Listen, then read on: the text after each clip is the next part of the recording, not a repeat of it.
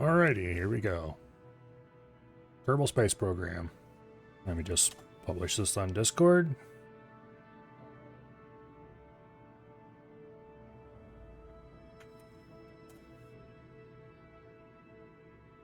There we go.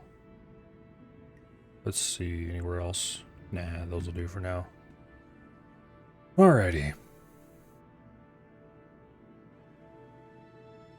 I should turn the volume up some.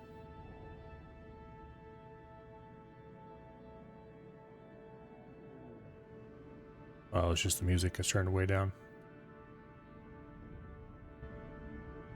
Okay.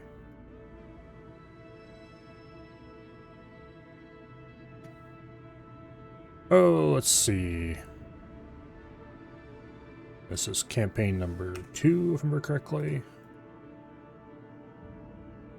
Yeah, I know my naming scheme is really boring, but that's the way life is. Career. Default. Well, we're not going to do default difficulty.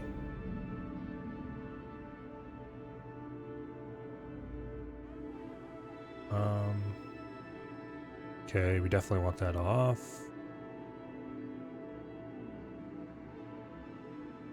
Can't remember what of these I wanted to have change different. Well, that definitely. And I can't remember if I made any other changes last time or not.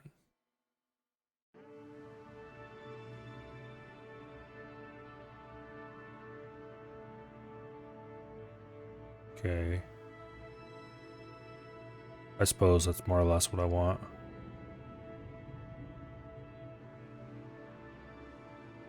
Alrighty. Off we go into career mode. Which is going to start pretty boring as normal.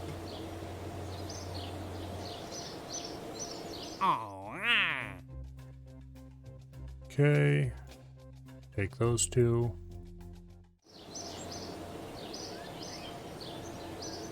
Nothing else we can really do to start with. Which is mildly unfortunate, but oh well.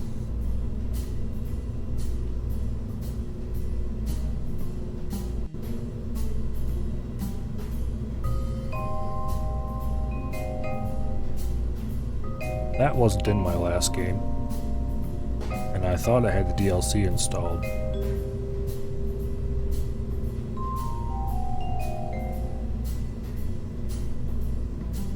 Interesting.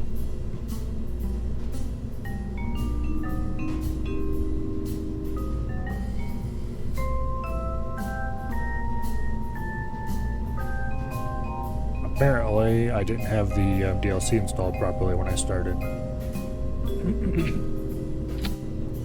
That's good to know. Science. Mystery goo. 2 of them. Should be plenty. And then...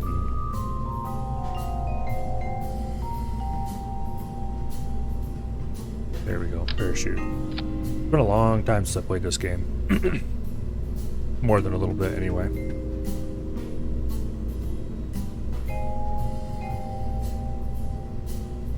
Okay, I do believe there's not a whole lot else we can do this early. Let's see, what should we call it? It'll just be the test hopper. This craft is going to get modified a lot.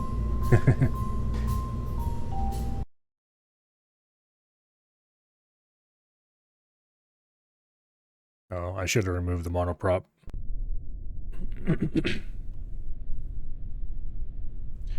Okay, crew report. We'll just take that. Go Eva. Eva report. Keep that. I forgot that the different parts of the KSP count as different biomes.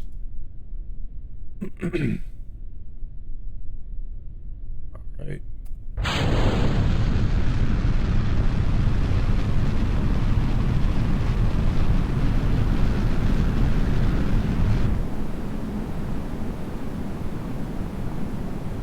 think I might have angled too much. Yeah, we're definitely going to end up either in the shores or the water.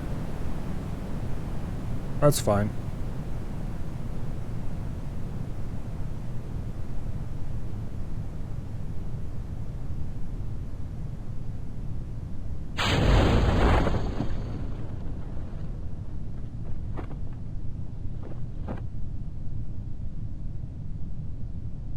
Okay.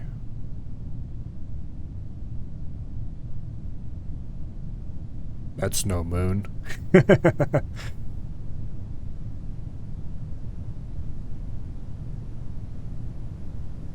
Okay, it is the Mun, but it does look kind of Death Starry with the crater looking at you like that.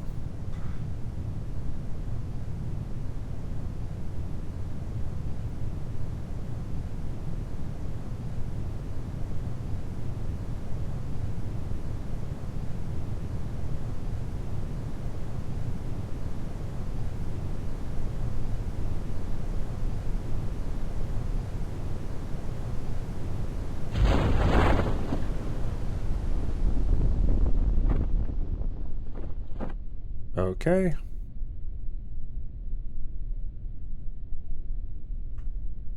It's kind of nice that they, whenever they made it so that you can just accelerate time without having to hold the hotkey down. And I don't quite trust the game to let me crash at full speed. It's probably safe, but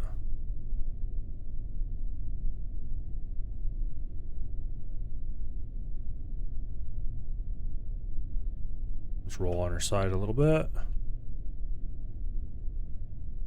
Go Eva. Eva report. Alright, let's just recover.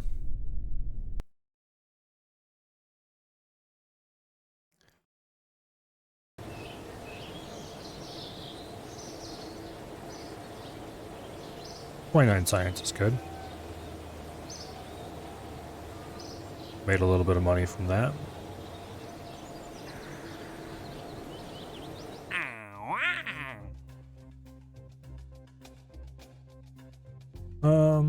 The focused observational surveys are... It depends. You're okay if you want to fly around with a plane or something.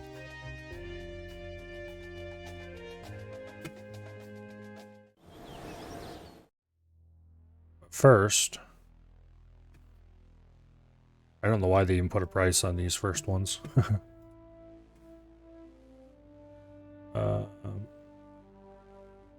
Let's see. The barometer would be nice to have. The rest of the stuff is pretty extra.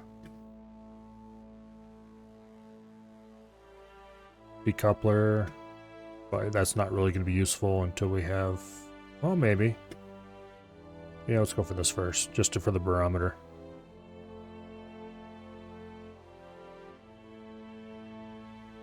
Okay, this is supposed to be locked by research. No, this is for 2 Kerbals. Interesting. Yeah, this was not in the list at all last time I played, which was like just a few days ago.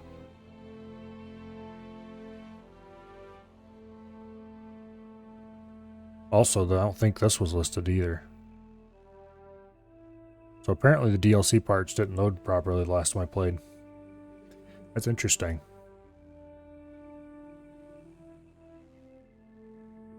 Don't see anything new in some of these here. That seems normal.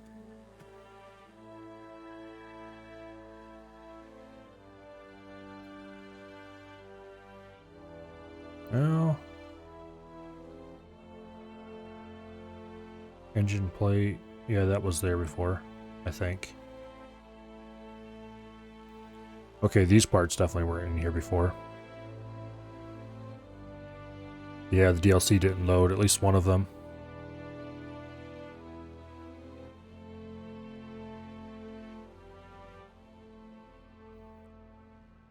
Oh, this is interesting.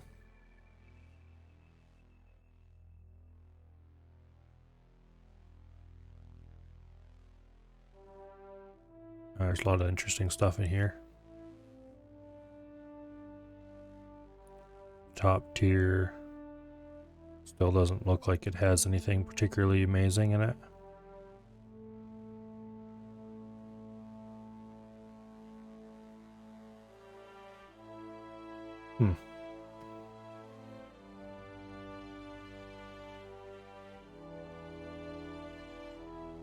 Some of this stuff was definitely here before.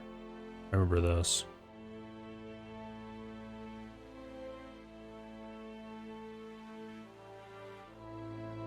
Yeah, okay.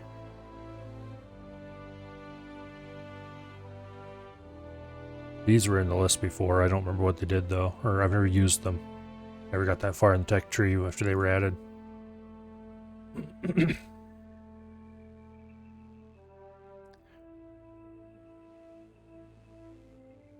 This is interesting.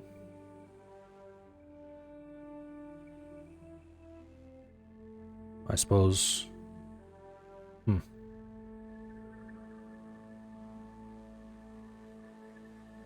I guess you could probably use these for some interesting things.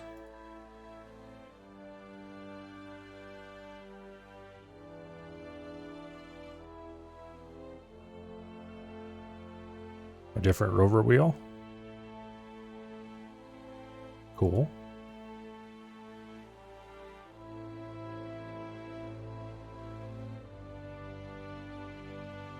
Well, I'm not going to get to any of these parts in a long time, so I might as well just stop looking at them for now.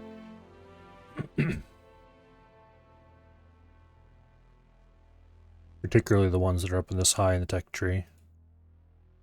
It can take quite a while to get up here if you're not particularly fast.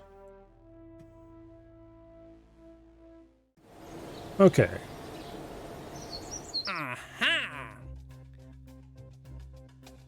Landed at. Always take those.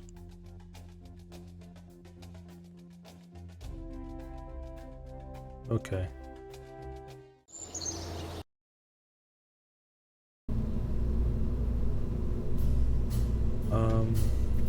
It was a decoupler, wasn't it?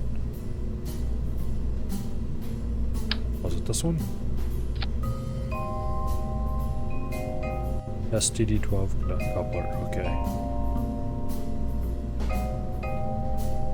Alright.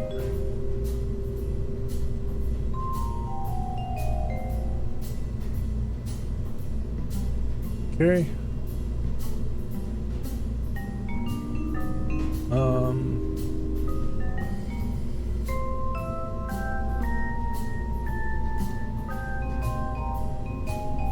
Oh yeah, we do have the thermometer and the barometer now, which is pretty big.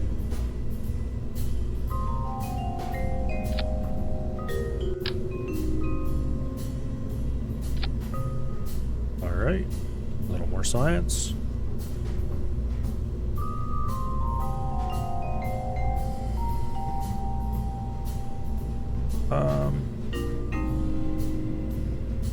Yeah, okay, I think we're ready to go.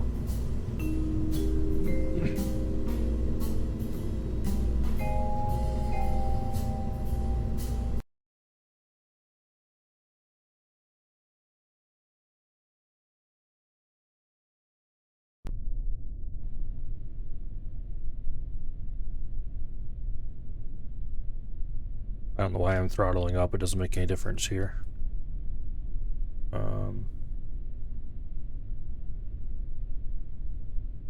Take some temperature and pressure data.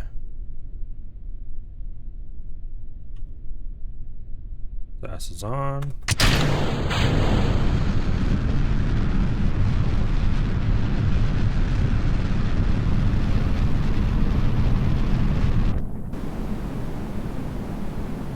Okay, I don't believe we observed a mystery goo in the air last time.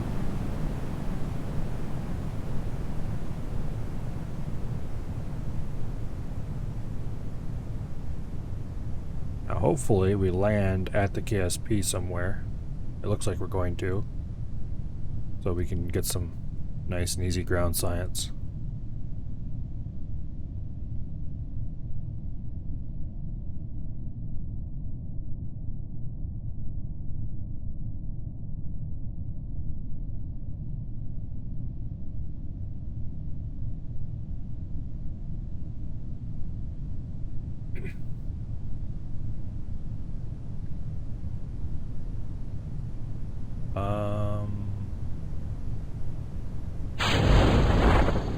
think we're going to land at the VAB.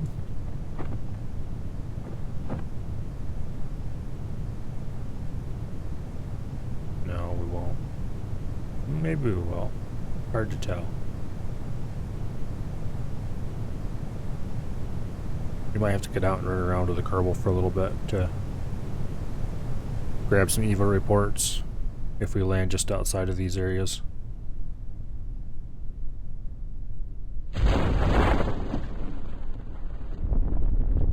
Yeah, we didn't go quite far enough.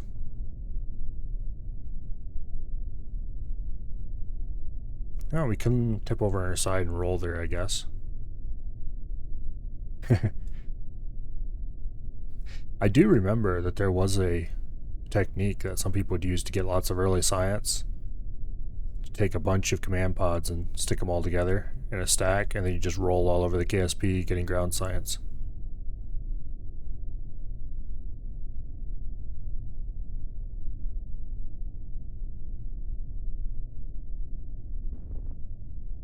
Okay.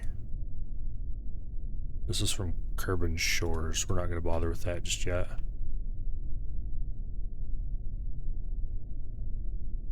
Okay. Rolling, rolling, rolling.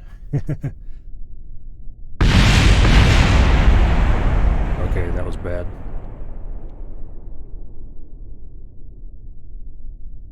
Okay, that was a bad idea. Alright, we lost the barometers, but that's fine. 20 more science?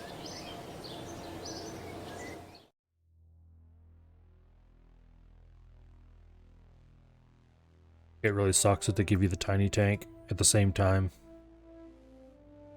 as you don't have any large amount of part counts. Alright, is there anything else here that is landed at? Yeah, here we go.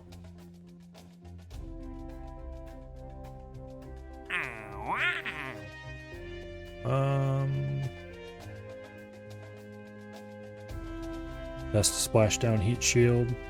Tempting. It's pretty easy to splash in the water. How much is it worth?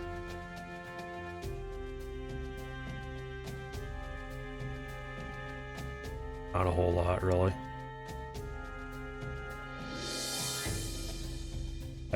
Screw it. We'll do it. Okay. The RT-10 is the one we need to test.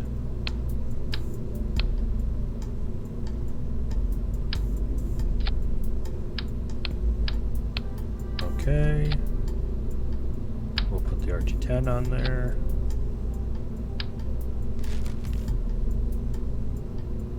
Now, let's see. Let's add a barometer. An extra one. And we need the small heat shield. This is gonna be really silly, but there you go. While I'm changing things, let's remember to remove the monoprop. Remove the ablator, because we're not actually going to use that for its intended purpose.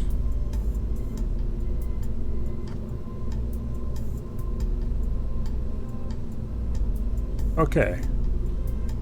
I do believe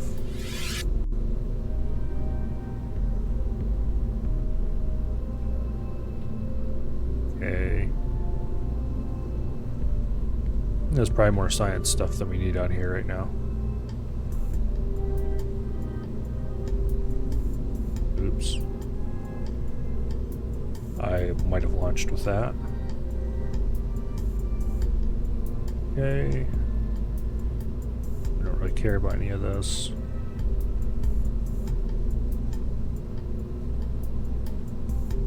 Now, off we go.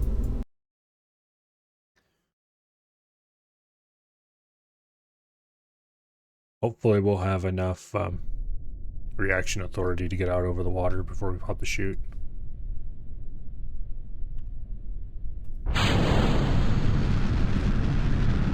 Oh yeah, no problem.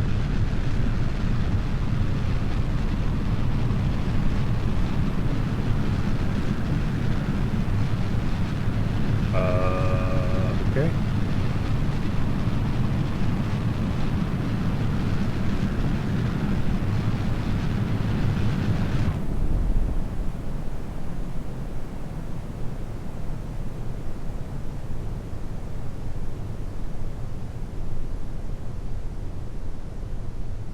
All right.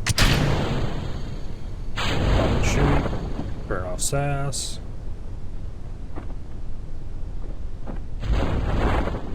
You know, I did forget to see what the exact...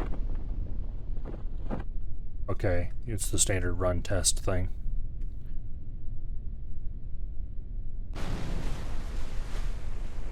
Yeah, we'll do this.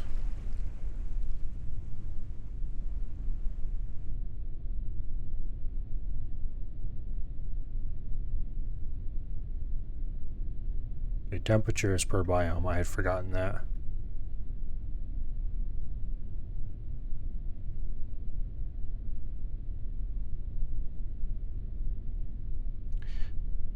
I think I forgot to take a pressure measure while we were on the runway, which is unfortunate.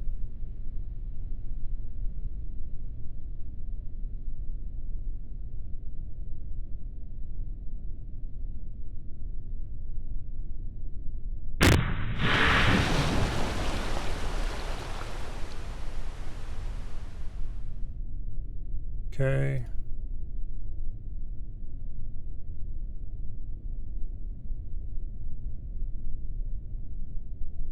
Yay, we ran the test.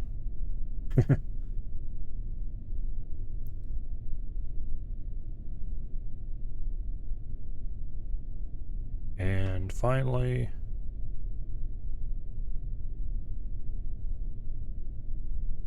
Can we take no, okay, that's still a limit. I'm gonna try something though.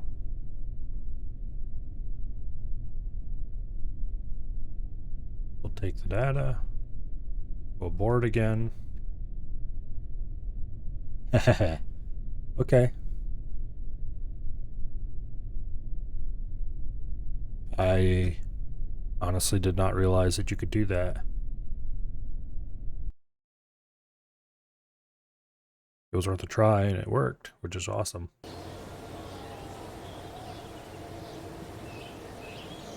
Not that it actually gave me much science.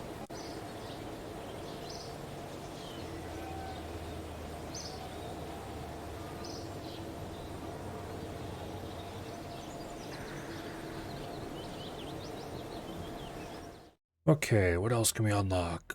These are all at 45. This stuff isn't really that useful or valuable, but it's cheap, so you might as well pick it up.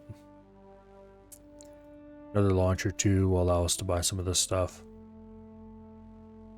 Aviation is tempting just because it'll allow us to make rovers.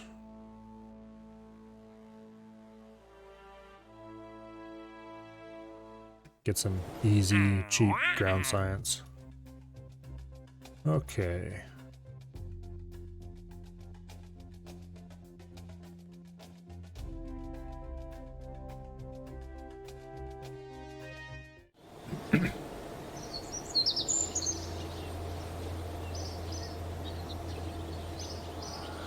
Well, it's kind of unfortunate that there's nothing I particularly want in here at the moment, but it's not like we're short on money or anything. Okay.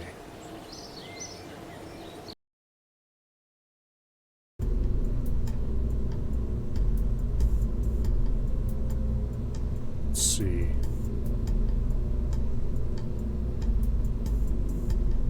We don't really have anything that'll allow us to easily make little hops around the KSP.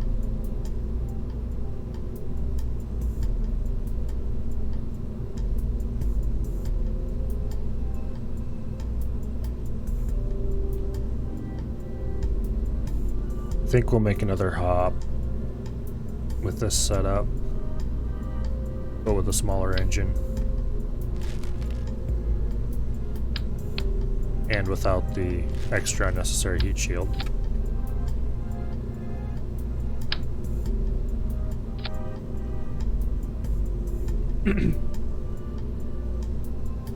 Okay. I should put a second thermometer on. Or more than that, I guess, but anyway.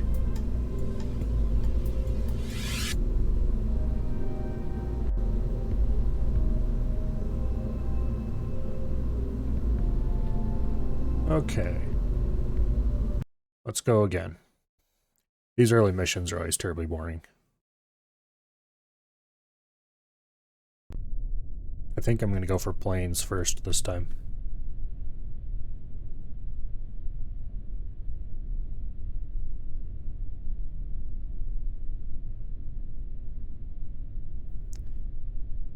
Okay, we already did that.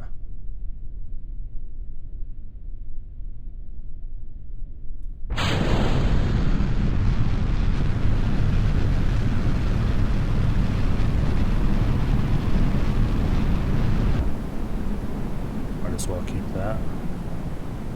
Unfortunately, we can't get out to do the whole EVA switcheroo thing, I guess.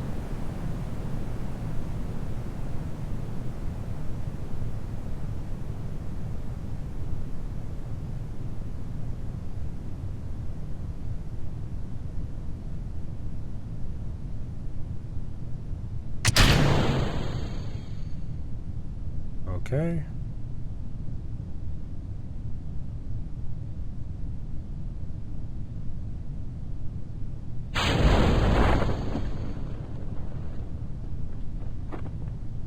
It's always so hard to decide how many of each kind of science instrument to install.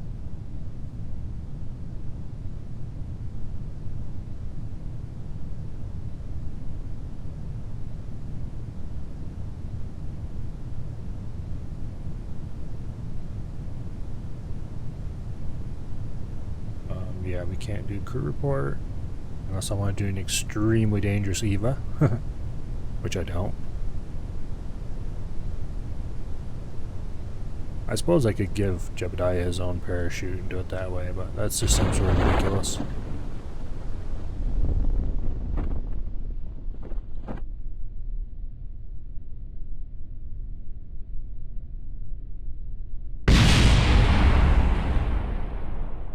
Gonna...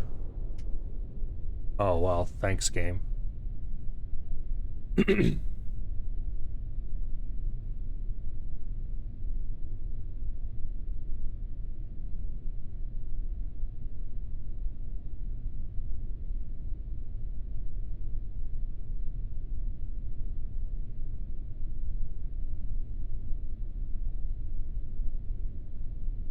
Okay. I think I already have one of these recorded. Let's take it anyway.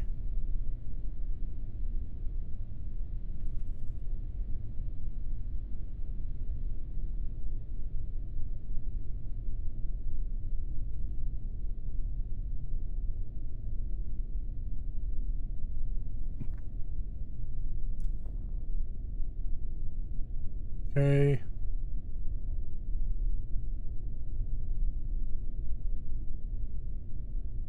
I already have a report from Grasslands.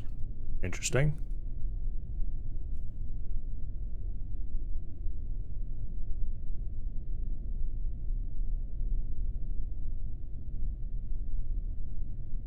I don't remember taking measurements in the Grasslands itself.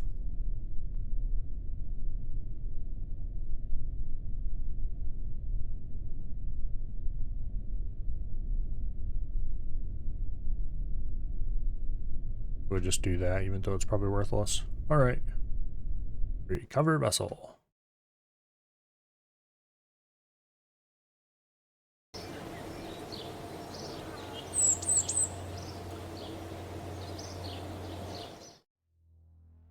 Okay. They'll definitely buy us some planes.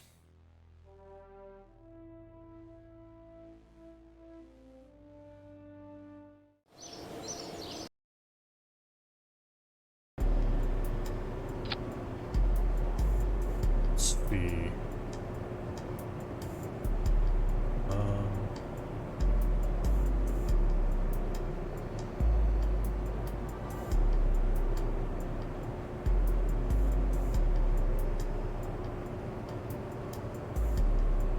Okay.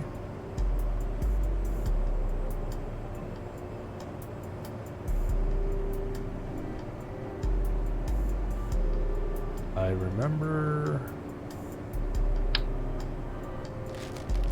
Yeah. I guess we'll have to do it this way. Okay.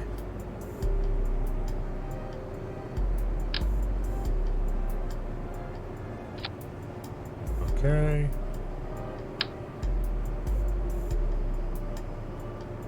Are there any other?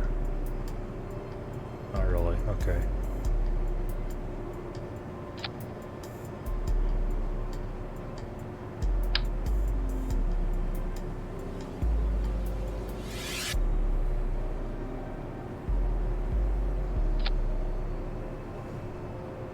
All right. Now for the wings. Don't really have a lot of choice, do we? Okay. You don't actually need center thrust.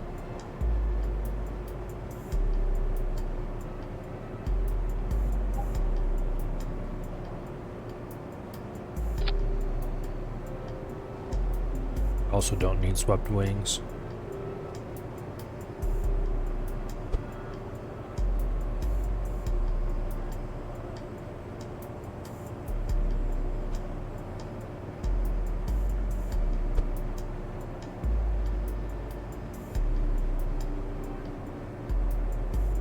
Okay.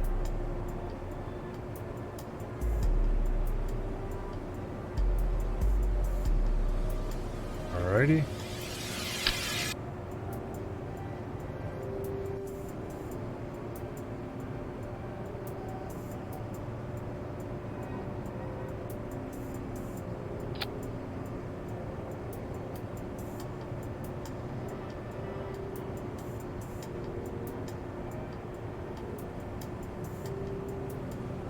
Alright, now we might have to add some little fins on the nose.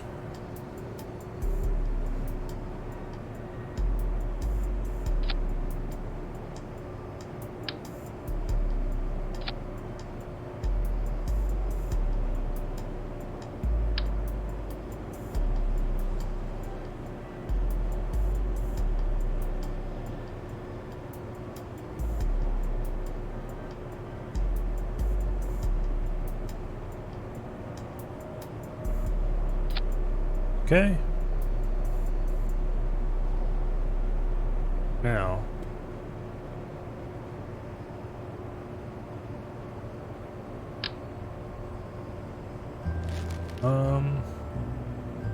We're gonna have to make something of an engine pod, aren't we?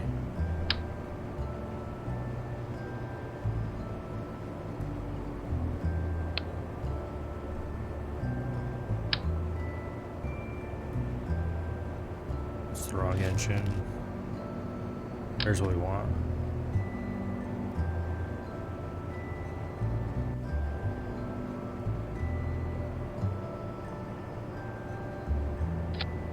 Is that straight? No, it's not straight.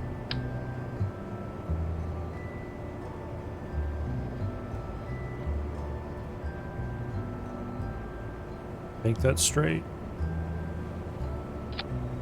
Sort of, more or less, kind of.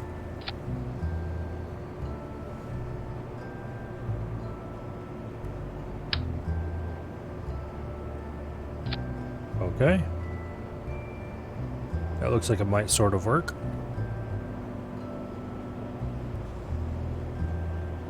Now, landing gear. It's nice and flat.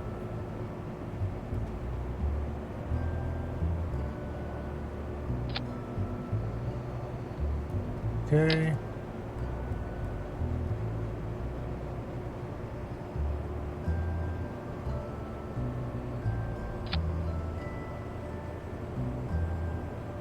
Maybe you turn on mirroring.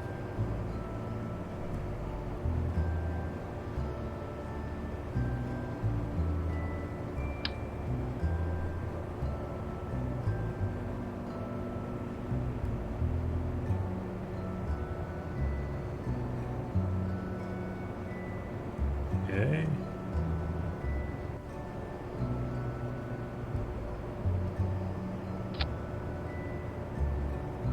That looks pretty good.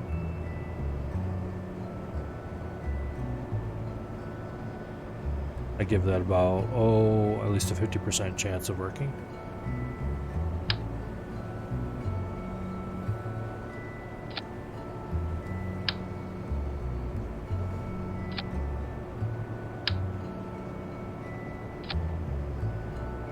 Okay.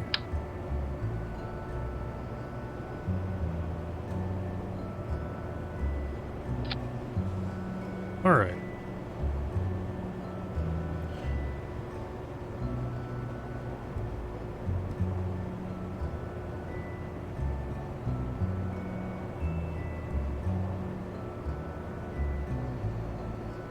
Now,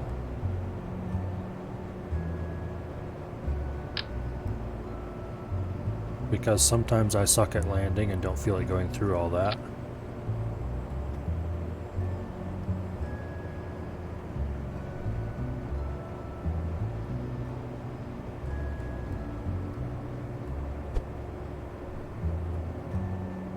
turn off snap.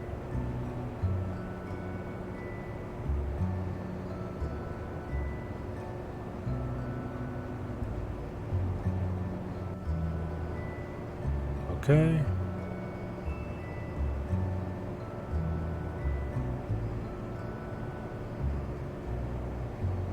All right.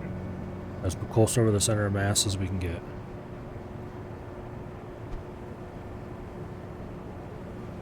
All right.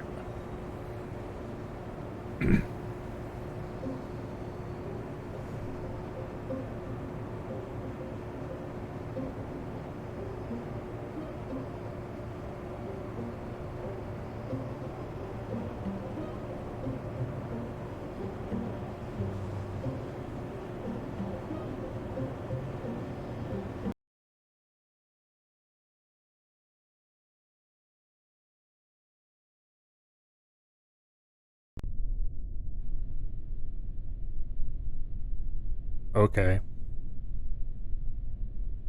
Clearly I need to adjust that a little bit.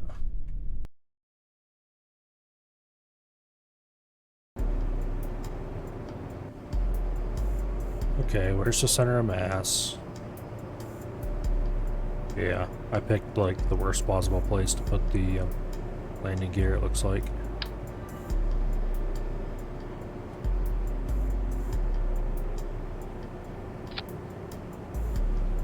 Might want to move that up a little bit.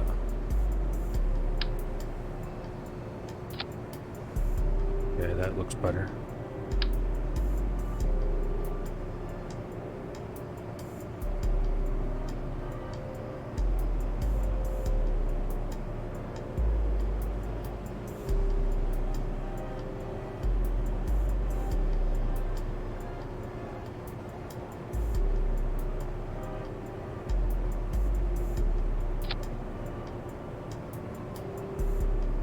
That's gonna put me pretty nose down.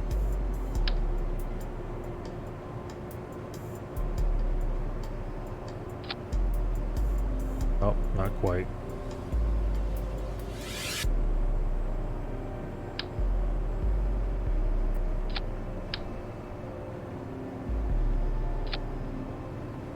Okay.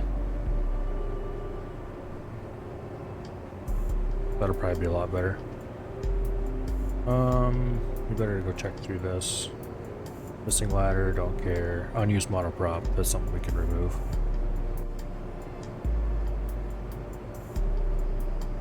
Okay. None of those are actual issues. Let's launch.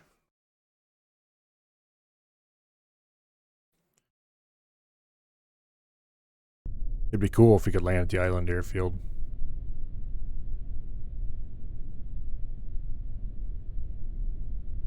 Alright.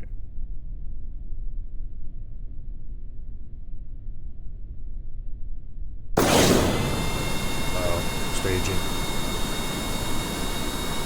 Staging's a bit weird with planes.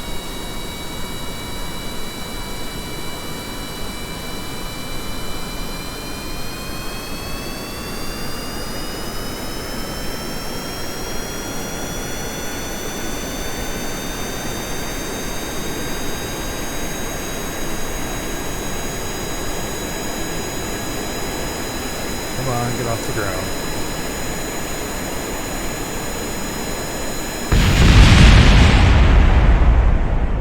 What the heck? Probably don't have enough, don't have enough left. That seems weird.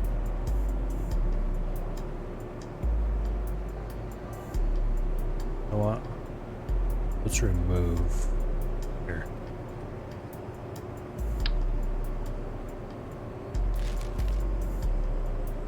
Remove the liquid fuel from the center tank. Actually, I don't know if these can pull from those. Okay. Check the center of mass. Still in basically the same place. That's good. Let's try that again.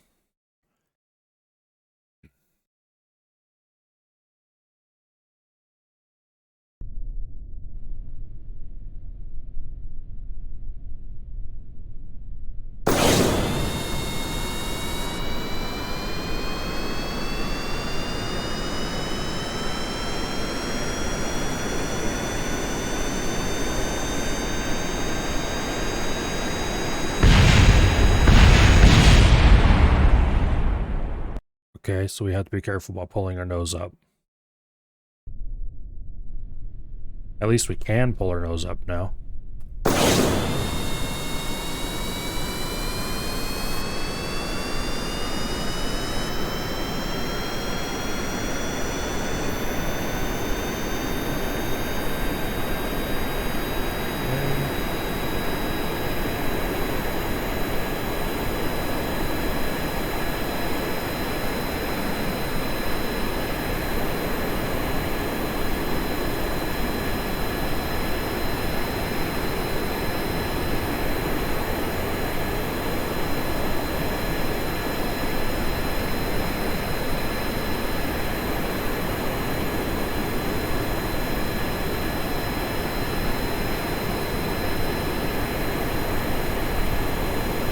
Okay.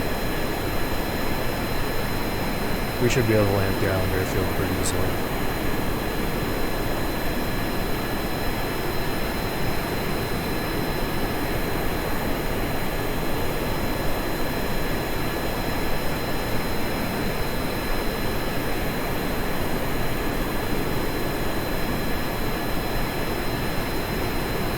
We're still over the shores.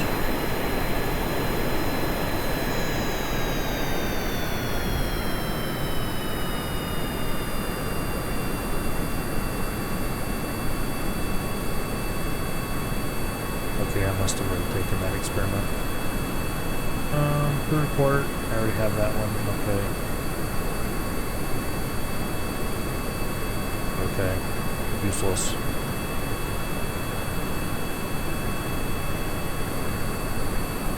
I really kind of need to build myself a buggy and just go around the KSP making sure I have all the ground science gotten.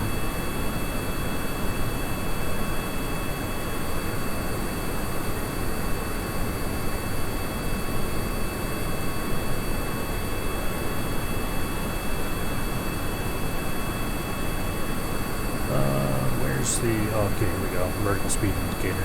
We are descending, that's good.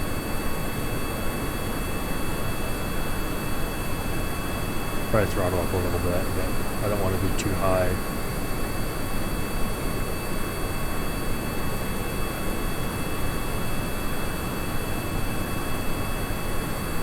Don't really have any good way to brake either. Except the wheel brakes.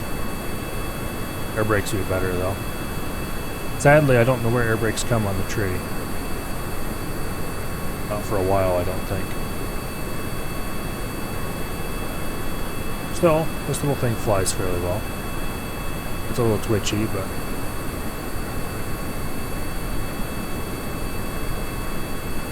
Okay, get us nice and level.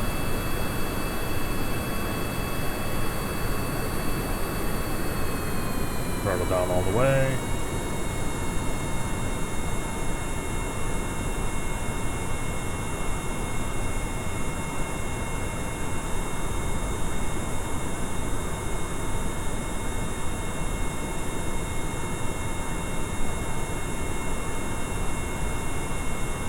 know if we're going to be able to stop on the runway or not. Coming in a bit steep for my liking, but I kind of want to be able to pull up just before we hit the runway and slow down some.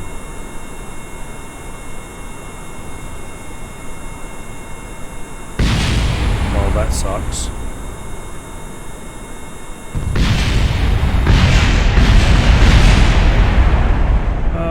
We'll just revert to launch. Gotta have a better way to slow down before we land.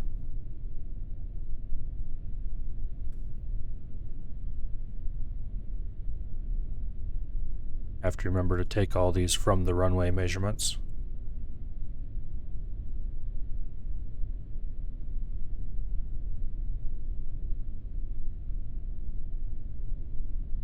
Okay. Report.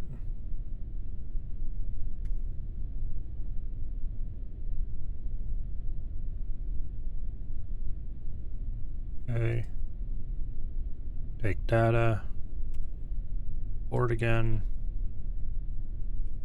All right.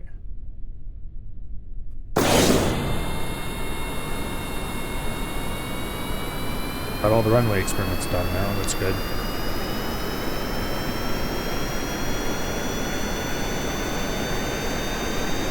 I'll figure out what my rotate speed is.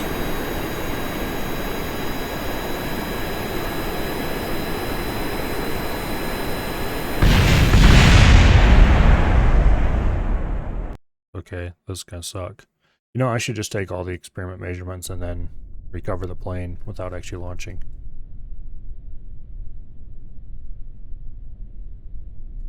I think I might have forgot to turn the brakes off before I took off too.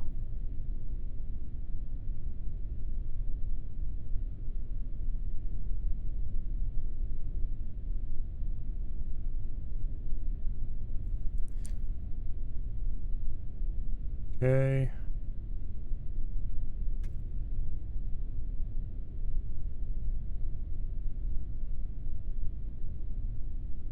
And then we recover it.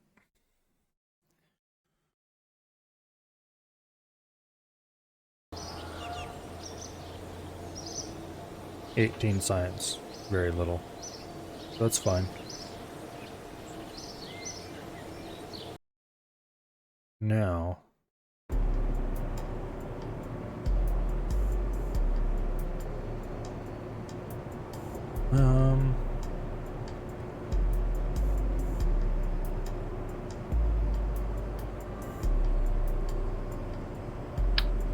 nav lights. No. They're cool, but useless. Now,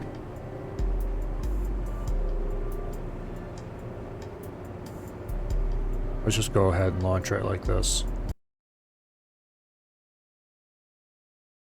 Should have put a drogue chute underneath the tail.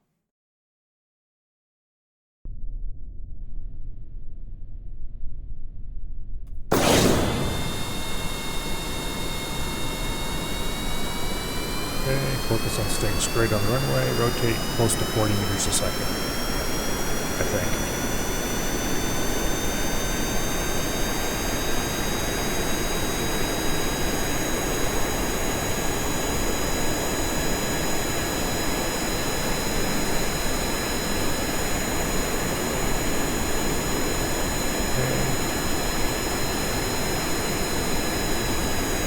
Down to 75% throttle. We don't want to be going too fast. Otherwise it's too hard to slow down when you hit the runway.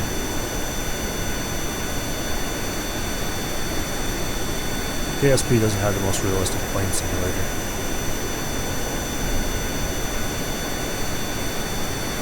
Okay, we still got some vertical speed going. We don't want much of that. We want to stay close to the ground if we can.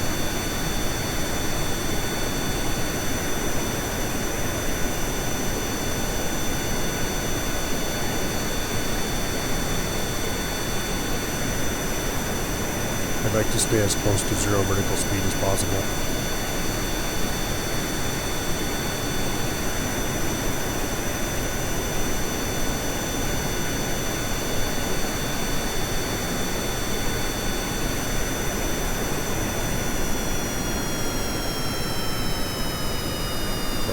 25% engine.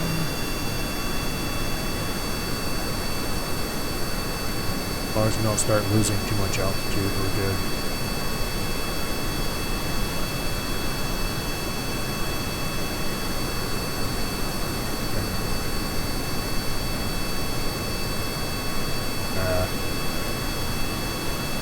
Okay, this is looking like a pretty good cruising for low altitude.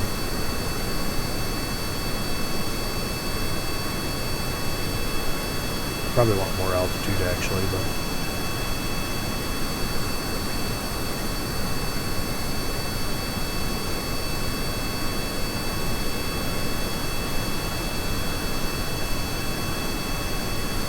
I really should be higher so I can see the runway better. See if I can climb a little.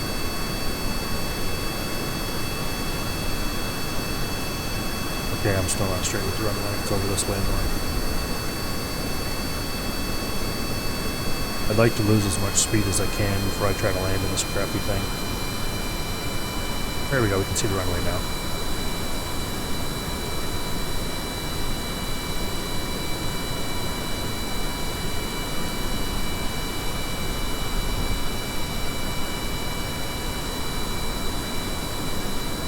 We're still not lined up correctly.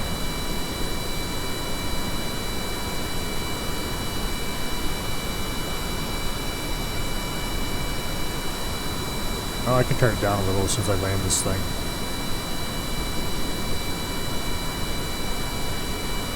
Also, welcome here.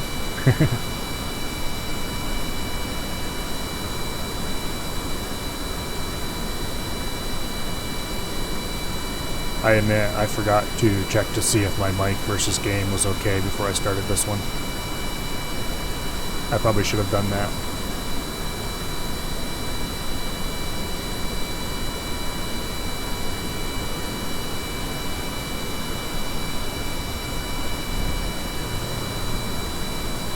Don't know if I'm going to need more engine. Probably not. Actually, let's throttle down a little.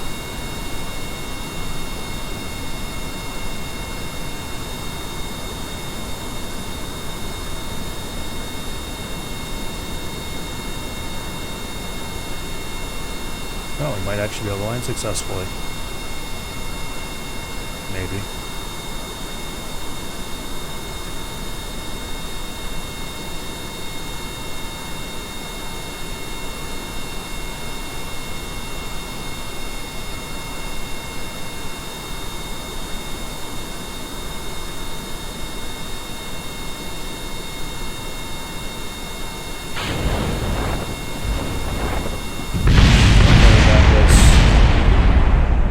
Not the best landing I've ever done, but hey, we're on the ground. Alright, now to fix volume problems.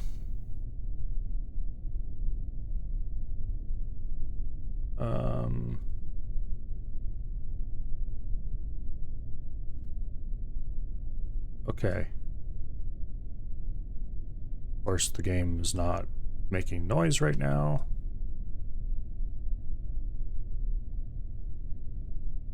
Which is unfortunate.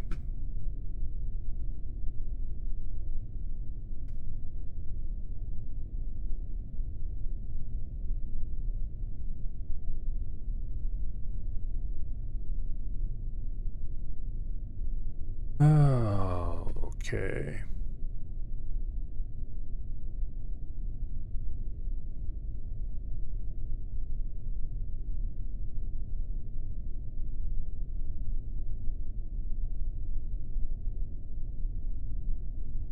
We're just gonna have to crank the brakes way up.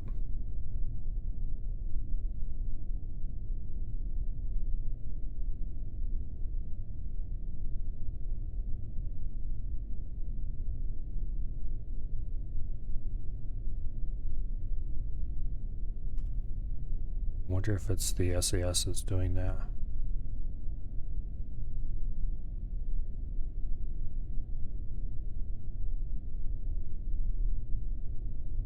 Just please stop.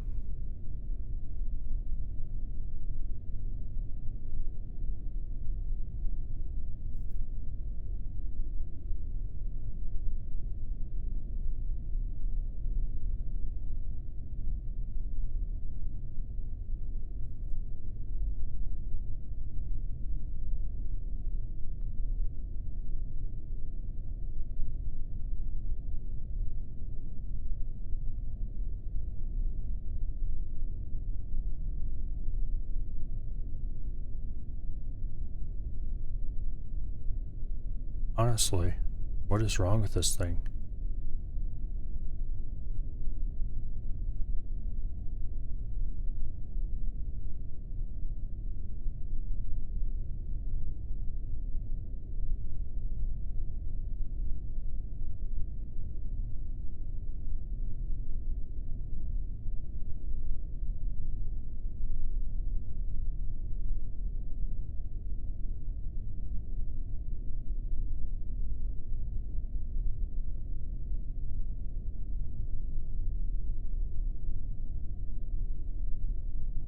Okay. We've got some science.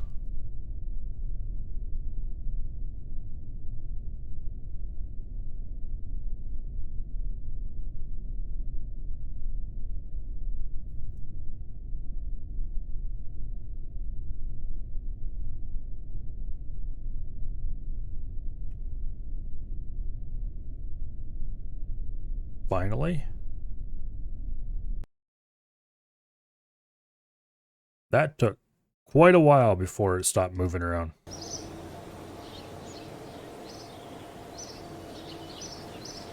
And it was hardly worth any science either. Oh well, that's fine. It's not like I'll be getting from island airfield stuff anytime soon.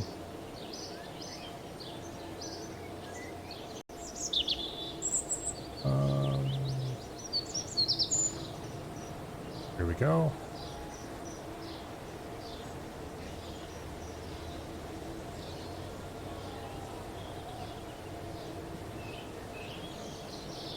Yeah, we'll turn the game down just a little bit.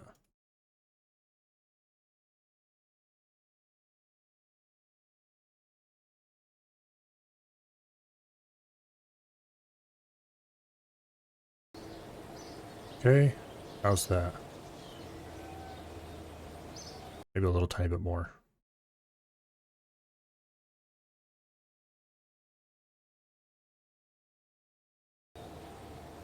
All right, that's better. I'll keep running it on the monitors for now, so I can tell what it's like. All right, now what was I? Oh, I don't want to be in here. I was going to look at what missions I had available.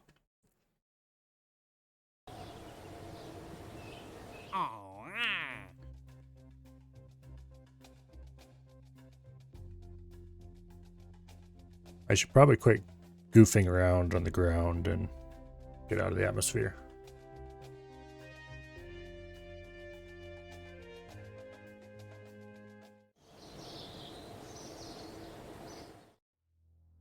I don't have advanced rocketry yet, though. Not a requirement. It's just a nice to have.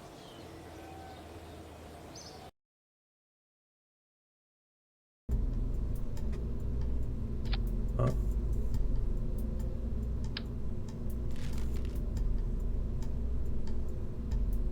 We'll load this one up. There's no point in making a brand new fuel tanks.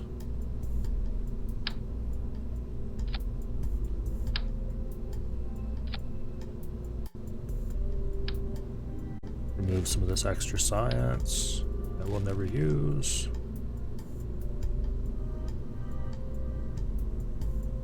Oh yeah, you can definitely get out of the atmosphere. Might even be able to hit orbit, no problem. I've done crazier things, but that was eons ago. Much older versions.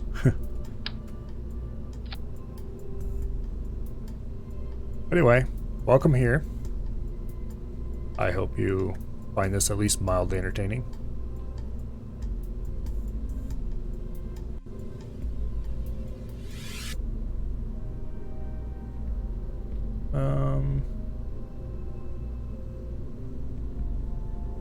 Let's see, how much Delta V do I have? 1700.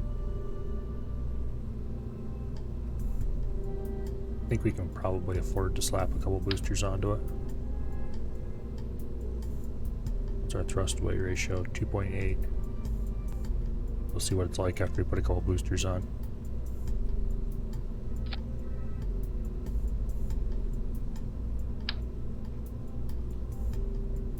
couple of good old hammers.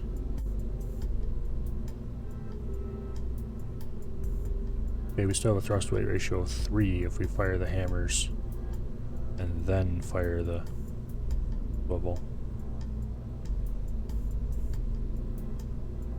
I don't think that's quite enough to get orbit, but it's worth a try.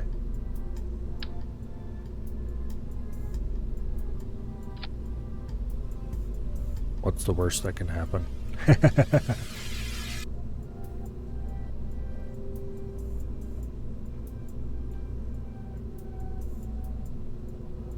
Okay, we'll switch back to monitoring. I want to see what the volume levels are like.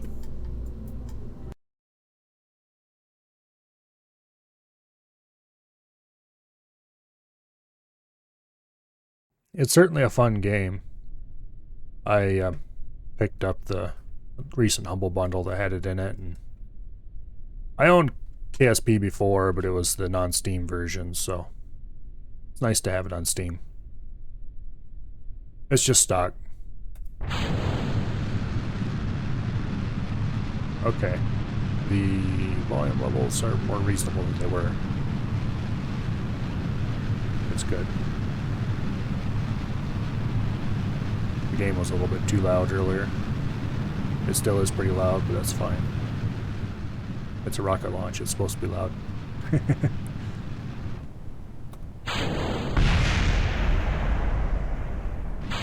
Oh, don't do that. Damn it. Oh, recovered it.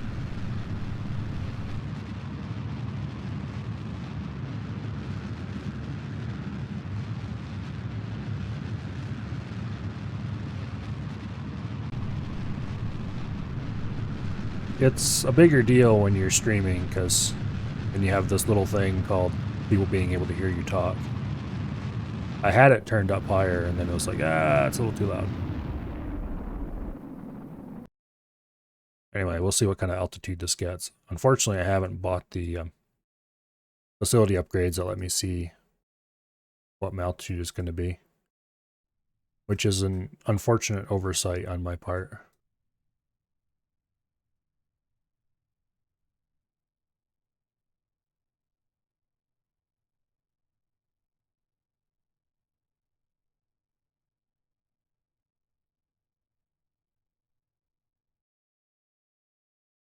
Oh, about halfway, 5,800. There's no way we'll be able to circularize, but we can round it out a little bit, maybe.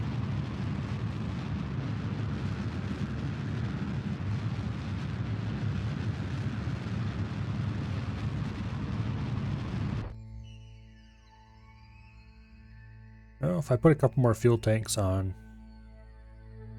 made the boosters a little bit bigger and made them liquid fueled. Oh yeah, well it's at 80 already. A little bit of booster magic and then upgrading some facilities so I can see how high I am more easily. Or how high I'm going to be without having to guess. And it should be pretty easy to get orbit.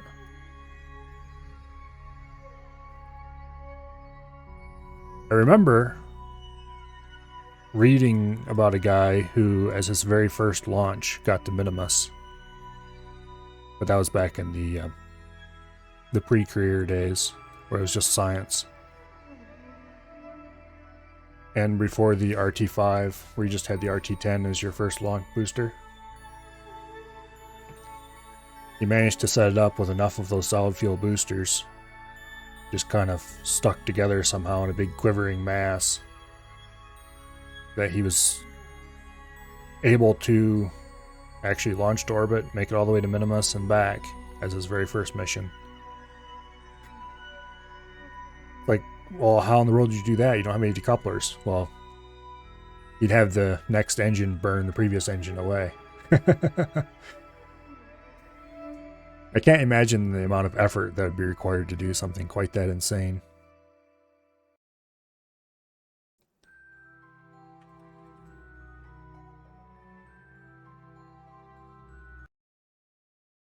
Alright, get rid of my engines.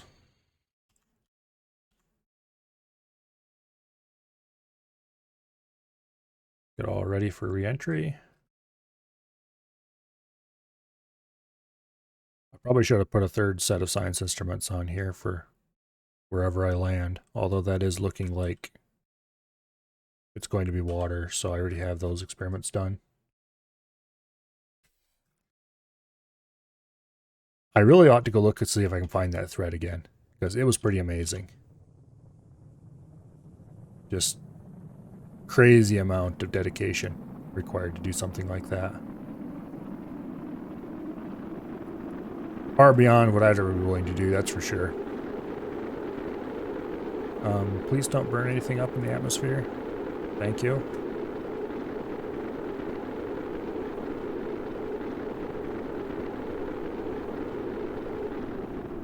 Okay, there we go.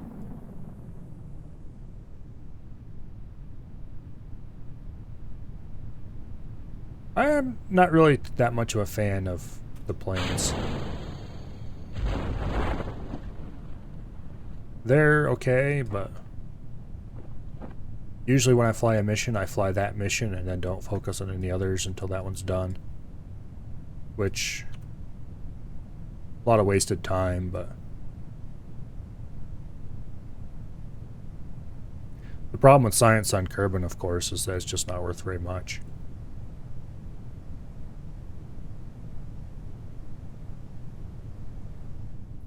What I like trying to do later is make a space station with little Mun landers on it, like 1 or 2, and a orbital lab and all that kind of stuff, and then just absolutely soak every tiny little bit of science out of the Mun. Then landers down, then bring them back up to the station, dock with the station, refuel the lander, do it again.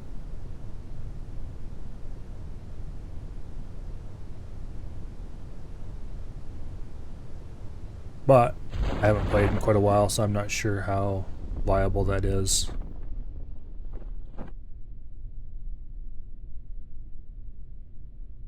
Yeah, I need to get a HOTAS sometime.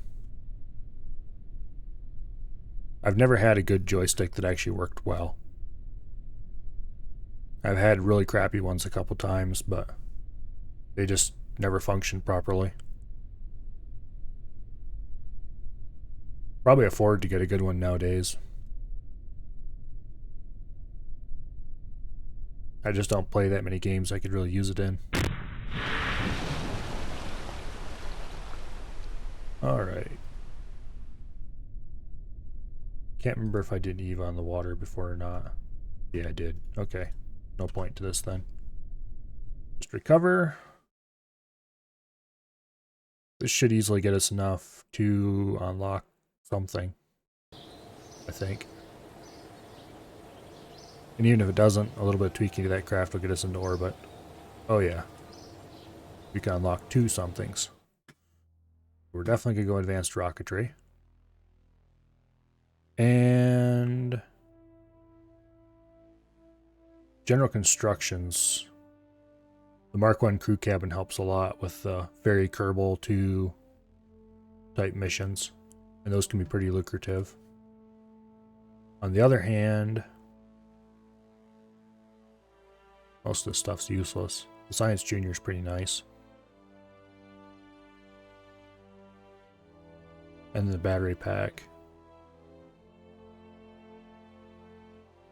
Flight control. Useful later, but not right now.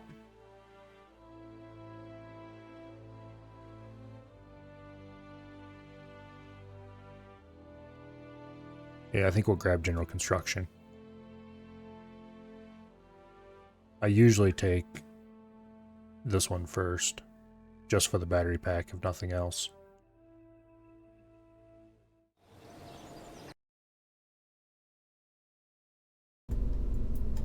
Alright, let's see, what do we have available now? Larger fuel tanks. It's good, because we definitely need larger fuel tanks. Just to keep that part count under control. Still just the 400s. The 800s are much later for some weird reason.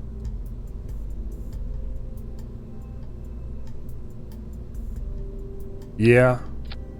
That's definitely true.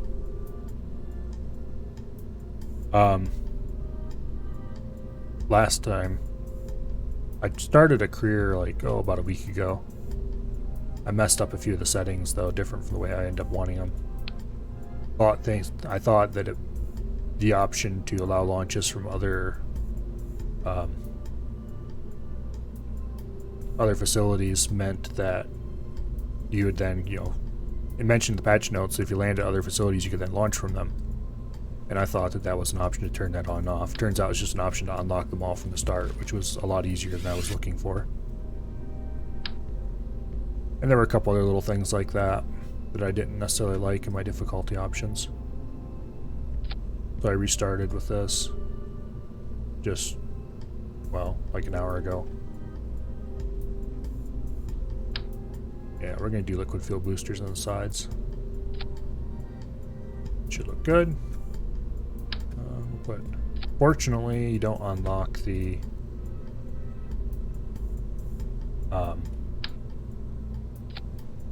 damn it, I can't remember what they're called. The fuel pipes until later, because they would be really useful right about now.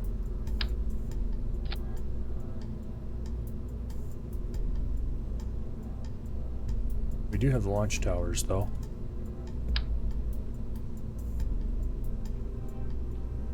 How close are we on part count? Okay, we're not close. One swivel, 2 reliance. I'd really like to start, do asparagus staging as early as I can, but just isn't possible, unfortunately. Okay, anything else we need to put on here before we try for... We can maybe make orbit, if we're very careful. Do we have... We do have the small engine.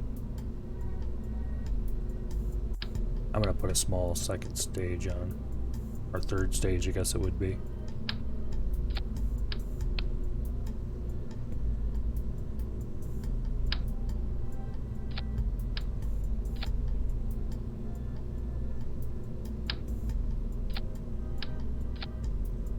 Alright, now make sure my staging isn't messed up, which it almost certainly is. Start all 3 engines. Kick off the side boosters. Kick off the bottom booster, start the second engine, kick off that engine. Pop the chute. Okay, we're looking good. Now, we're over mass.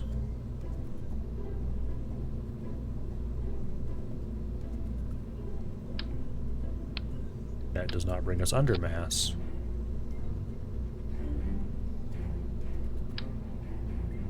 Or does that? Didn't really expect it to, but it had to be tried. Okay, how much over mass are we?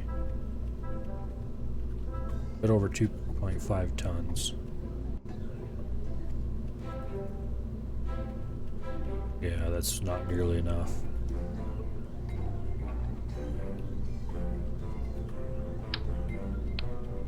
Wait a second.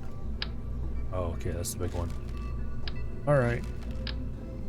Wait a nope. It's not the big one. Okay, I see. Names and appearances of everything are changed from the last time I played much. I haven't really played a full long session of this since they added career mode. I pretty much burned myself out in 0.23, I think it was.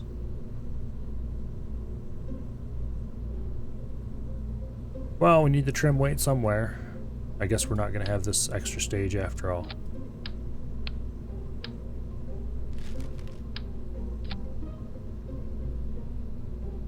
We can add a little more fuel to the center booster, though. I think. Yeah, we can. We're pretty close to the tonnage limit. Actually, yeah, I do need to... Wait Wait a second, what is this one? Oh, okay. Just telling me I discovered the island airfield, which I already knew. Thank you very much. Yes, this is so good. This is so good. Thrust weight ratio, burn time, and the ability to, you know, set the vacuum and all that stuff. That is so huge. If this wasn't vanilla now, I would definitely be running at least a couple mods. Because that's just... not knowing what your delta V is just not fun. Oops.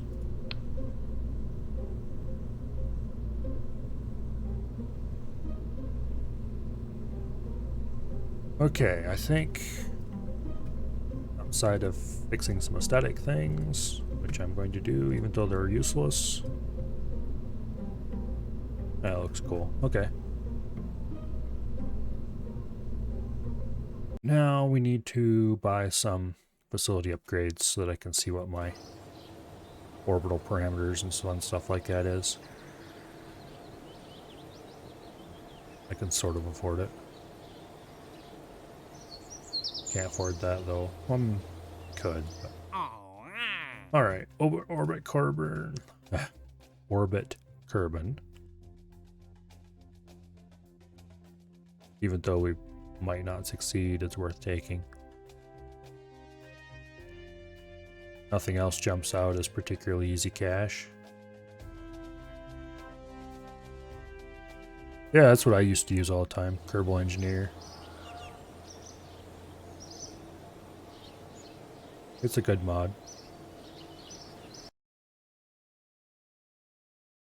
It's just when I got in game and saw the Delta V, it's like, ah, okay. We don't have to install mods after all. I don't mind installing mods. I do it a lot for other games, particularly. But if it's built into the game, why not just use the built-in, I guess. Another mod I used to install all the time is Kerbal Attachment System.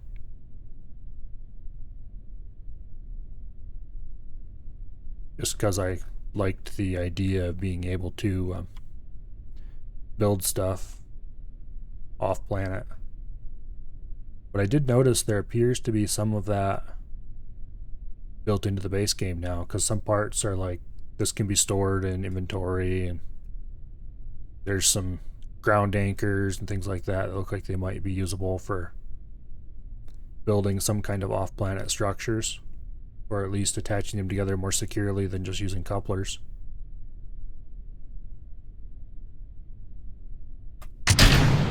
Anyway, I want to find out what that's like before I go installing mods.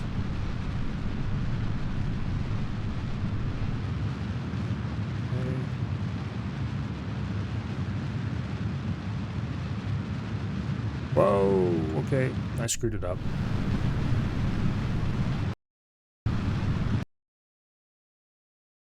I tipped over too early and it unbalanced. That's why you need to have tail fins.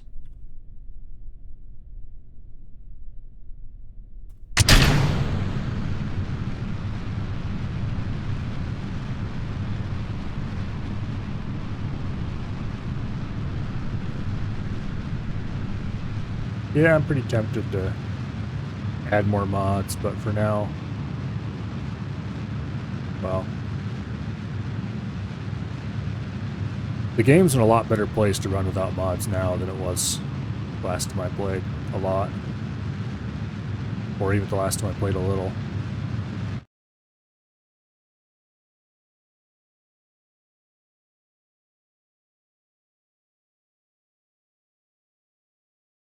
Yeah, this thing needs some fins.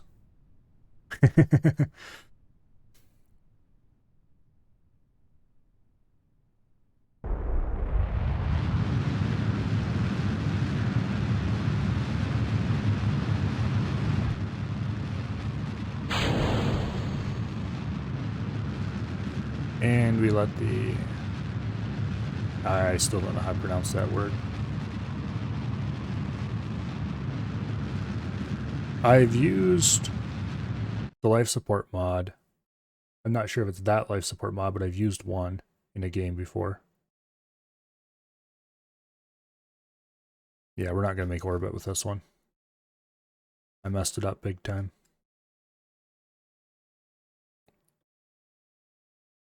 It probably was TAC life support. That sounds right. And it was a long time ago. It was kind of an interesting little mod.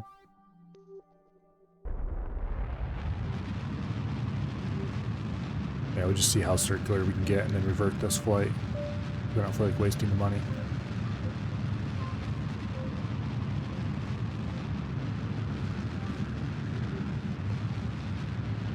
This is a really terrible circularization attempt. Okay, if I actually flew that properly, we could probably actually circularize.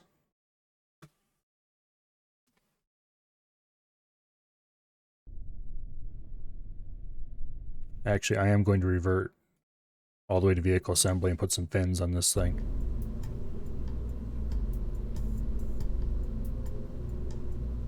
Just the basic fins. We don't actually need anything to control. We just need something to keep us going straight.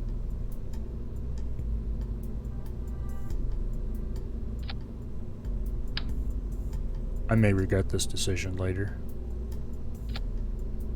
But hey, if it doesn't work, we can always go back and add the actual controllable fins.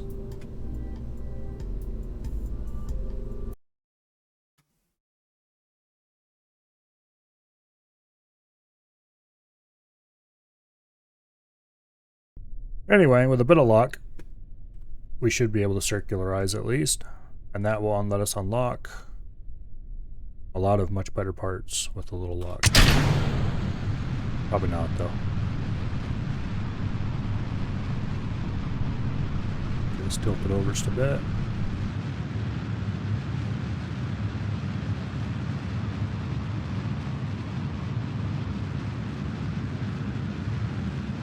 I think we certainly have enough delta V to get circular.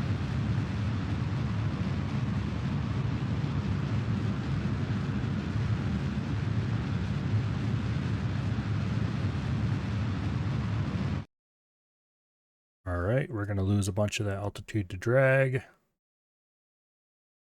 We have to do a second burn.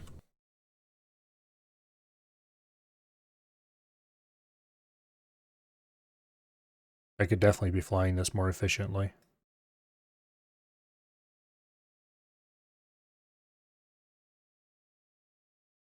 And we're not going to have much time out of the atmosphere to get positioned and start our circularization burn.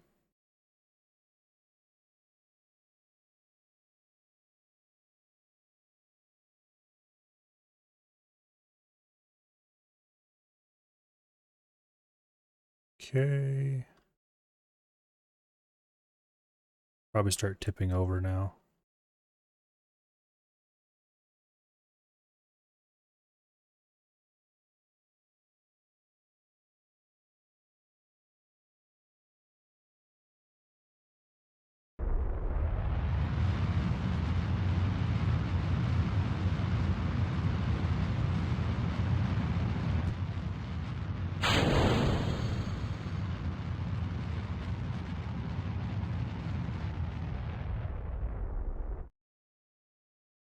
Get a little close to the top of the orbit before we kick it in full.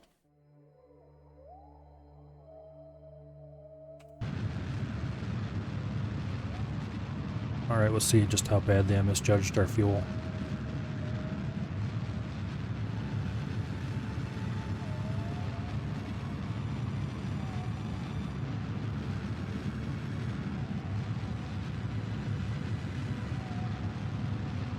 Oh, we might actually be able to pull it off.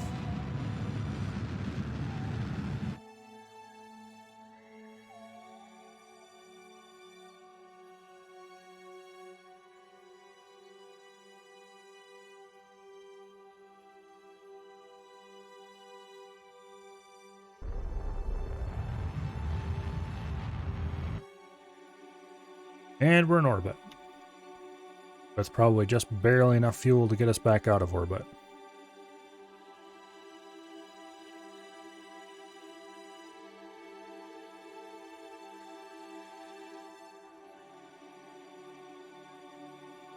And we can't go EVA because of course not. Yeah, we're not going to get any science out of this. Still, importantly, this is going to unlock the ability to get the suborbital flight and you're gonna call it orbit Kerbin missions for tourists.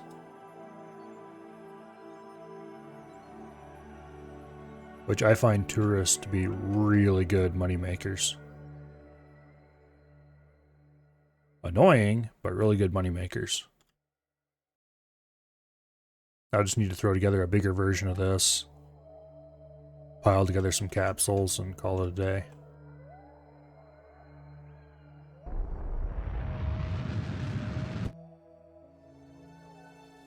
Yep, just barely enough to get out of orbit.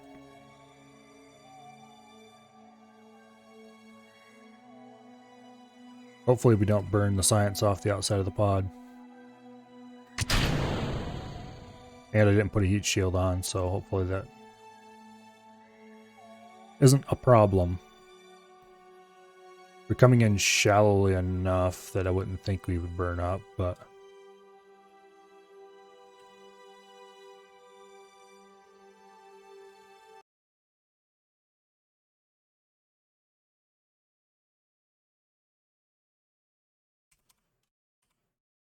Okay. Physics warp at least seems a little more reliable than it used to.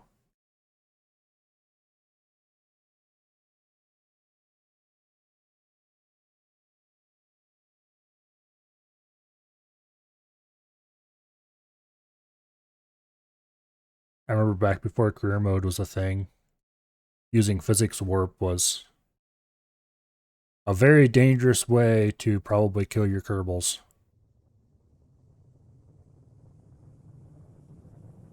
It still kind of is now, for that matter. Although, I haven't had any cases where it just magically eats your craft when you come in close to the water.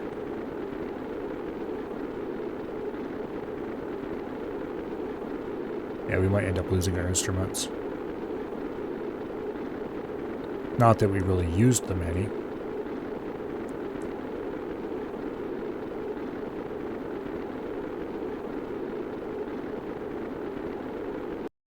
Let's see, where are we gonna splash down in the water?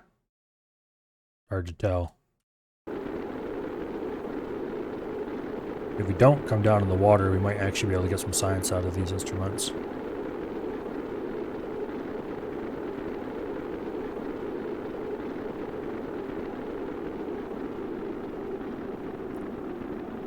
Then I'll just have to play around with the mission system a little bit to get some tourist missions, and the money making can begin.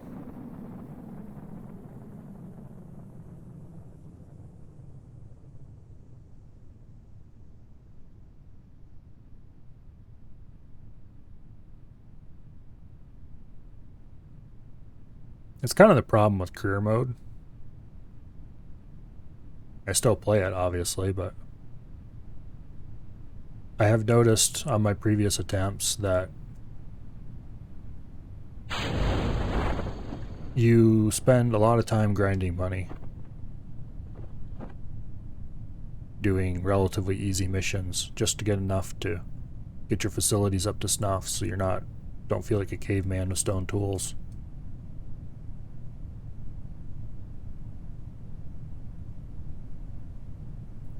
Probably the biggest failing of career mode is that it just is grindy.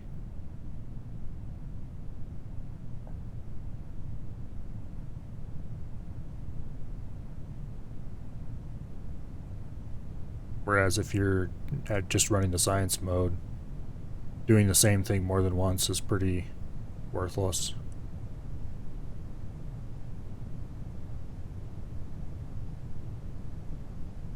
But career mode does have a few cool things going for it, so it's kind of hard to not play it, I guess.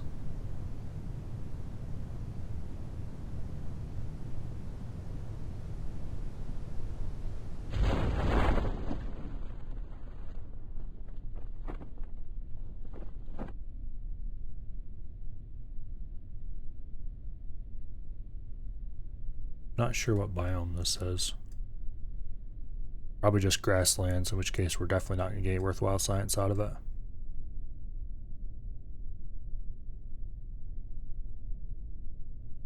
Okay, crew Eva. Eva report. Grasslands, yep, nothing worthwhile. That's unfortunate.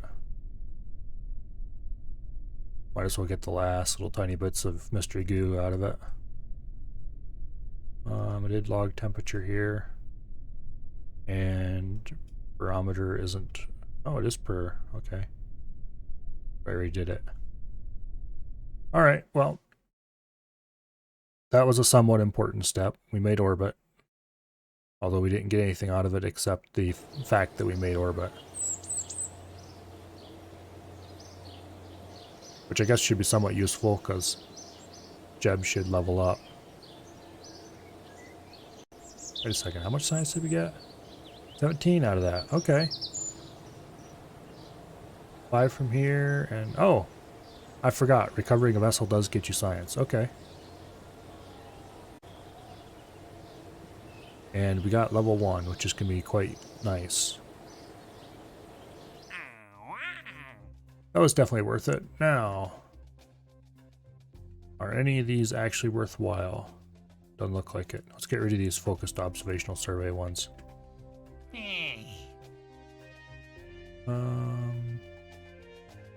Nothing good. Science data from space. That's good. Area VIP. About 12,000 for doing it. Now we just need to make a 2-seater and off we go. Yeah, we did unlock enough to buy something, didn't we? This will get us a Science Junior. Or... let's see. This holds 2 Kerbals.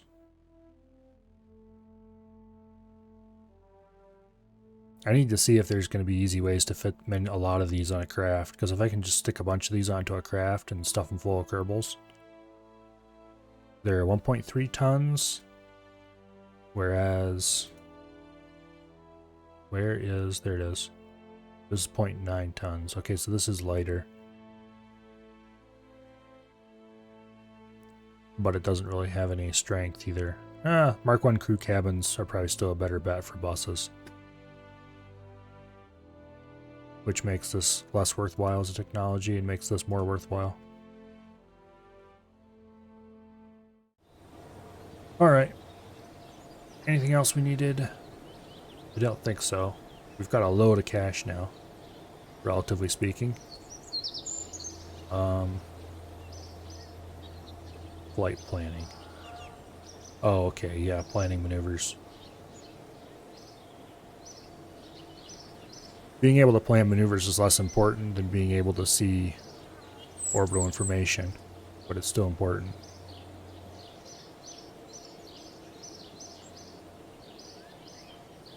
Kerbals being able to perform EVA is useful. That doesn't have anything good in it.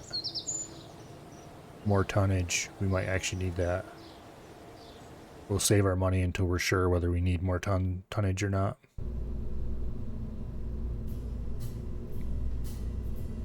Okay, we're gonna need more tonnage because we're already pretty much maxed. We might as well just go get it.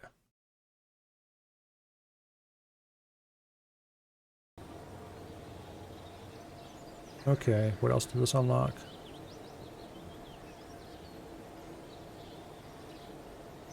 Max size, which is nothing I care about. Part count's now gonna be the big thing to worry about. But at least we can put another stage on this. I need to look at this re-entry module. Okay, it does have nodes on top and bottom. That's weird and interesting, but...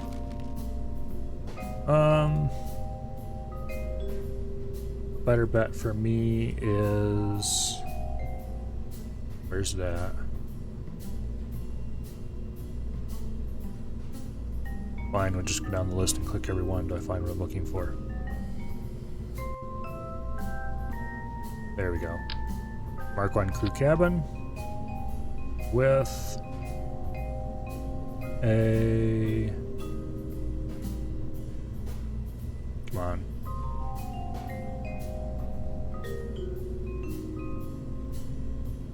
Fine.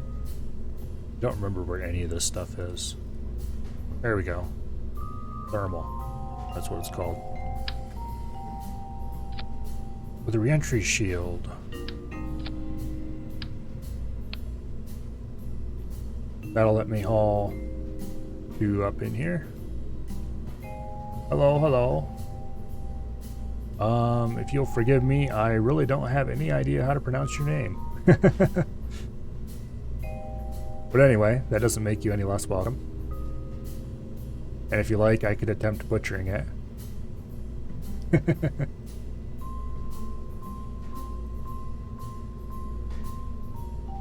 We're unlikely going to need all the ablaters, so we'll cut it in half to reduce weight a little bit. Not sure how much that reduces weight, but it's a habit I gained a long time ago, and there's no reason to give it up now. We only have one passenger to go up, but I'm going to put 2 Kerbals in there.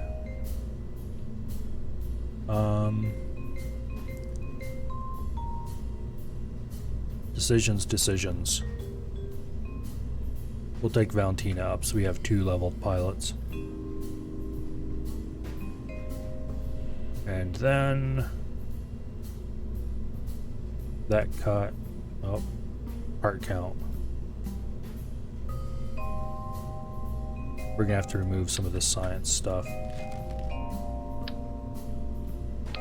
Let's just put 1 set of instruments on for now.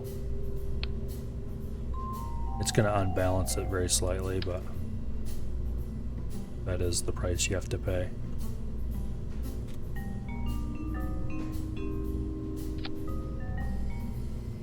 Better put it higher up so it's more shielded from the heat.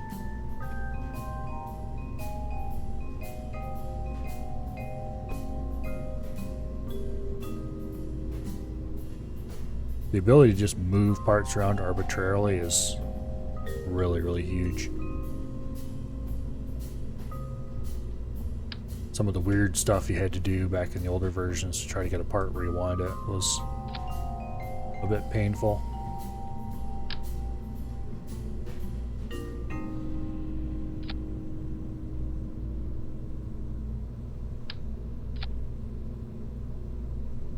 Alright, is there any other science stuff we want to bring along? Not really. I'd like to take the Science Junior, but it's kind of heavy.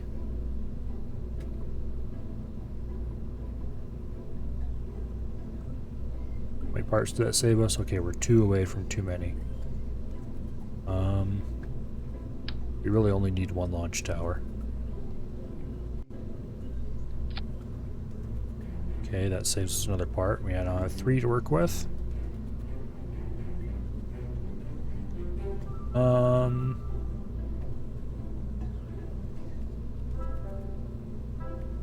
Let's see. Tail fins. We could probably get away with just 2 tail fins, but I don't really want to decrease it that much. Do we have any fuel tanks? We have the 400s and that's it.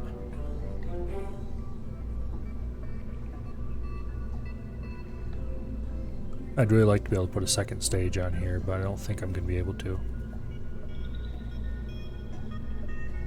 Well, correction. I know I'm not going to be able to. Well, actually, 3 parts.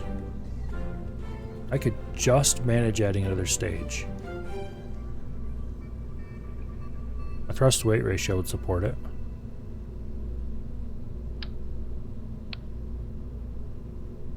Yeah, let's do that. We need a decoupler. And then an engine. Oh, fuel tank and then engine. FOT 400 is probably the best bet. And then for an engine, just put a Terrier on it.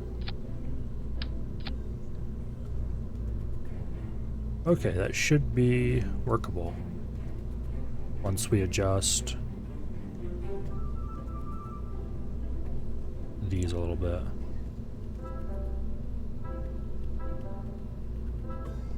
Okay. Those are definitely the wrong way around.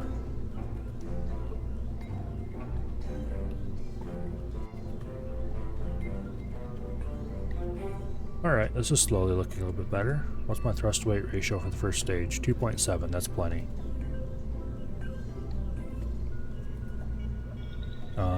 We're down a good bit on delta V though. It might still work. We have no extra parts. Tempted to strap a couple boosters on, but I don't think I could really get the parts to do it unless I took something important off. If I made absolutely sure to run the center engine the whole ascent, I could probably get away with not having the winglets.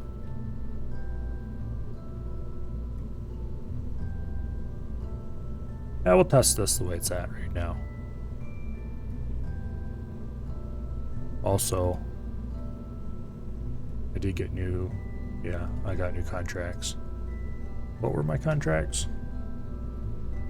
Recover science data. That won't be hard to do.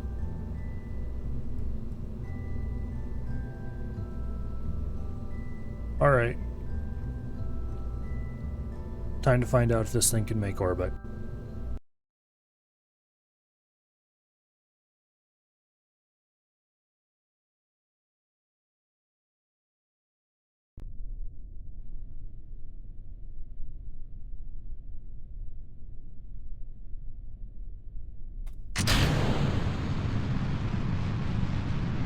We're definitely not going to get up as high as, or as high as fast as we were before.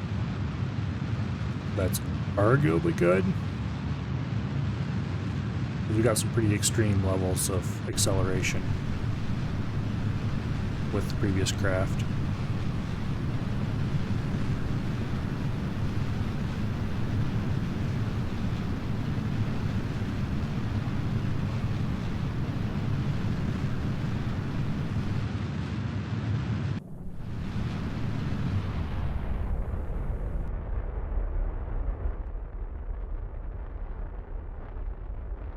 Okay.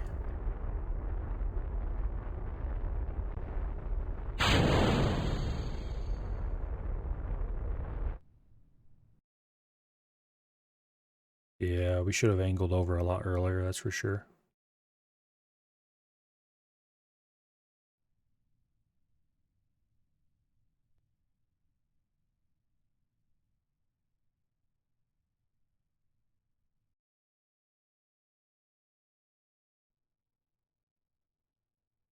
I think I might have enough delta V to do it though.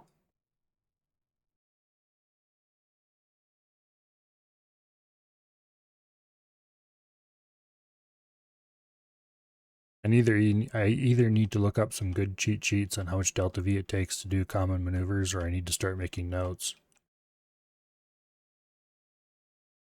I have the numbers, I should be putting them to use.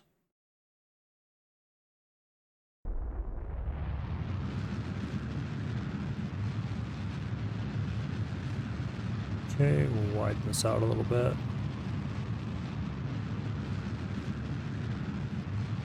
Gotta be careful how much I burn at this altitude, because I don't want to just start shoving it ahead of me.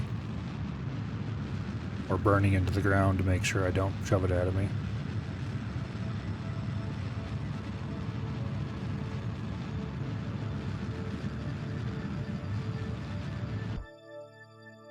Okay. Will the final stage be enough? How much burn time does this stage have? A lot. I'm pretty sure we can circularize on this stage. The main question is just how long is it going to take?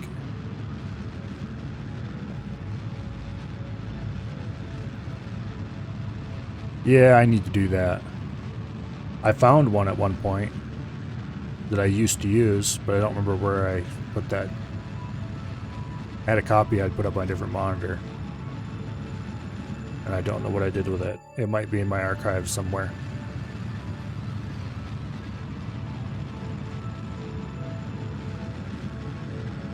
It was kind of a subway map style thing, whereas how much delta V do you need to get to, and then all the destinations in the system.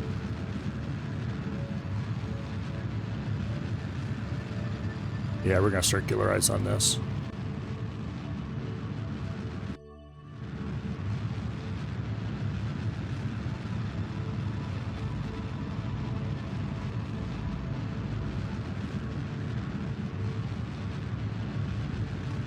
Okay, get ready to cut.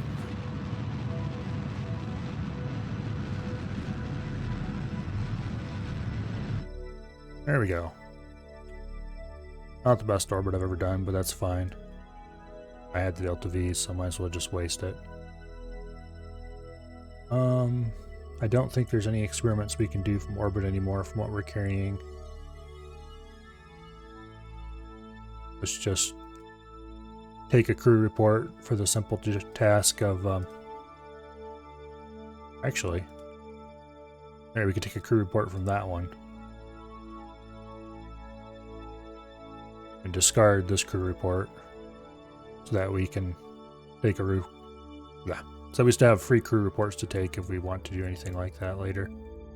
Not being able to EVA at these levels is a little bit annoying.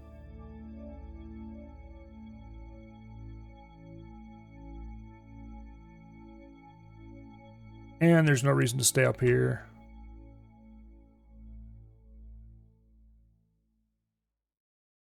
We just need to get this guy back to the ground safely and get that science I got down safely.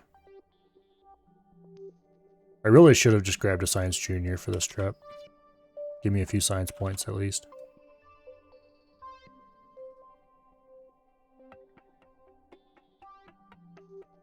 Oh, I got retrograde holds now, don't I?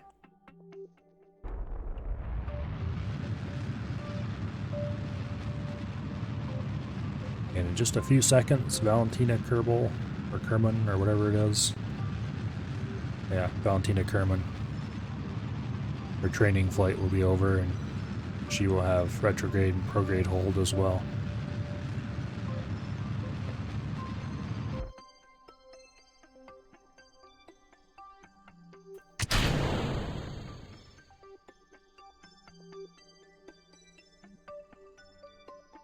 The only piloting modes more useful than retrograde and prograde hold, in my opinion, is the maneuver node hold.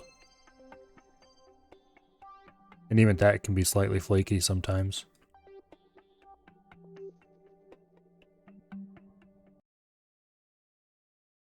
Whereas retrograde and prograde are usually pretty reliable.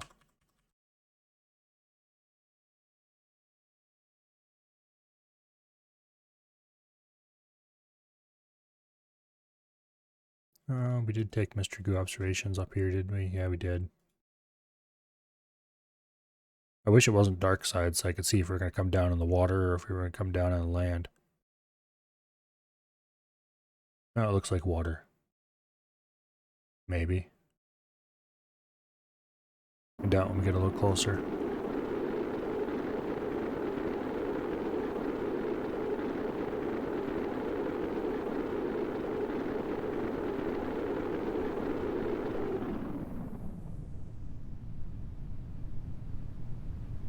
Okay. Able to pop the chute soon. Oh, we're gonna come down on land. I wonder what biome this is. Also, I probably should have got a bigger chute. Nice time to think of that. We will land at safe speed, though. Okay, crew report, grasslands. I think we've already sucked all the science out of grasslands that this craft can get. Yup. Oh well, we might as well just fill the experiments up anyway.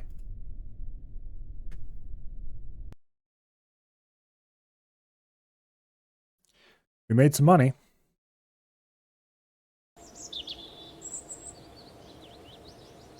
Now if we can find a couple more tourists, we can take the rest of the starting crew up and get everybody to level 1.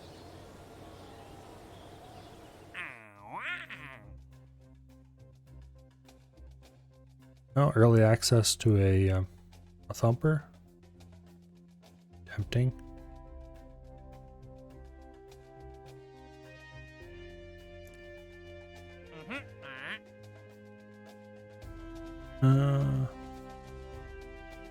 Okay, how much is it going to cost to upgrade our part count?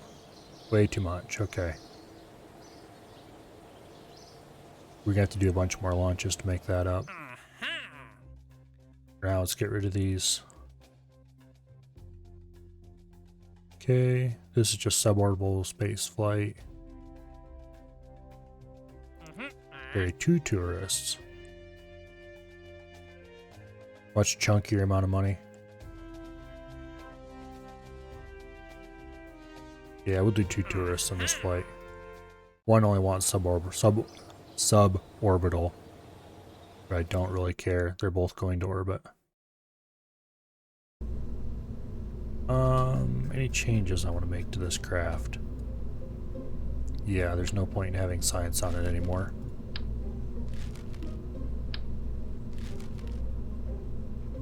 I'm gonna build an all new one when it's time to go to the moon.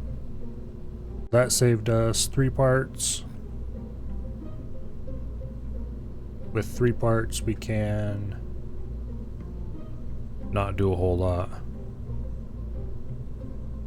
I was thinking slap a pair of solid fuel boosters on, but there's not enough for that. We would need 4 parts. I am going to take this parachute off and put a bigger one on just in case. We don't really need it, but bigger chute is better, so.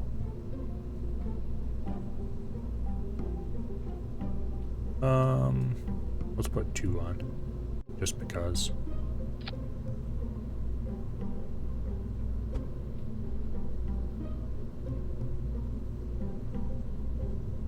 Okay. Purely for aesthetic reasons. A little too far. About like that, and then we move it out a tiny little bit. There we go. Alright. We don't really have a nose cone on the rocket anymore, but that's fine.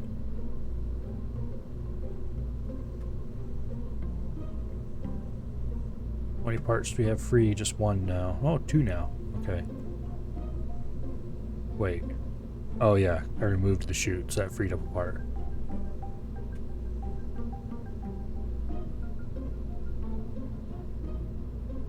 Fix the staging. Okay, that's looking good.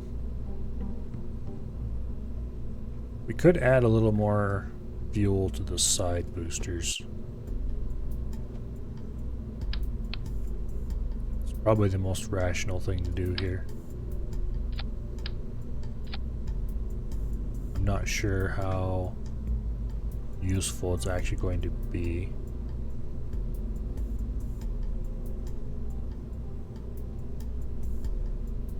Okay.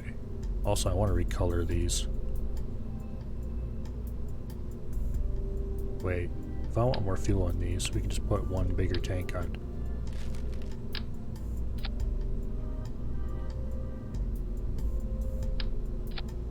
There we go.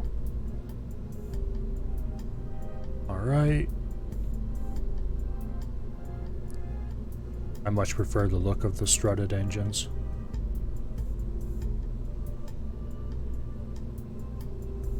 And we should probably do that up here too. Also, I don't want a shroud on that because it just looks ugly. If the shroud wasn't larger than the body of the aircraft normally, then I wouldn't bother with it, but since it's so ugly, we're going to do a little bit of tweaking to remove the need for it. Okay. How many parts do we have free? 2 still.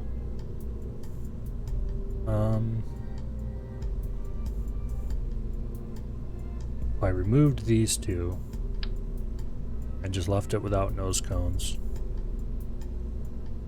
that would reduce my aerodynamics, but I could fit boosters on the side. Question is if it's worth it. And the answer is probably no.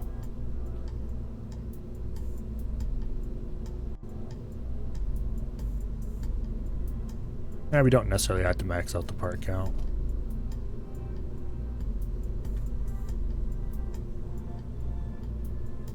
We'll try it this way. What's my initial 2.4? That's still good enough.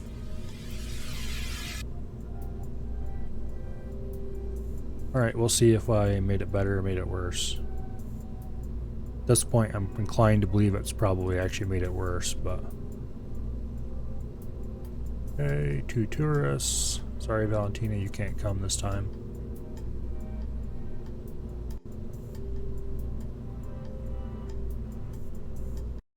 Alright, off we go.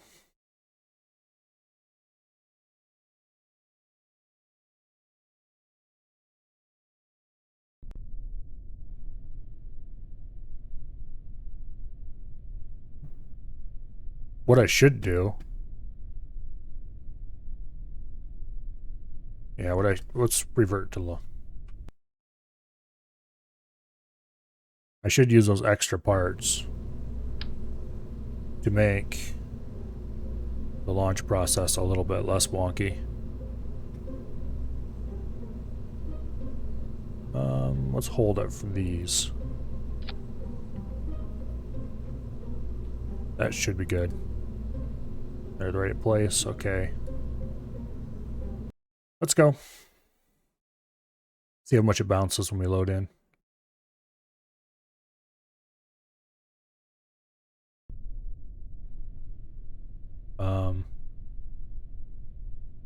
That's still a lot of bounciness. I'm not sure I like that. Do we have our struts unlocked yet? Let's find out. Yeah, struts are unlocked. Good. We'll strut this thing up a little bit. And then we'll have to decrease... Yeah. We'll have to decrease back to only having one launch tower if we do this, though. But this will increase stability enough that one launch tower will be pretty good, I think.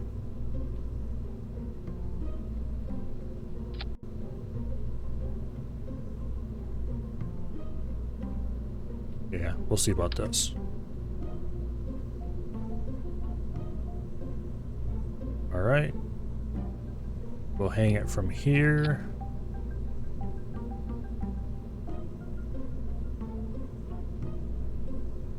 Alright, let's see how this works. Really, a little bit of launch wobble isn't a big deal. I just trying to get rid of it if I can. It's slightly silly that the launch towers count against your part count. Okay, that was way less wobble.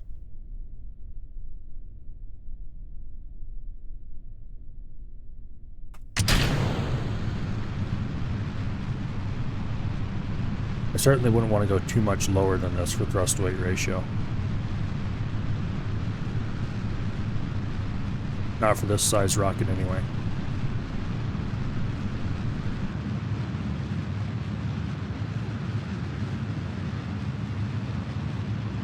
Okay.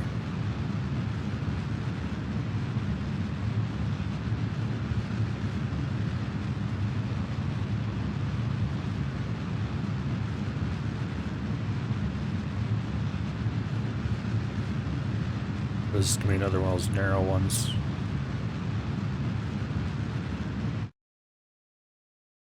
Okay.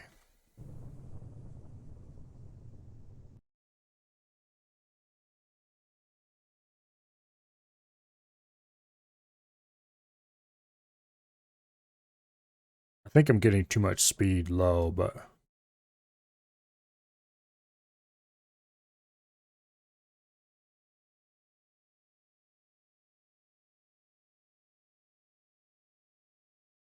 Okay, let's get tipped over.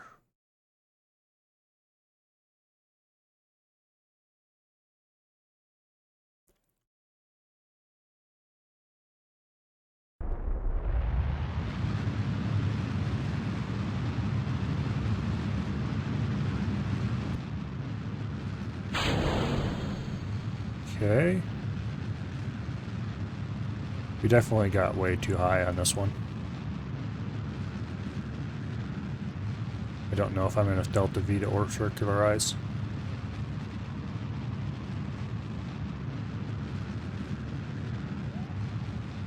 Yeah, well. I forgot I had a third stage.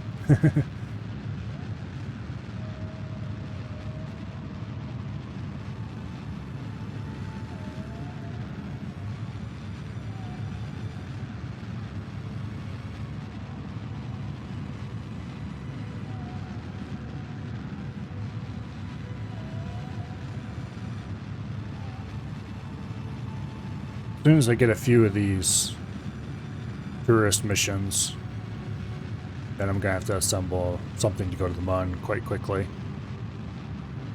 Just to get out there and get some more science so that we can get larger rocket parts.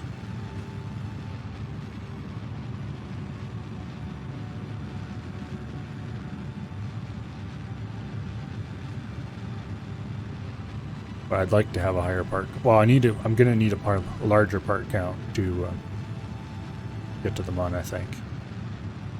I might be able to do it with a rocket this size if I really carefully tweaked it and used just the right stuff, but we just need the money to buy the bigger vehicle assembly building at this point.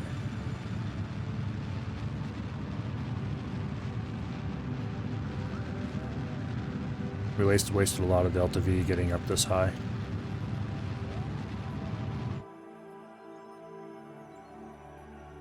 Alright. Circularized. Switch around to retrograde.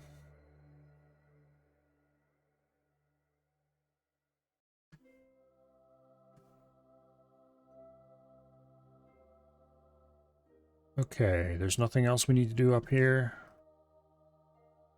There's no get science in orbit. No, there isn't. Okay.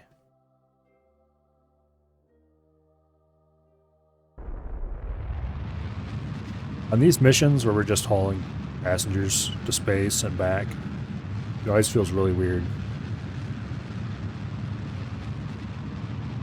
Because the very instant you get to wherever you're trying to go, you don't do anything. You just immediately turn around and go back.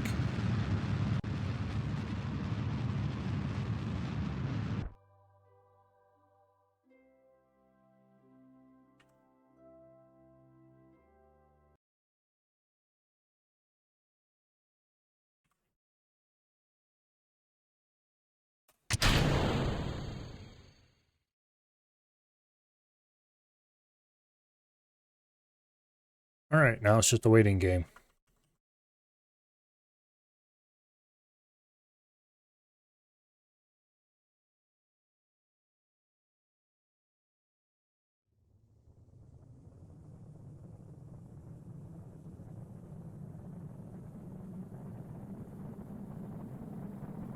These long, skinny capsules like this, they always make me very nervous when I'm re-entering.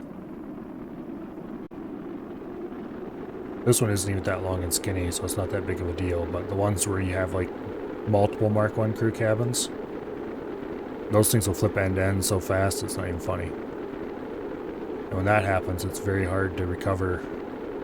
You just gotta hope you're shallow enough that it's not gonna burn up.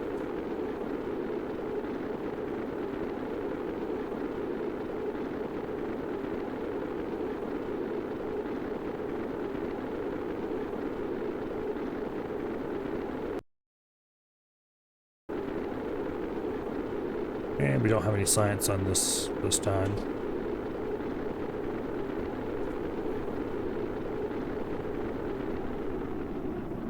So we don't have to worry about that when we get down.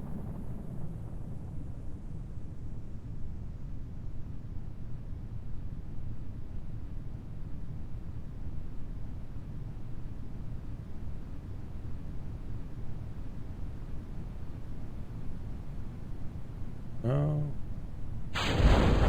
Okay. We're really slow coming down.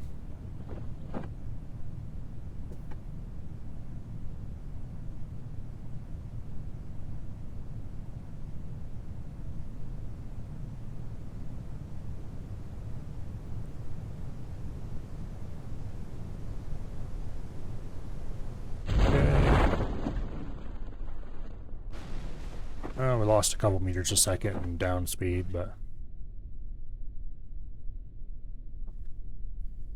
the extra parachutes just make me feel better about the whole thing.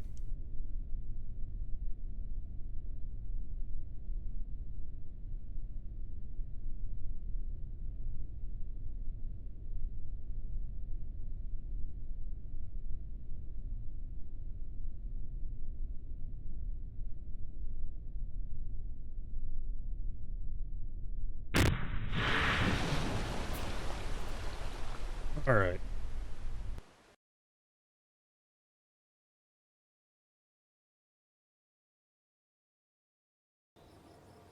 Back to the Space Center.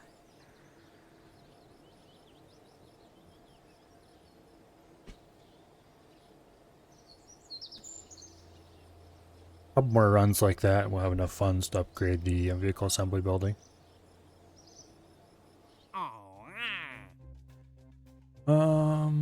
Ferry AVIP.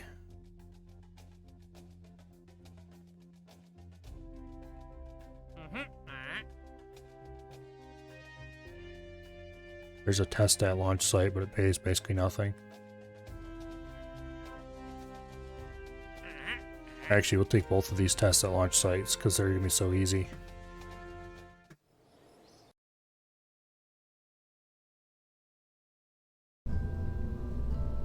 Okay.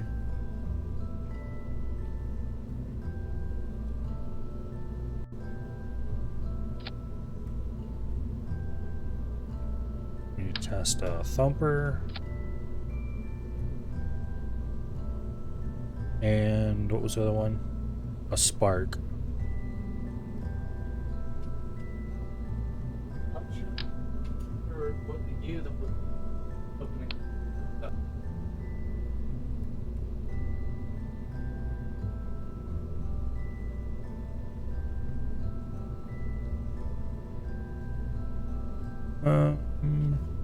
What's a good way to attach this thing?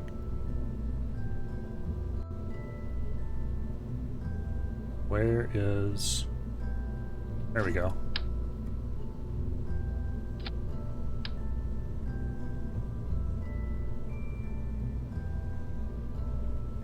There.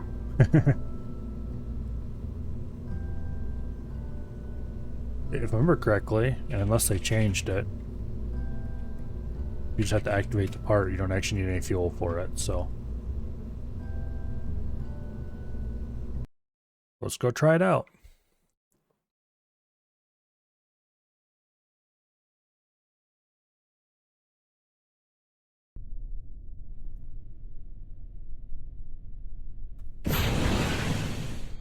Yep, they didn't change that.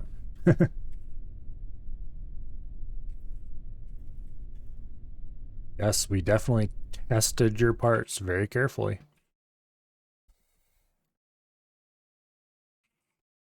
We ran them until they ran out of fuel. Okay, I think we could actually afford to upgrade it right now, but we're not going to do it just yet. There's another landed at Kerbin one. There's a splash down at. One time I built a rover just to haul parts out to the ocean to do splash down at tests, but it wasn't really worth it.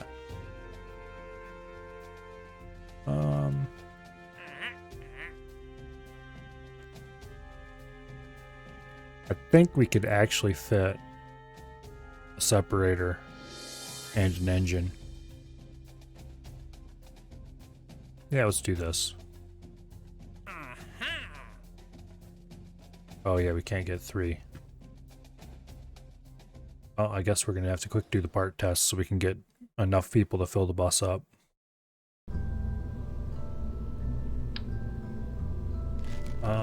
What's the Bobcat engine?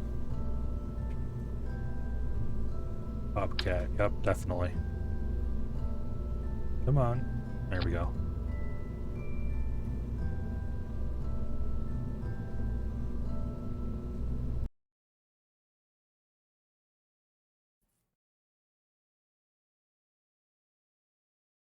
Let's just see what happens here real quick.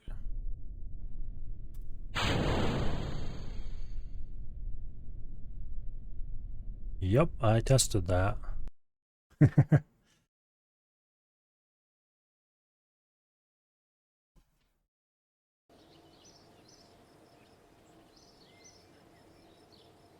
All right. Science data from space. That's very easy and very lucrative.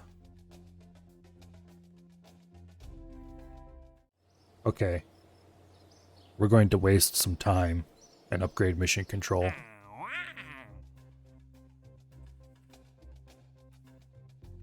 We're going to have to grind a little longer than I had planned, but being able to have more than 2 missions is just too valuable.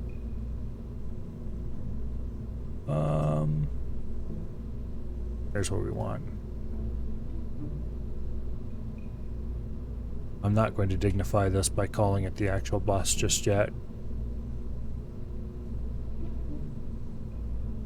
because it only holds 2 extra people.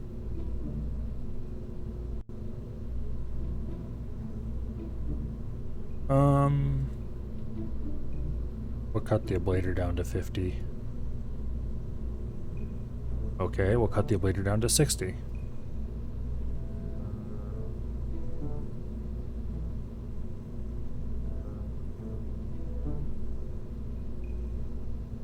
Okay.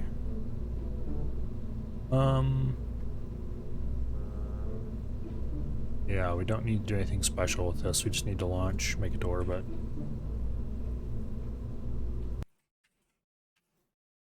Get some science in orbit, aka a crew report, and then land.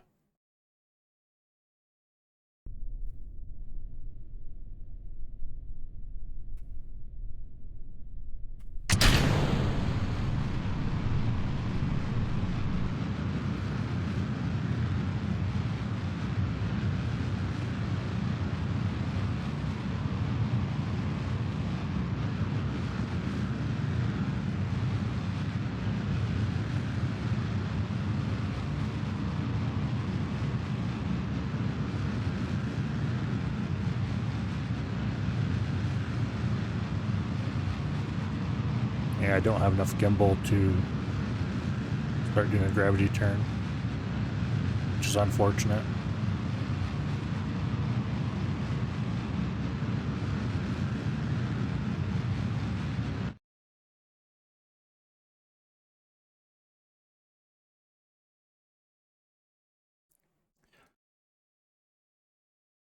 Okay, this is going better than the last flight did as far as efficiency goes.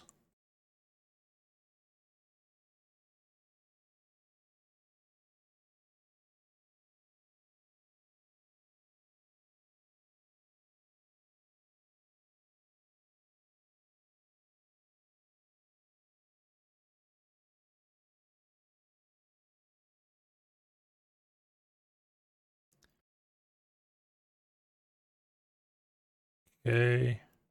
If we can get over to 90 degrees, I'll start another burn at this point. Might as well.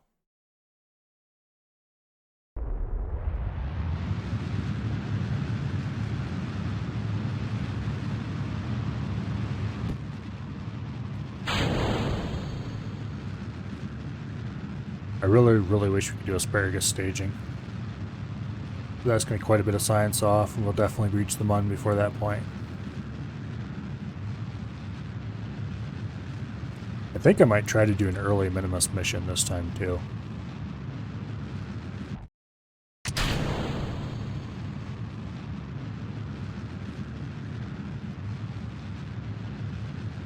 It's not that much harder to get to Minimus than it is to get to the mun.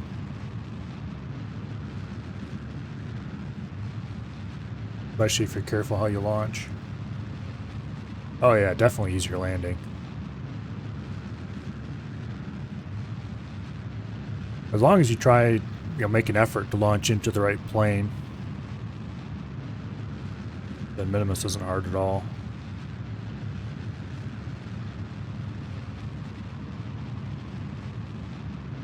It's not that far off of 90 degrees that you can't just launch straight into its orbit.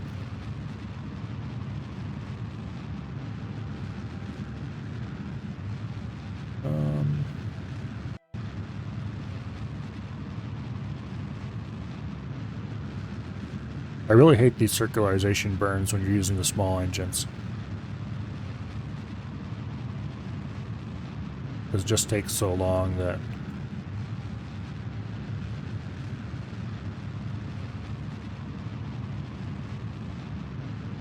Yeah, that's true.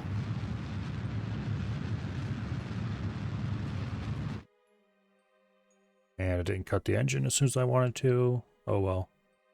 It's not like we're wasting fuel. We've got plenty. And I do need a crew report from this one.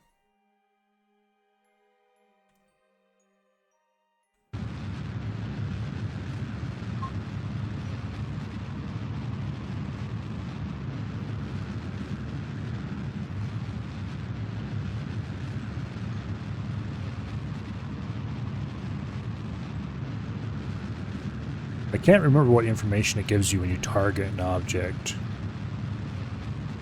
Okay, it does give you a target marker. That's of limited use, really. And it's only 7 degrees off, so if you just burn at the ascending node, then... Or descending node, I guess, works just as well. There's no real reason why you can't just launch into a circular orbit and adjust.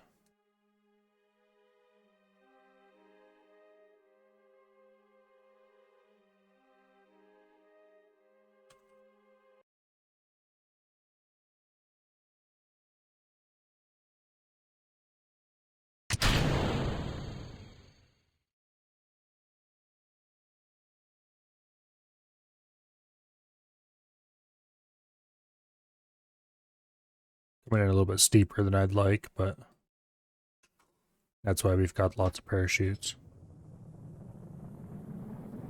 And the heat shield, for that matter.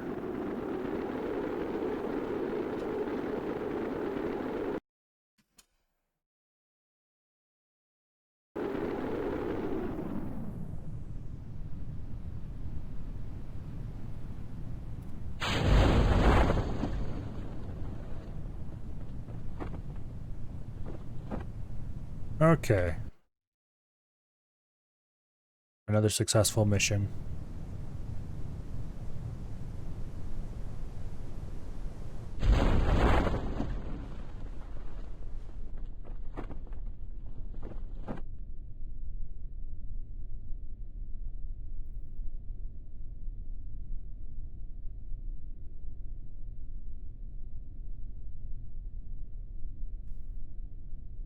We'll see how much money I have after this one. I might be able to just go straight for the Mun next.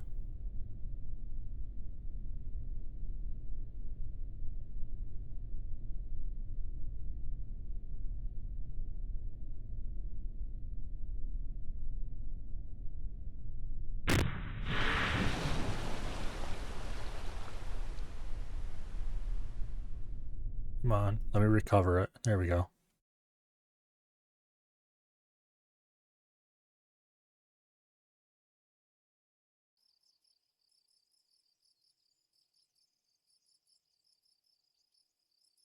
Alright. 200,000. Yeah, we'll need to do another mission.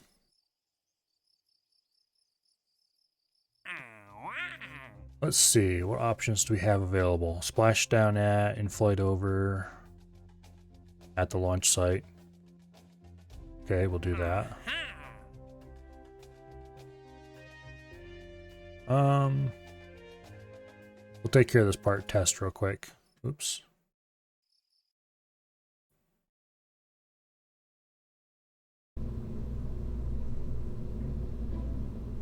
Okay. Bring back my part tester.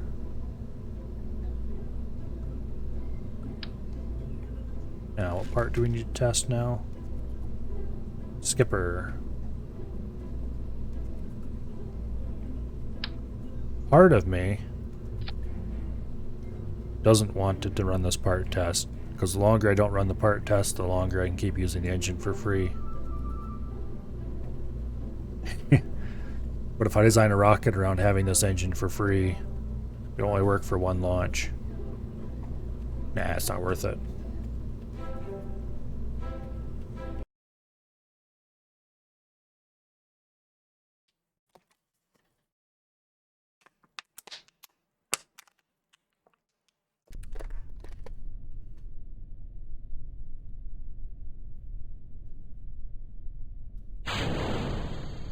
Free money.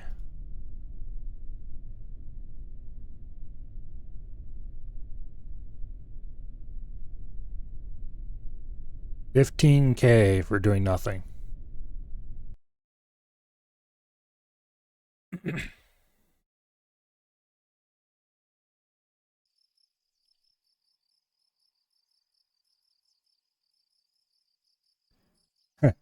As close as we can get without actually having enough. Not that I was going to buy it at that amount.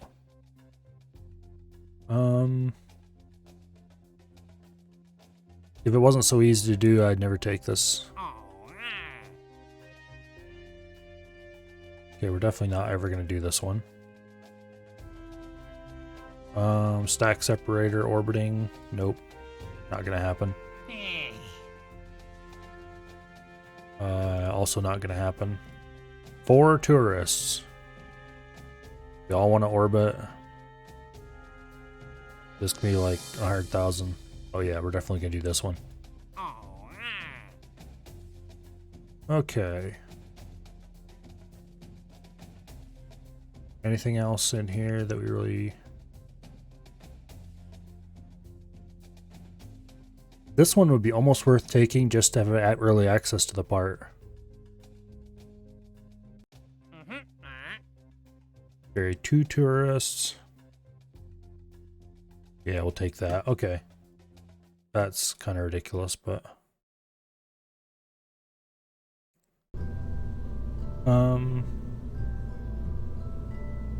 We could... Okay, we do have a part test we can do. I think. Yeah. LV1 and... Go.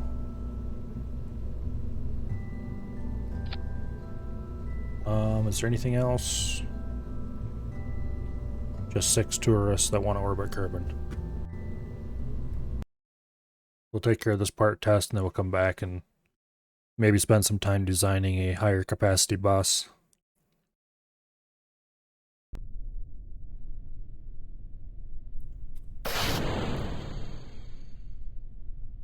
Free money. I should try to get a couple more part tests and upgrade the VAB, and then I can make a big bus.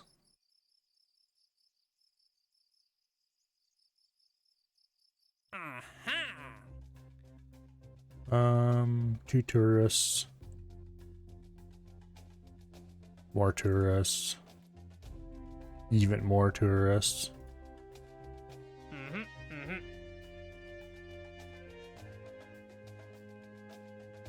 Oh, here we go. That's not very much money, but it's basically free, so.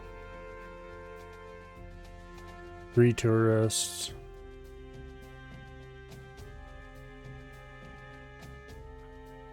Okay, we just have a whole load of tourist missions now.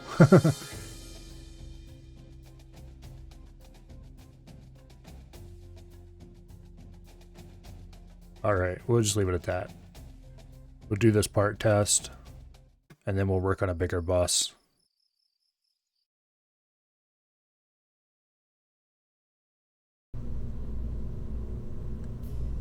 Okay, the RT-10. Which is this one. No fuel, because we don't actually want to launch it.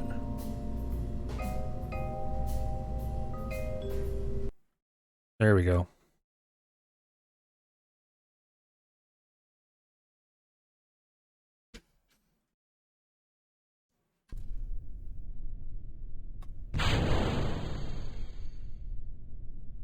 Free money.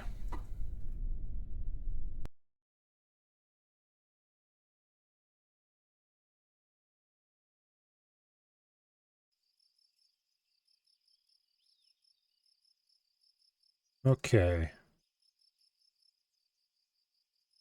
Let's buy the upgrade, and then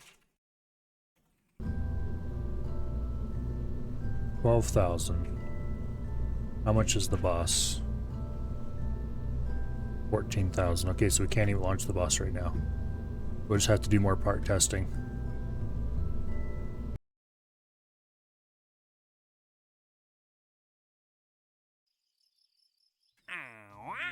Dark temperature surveys, not interested.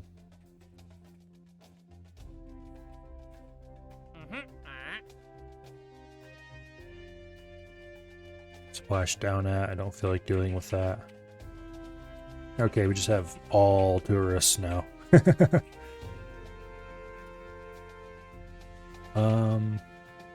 Which one of these is worth the least money?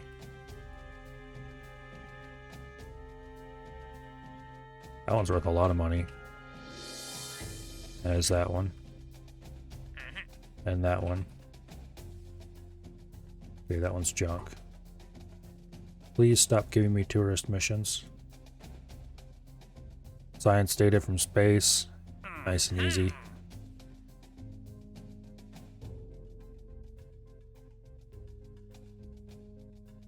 Please, something that's not tourists. There we go.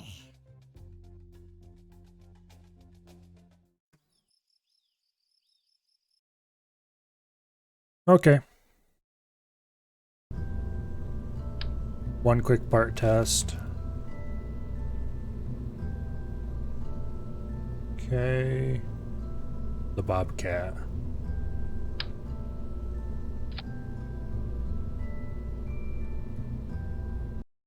This part test, and then we get to build the big bus. And then all those orbit Kerbal missions get to be done.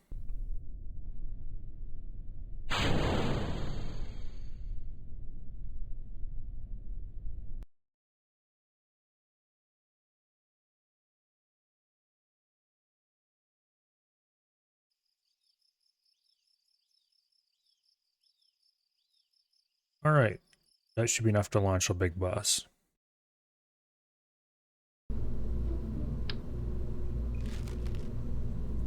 Need the Mark 1 pod.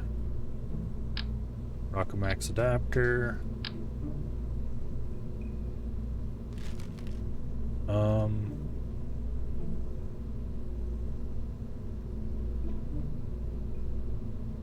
Yeah, we don't have that unlocked yet, so we're not going to be able to use the art adapter. I think we're going to go for an 8 Kerbal ride.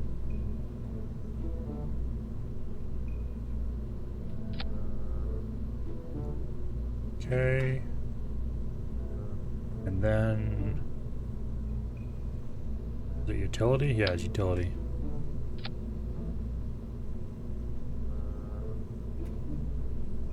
Now at the bottom of this, we need another couple modular girder sections.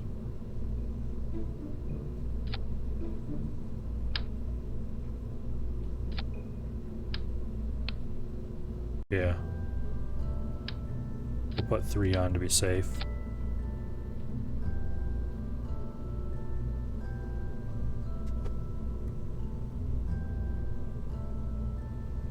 There we go. Being able to just effortlessly clip parts together like this is so nice. Okay, we don't need 3, we only need 2.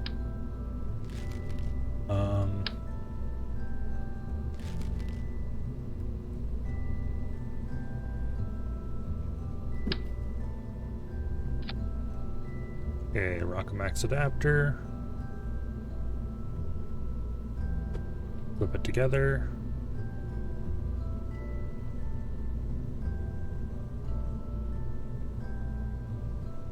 Okay, we need to clip this in together a little bit more first.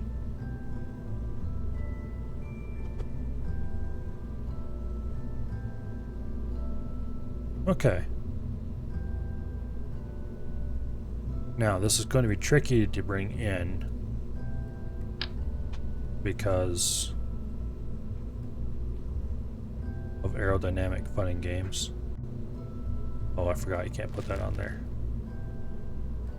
Forgot to move those inward.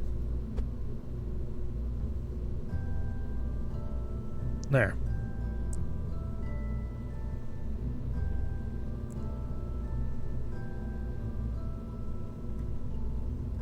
Here we go. 8 Kerbal store, but in one convenient capsule. Although it does not have any heat shield because I haven't unlocked the big enough one yet. So, radial mount chutes, we only need 2 of them. We only need 2 of them. Okay. And I think I put a drogue chute on last time.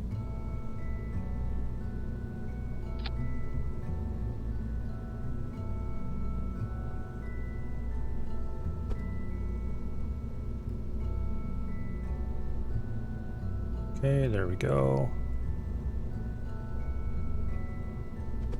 Move the drogue chute in a little too. Alright.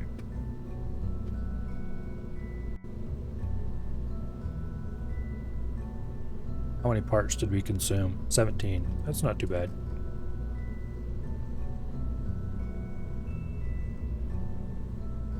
I've tested these before and you can re-enter with them without any trouble. You just have to come in from a shallow angle.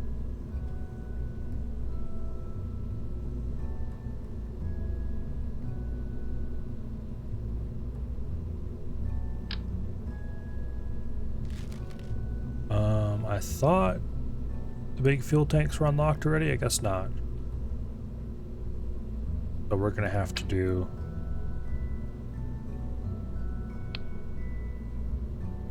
the same kind of adapter we did up here down.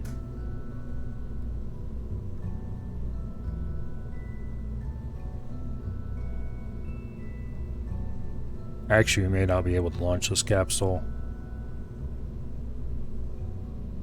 without a lot of work. Where's the big decoupler? That's not it. It's this one. There you go.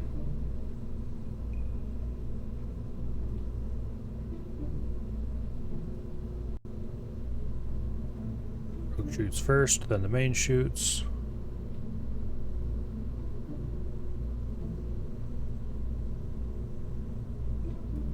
Now, for the rocket core, we might as well go ahead and make one.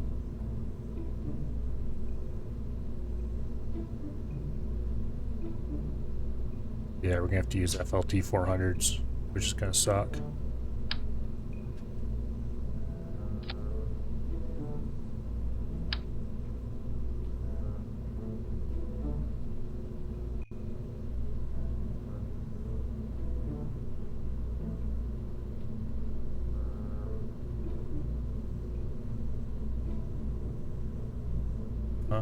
Yeah, we gotta turn and snap back on.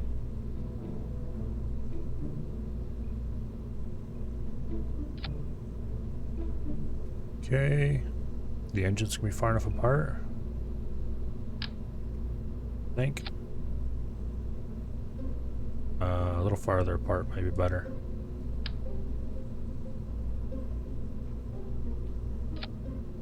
That looks good.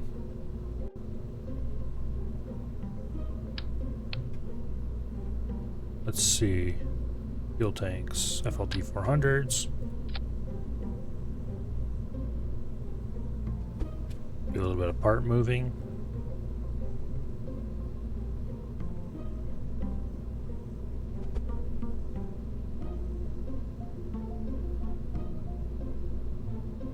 Kind of need to be able to fit a aerodynamic on top of these, a nose cone.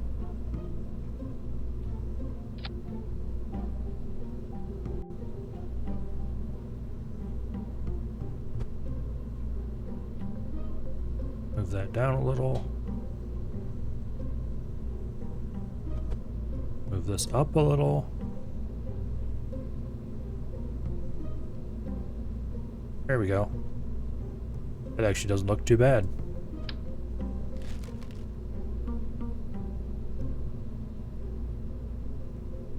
Okay, I actually like the look of that a lot. Except it's pretty obvious that I didn't get the things on straight.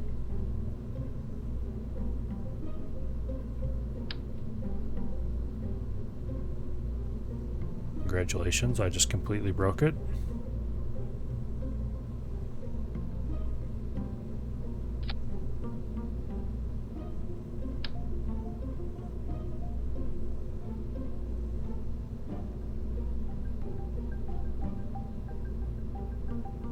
This is annoying. Doesn't seem to want to get straight at all.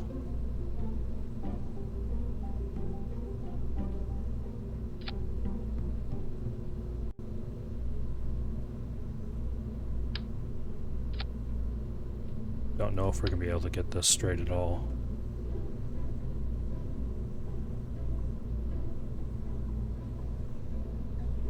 Okay, that is annoying.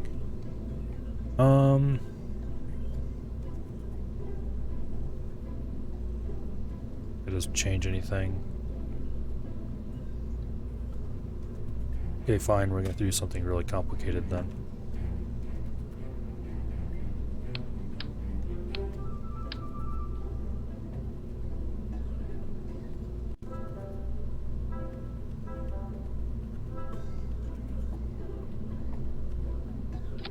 We're going to have to do a lot of moving to get this into position.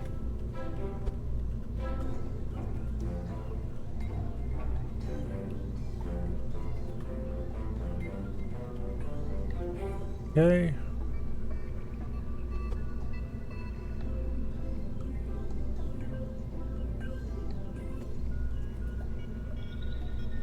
All right.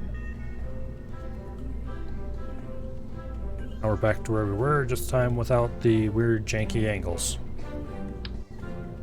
Do I want to add more fuel to this stack? Yeah, let's put another.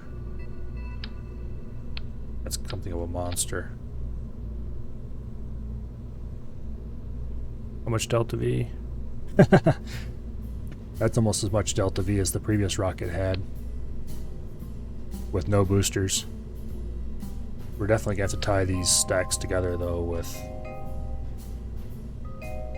lots of struts. Because without these being strutted together, they're not going to last not very long at all.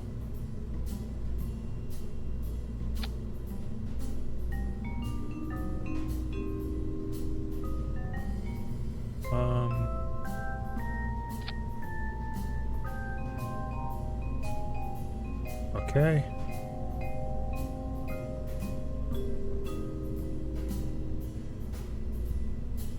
Two sets of struts should be plenty.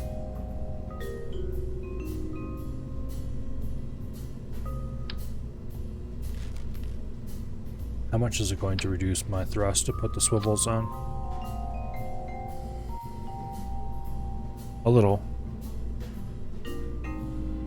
But if we then add boosters to make up for it, actually, what is my thrust to weight ratio? 1.4. Okay, that's way low. We're definitely going to need boosters. Oh. Here's the engine plate, by the way.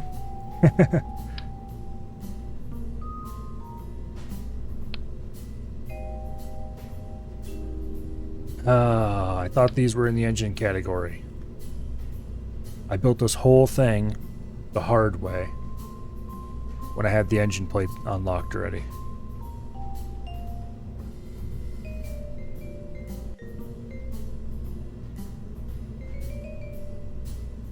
Now I'm really tempted to tear this. Well, I'm just gonna tear it all apart and rebuild it.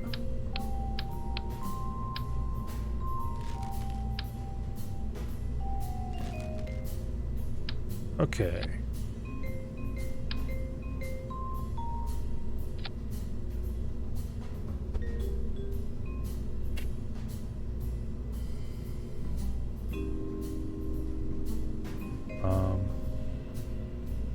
That's not really what I want.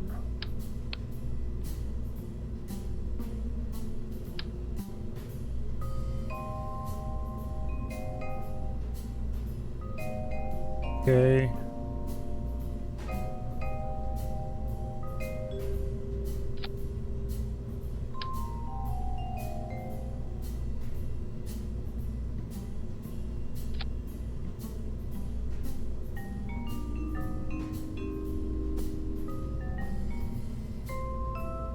Okay, we're getting close to what I want now.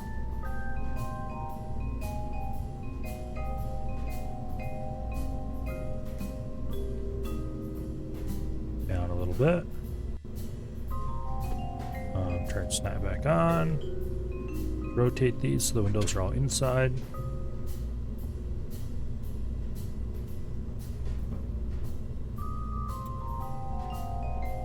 I thought I had these with the windows inside earlier.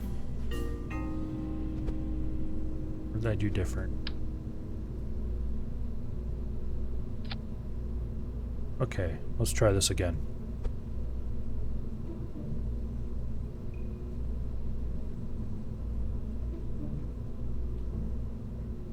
Okay. Now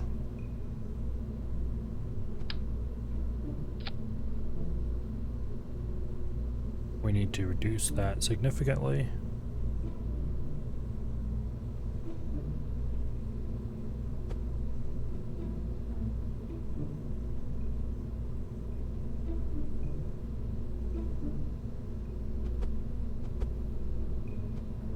Okay.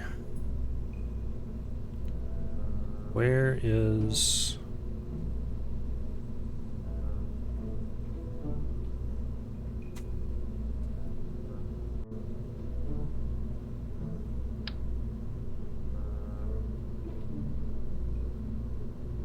Oh, there it is. It's medium. What's medium long like? That's a bit too long. We have to go medium.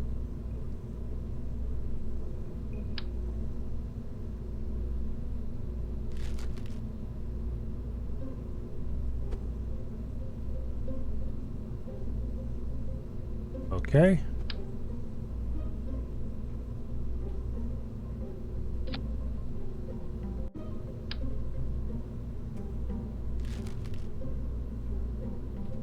See if we can get this adjusted just right.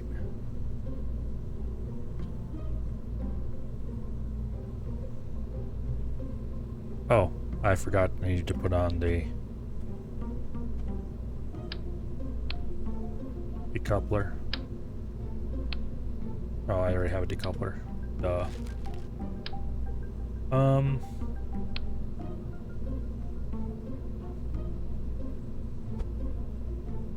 Move this down a little bit.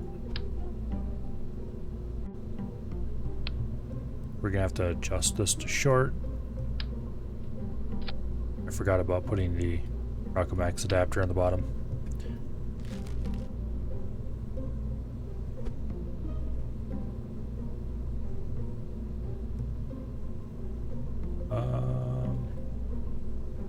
Okay, that's about right.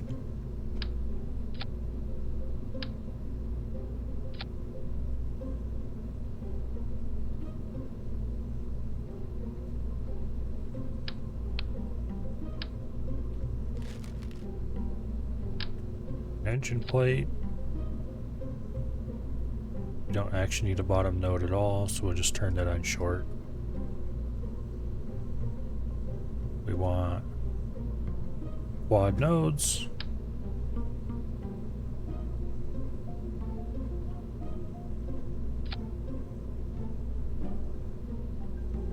Okay.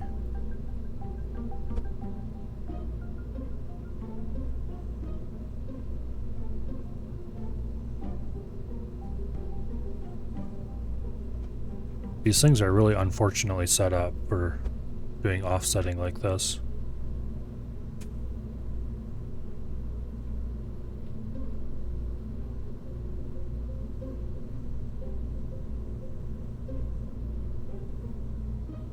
Okay, that's kind of going to work, I think. See what these motors look like with better.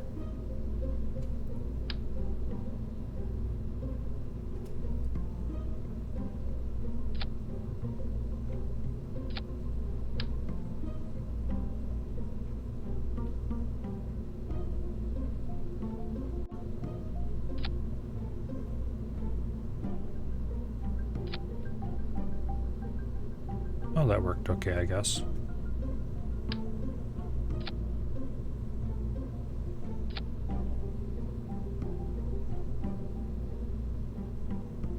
Okay, I'll start it up.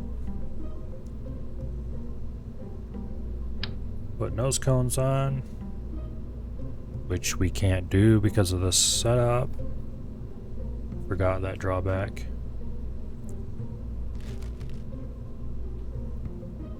That's fine. We'll do a little bit of offsetting. And that will handle that just fine.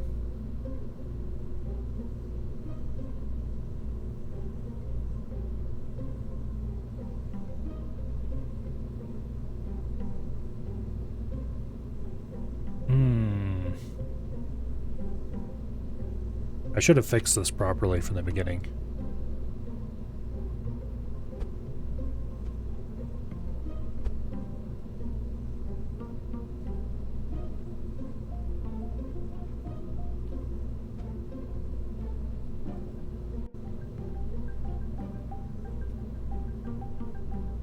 Okay.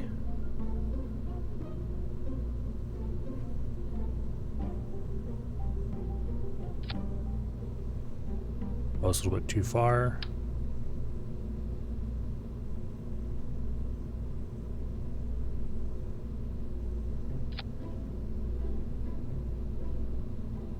Okay, that looks good.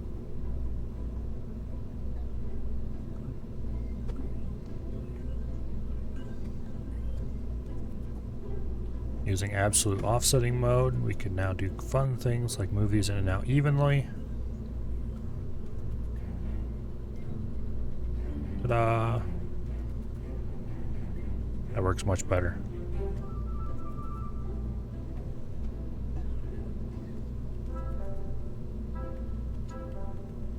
This is a really janky setup. Okay,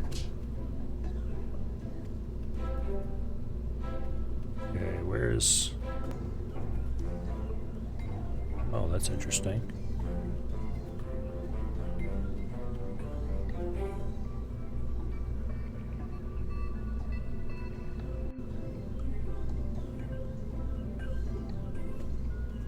I did not realize that these also worked as disconnectors. How didn't I notice that before? I've used these to make rockets before.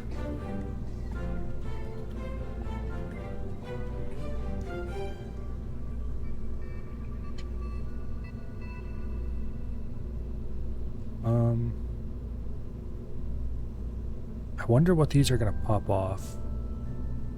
Which side disconnects?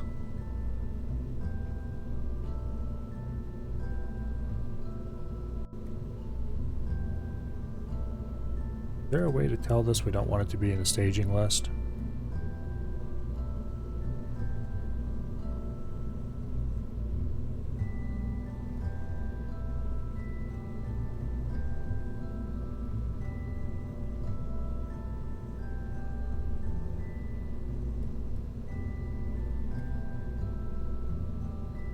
Okay. There doesn't seem to be a way to disable these.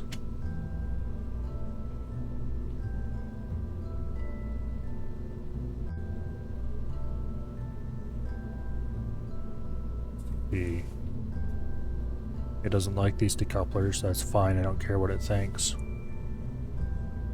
Those are fine. That's fine. That's fine. That's fine. That's not fine. It is fine, but boom, problem solved. Now, what was our thrust weight ratio? 1.4. I probably shouldn't have rebuilt this to use those, but it does make it slightly less parts and cleaner.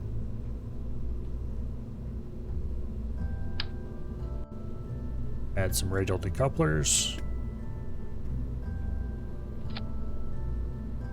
And then some solid boosters to start.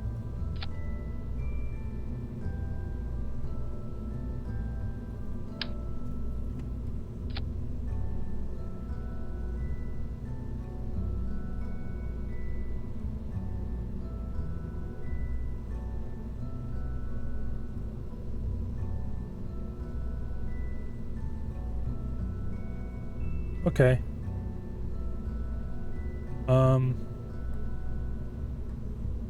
Probably add some winglets, just basic ones, to the solid boosters.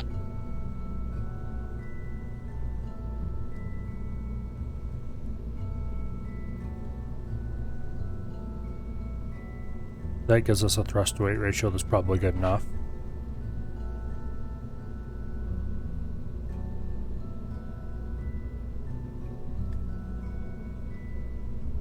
Don't know if I'm actually going to have enough. I should add another small stage.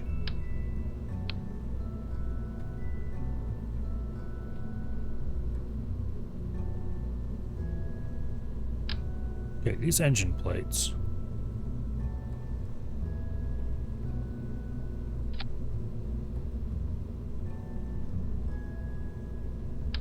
How do these things work as far as decouplers? Tempted to go test it.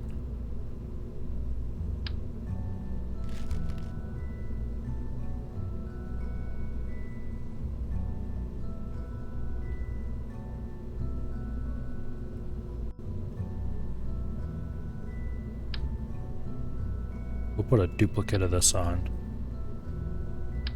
And we'll remove everything below that point.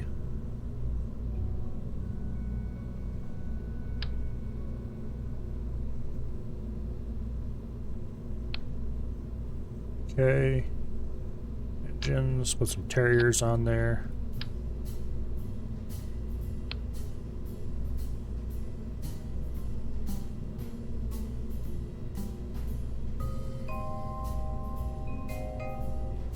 Let's give this a little bit more length. That looks good, actually.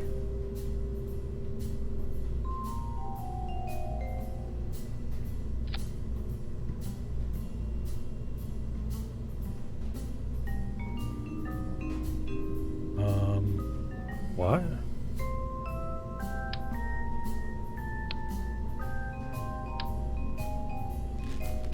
That's weird. Okay.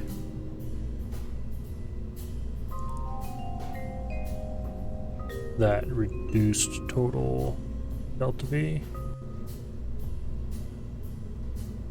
Bet you it's because something is set up wrong here. Yeah.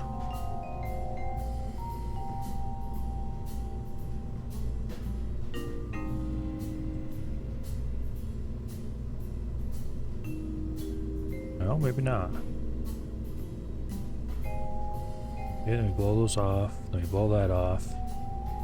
And that fires. Kind of surprised that this is actually not going to function.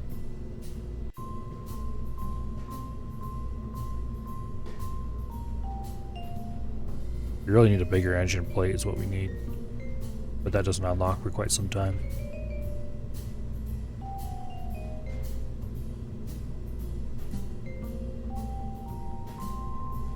And we're going to have to move this stuff all together a little bit to make it look better.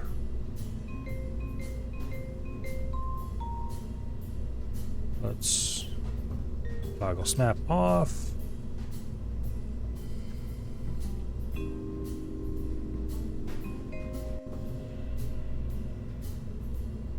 Okay, that'll maybe sort of work.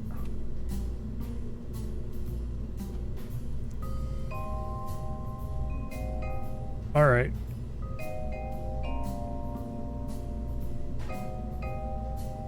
The thrust weight ratio is a bit low. I don't think this thing's gonna work. We really need the larger size fuel tanks for this to work.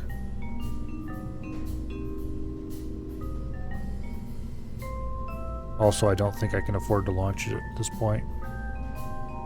Yeah, I can't. Well, let's save it anyway. And let's go find out what we need to get the larger size fuel tank.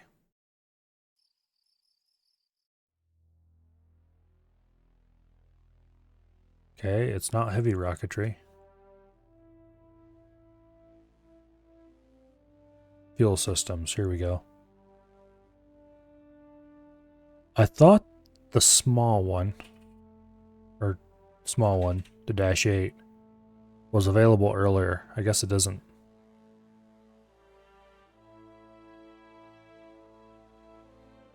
Yeah. We really need to rush those fuel systems. For that, we're going to have to go to the Mun.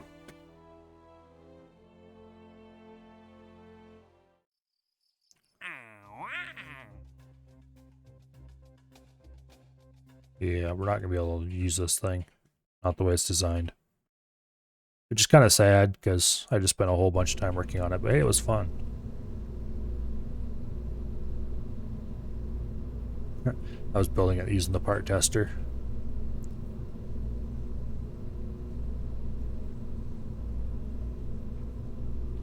I might have enough delta V if I could launch it. But the thrust weight ratio is too low. Sort of. Anyway.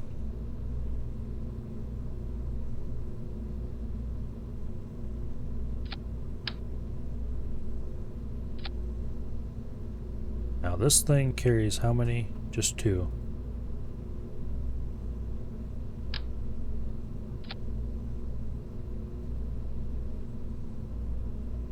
Got some ablator on it already, but I'm not sure where. Just all over the outside, or...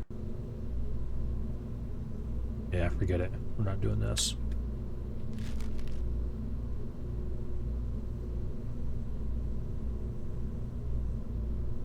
I think we're going to do a slightly scuffed version of that craft I was working on.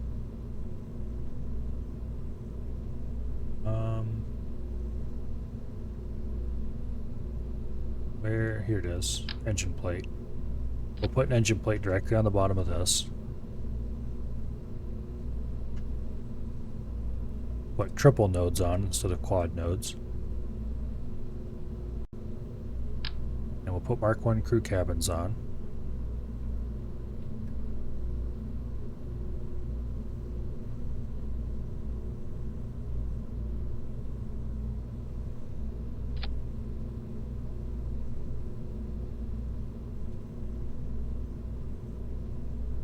Okay, the windows are going to be a problem. I wonder, actually, can you turn the windows off? Nope, just the lights.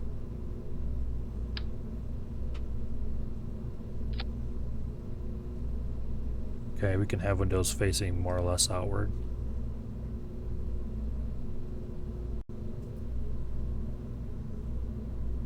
We're not going to use the engine adapter.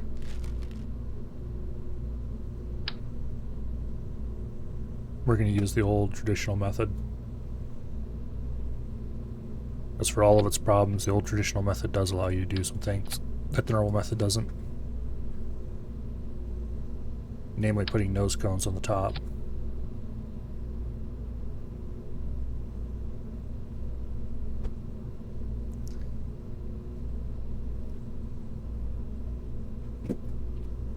Okay.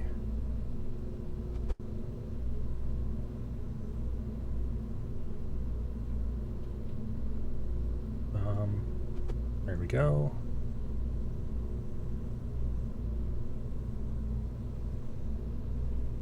Okay. This is kind of a weird capsule, but it'll work. Now, underneath this,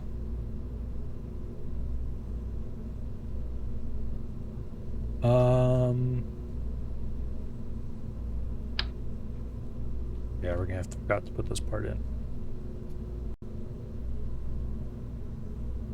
Hello?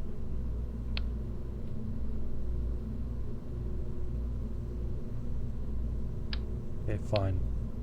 We have to put this in first.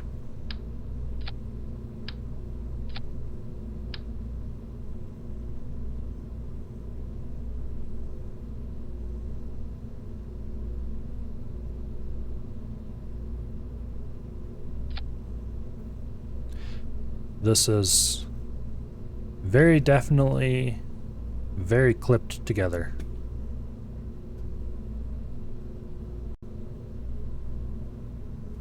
We should do that with snap turned on.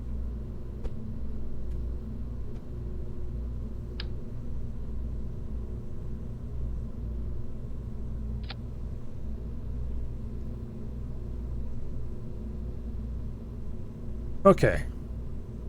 Clip them together a little more. Oops, I forgot to turn snap off.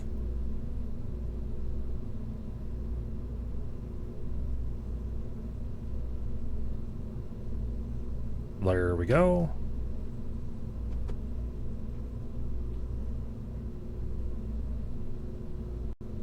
Flip that there. This is actually going to look really good.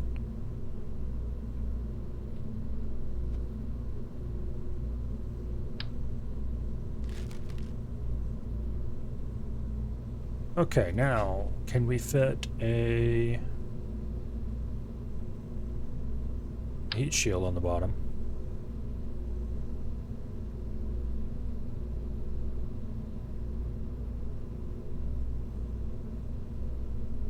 Come on, I just want one, I don't want three.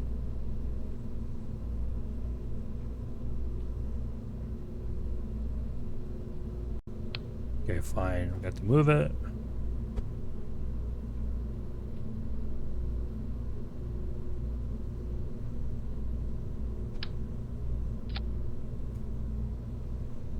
Okay, more offsetting.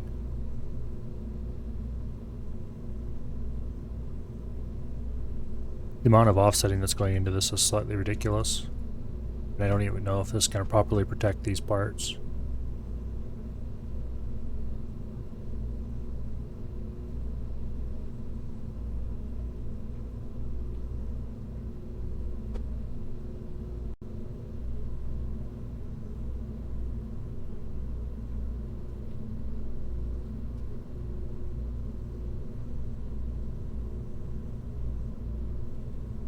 Let's try this without these on.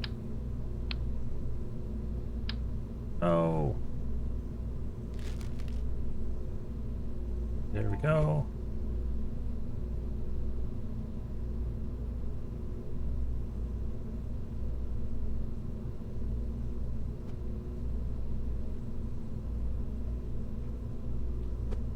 Move. Global movement. You want this one.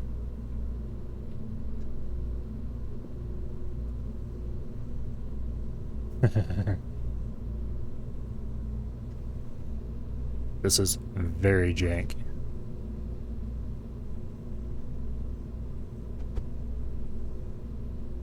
Very, very jank.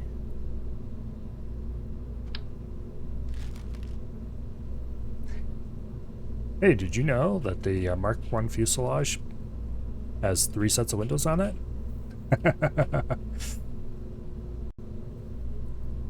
That is ridiculously janky. I can't believe the game lets you get away with that. I mean, there's no reason why it wouldn't. It's just kind of...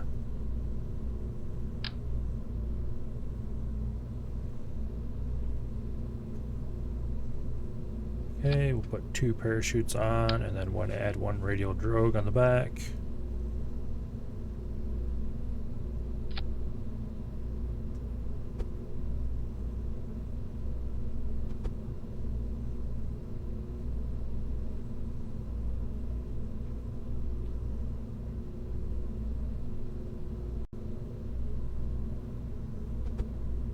This is taking quite a lot of time to make, but it is very cool.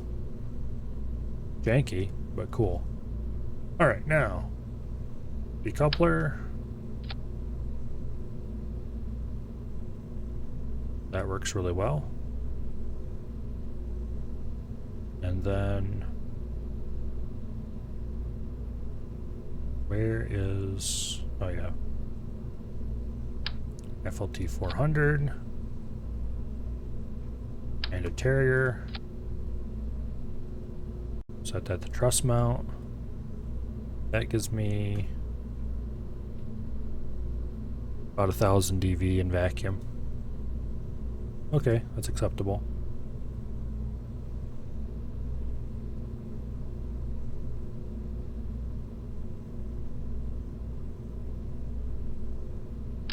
Second decoupler. Bunch more fuel tanks.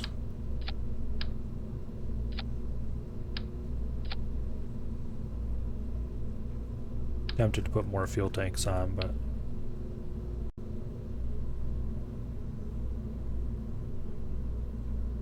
four should be good enough for now, I guess. Put the swivel on it. Thrust ratio 0.95, that's not that great. We're definitely going to need to put more boosters. Radial decoupler. Snap on. We'll put 4 of them on. Out there. Actually, save myself a little bit of time.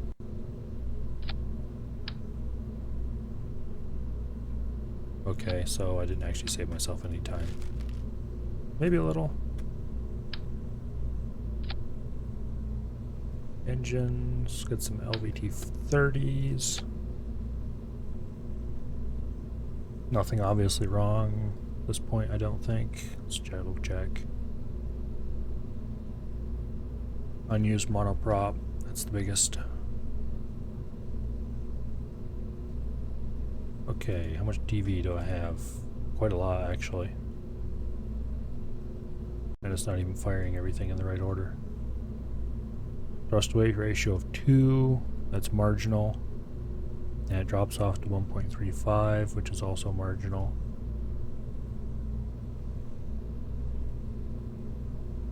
Probably have to put some solid boosters on it yet.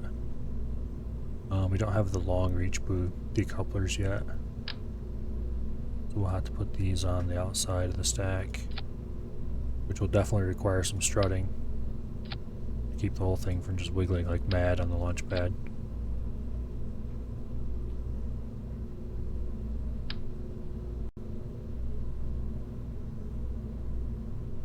Looks good. Let's put 4 thumpers on it. That's probably overkill, but there's no kill like overkill.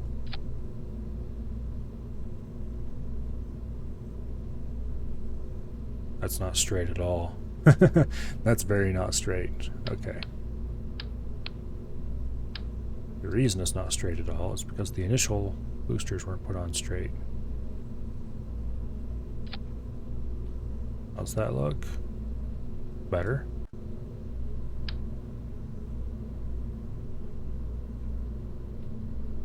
Okay. That straight? Hard to tell.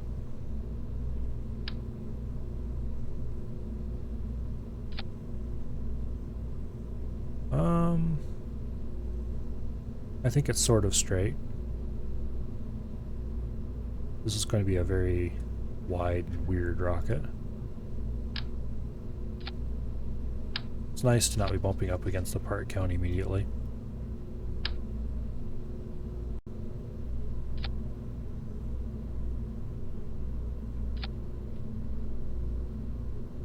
Okay. Strut those from the core.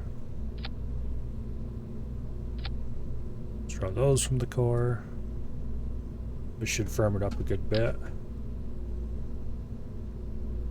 We'll hold it from the outside. Hopefully the struts keep it nice and solid. Actually, we should probably strut the 2 outer cores together.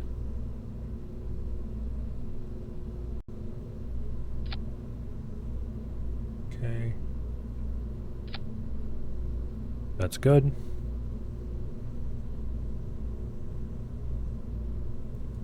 Should greatly reduce wiggle.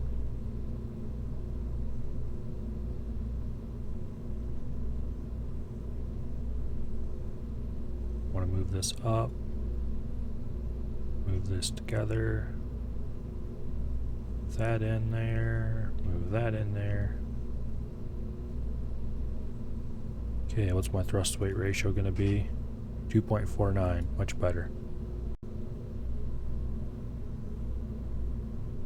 Then we blow these off. Blow those off. Pop that.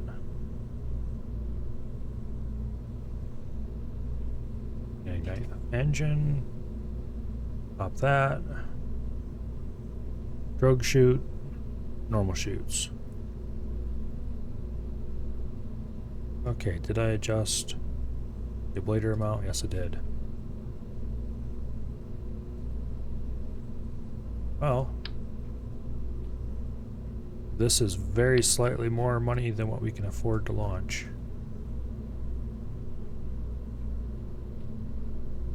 Okay, this is 6 Kerbal bus.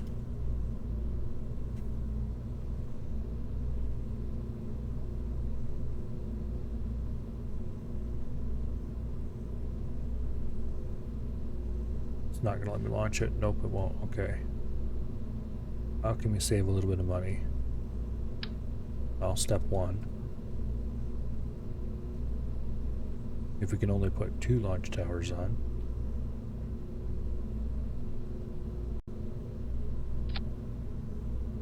That will get us just underneath the launch number. Question is, how much is it going to jump around when we try to launch this thing?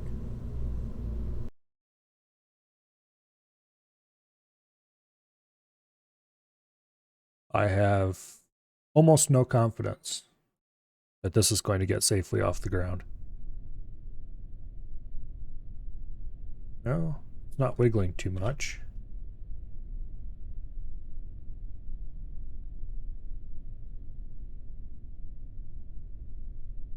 And I forgot to load my passengers. Okay. Revert to vehicle assembly.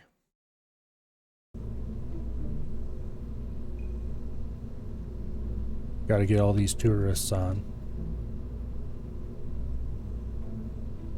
Now we save and launch.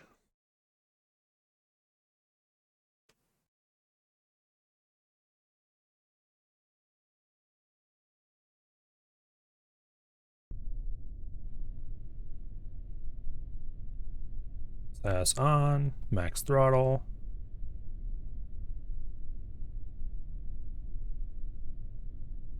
And here we go.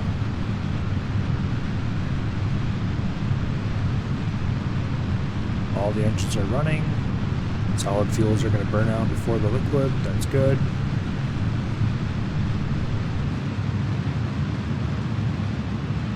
It seems to be holding a fairly good course. Whoa! Okay. Correction. It is not holding a good course. Revert to vehicle assembly. We need to add a few winglets to this.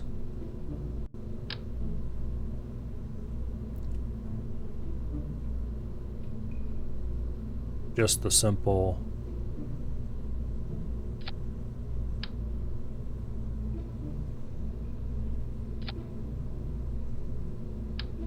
ones with no control surfaces should be enough. A lot of winglets. It should at least keep it facing all in the same direction, more or less. Oh, we can't afford to do that. That's unfortunate. Can we put 4 of these on? No, we can't. Can we afford to put 4 of the dinky little ones on? Yes, we can. Hopefully that'll give us just enough directionality that it will hold together.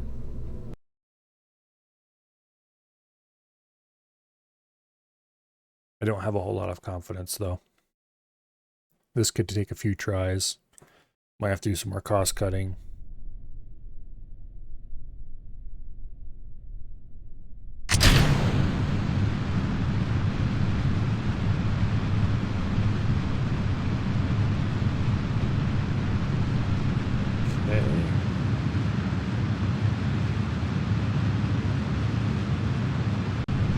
Seem to be holding pretty steady.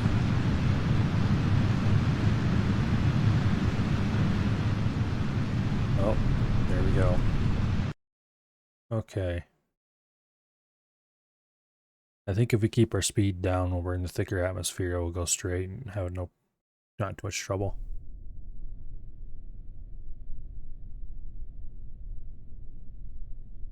We'll launch at full throttle and then start throttling back as we get up a bit.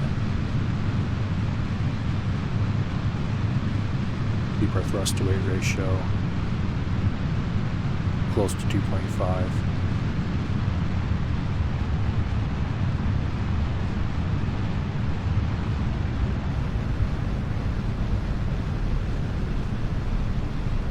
Okay. Yeah. need bigger winglets. No two ways about it.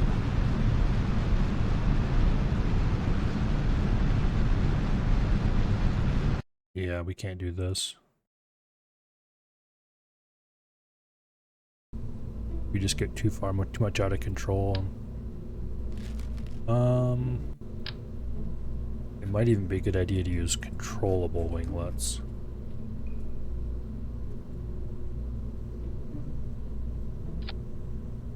Oops. Double oops. Okay, and then we set the authority limiter like 10 degrees because we don't want them going too wild. Now, to shave off the money we need, we're going to launch. Okay, that didn't help. We are going to use 4 launch towers though. Because if we need to make more money before we can do this launch, then we might as well just go all in.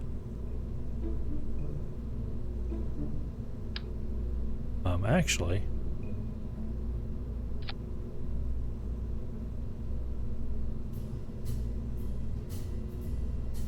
let's go back to just 2 launch towers. Removing those cones is going to be enough.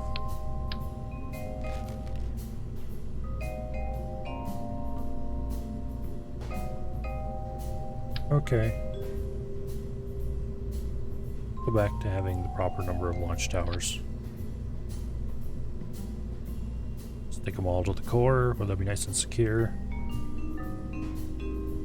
Save this. And then we'll go back and worry about getting some part test missions or something simple like that we can do.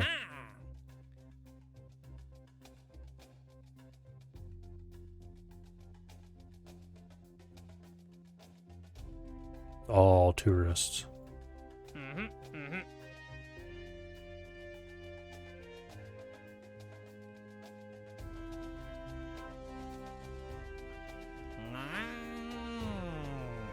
We're just not getting any good missions.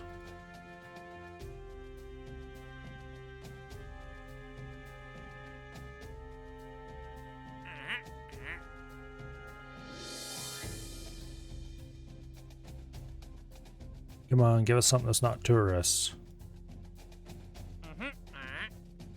Nice, easy, landed at Kerbin would be a good...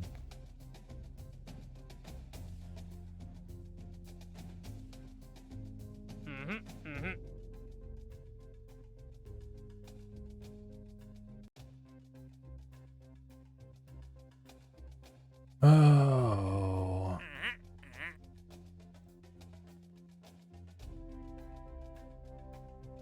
There we go.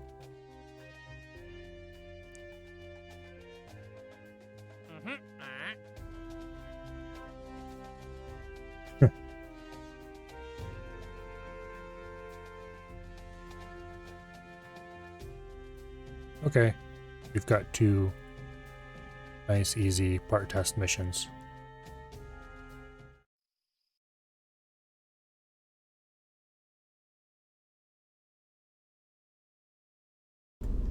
Now, if I remember correctly, we overrode the part tester with this monstrosity, which we're going to end up rebuilding anyway later. Is there any reason worth saving this other than that I spent a lot of time on it? Probably not.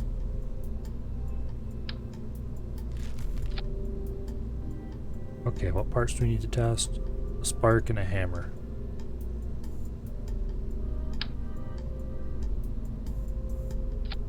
Here's the spark.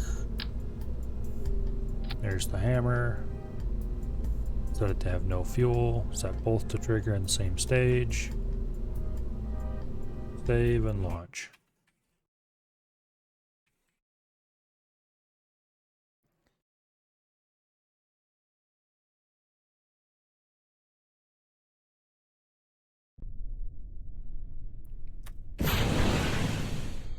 Free money.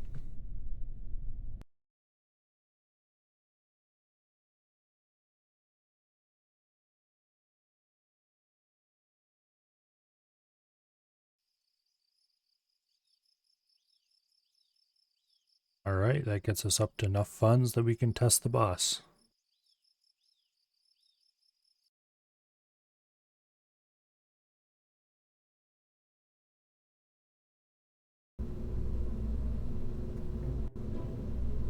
So let's open that.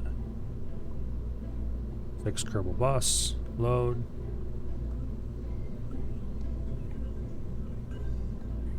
This should be ready to go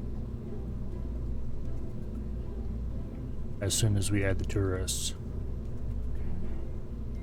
Save and launch.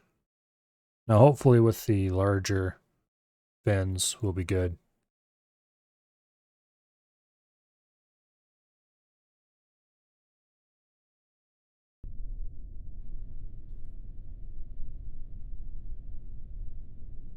Max throttle, and go.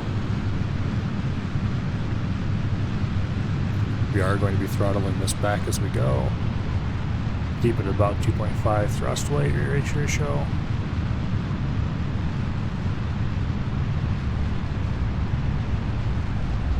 There's no point in wasting any of our fuel.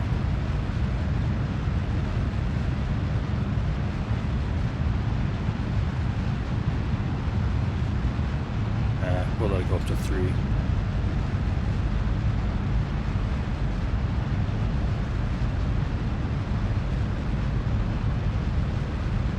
And solid fuel burnout.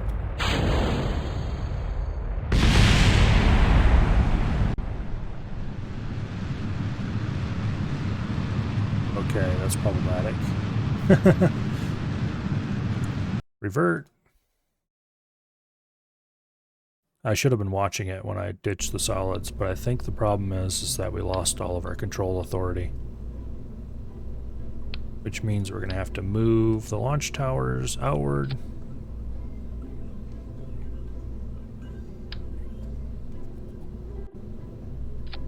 Okay. And then we will put the fins in against the stack. That way we won't lose control authority when we ditch.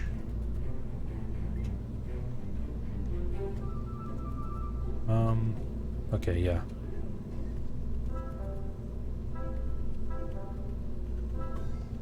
Save and go.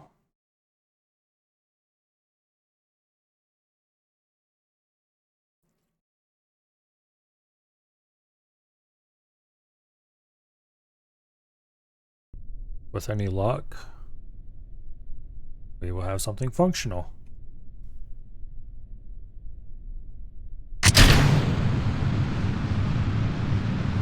Not much jiggle at launch. It seems to be tracking fairly straight. We'll let it go up to a thrust rate ratio of about 3 before we start throttling back.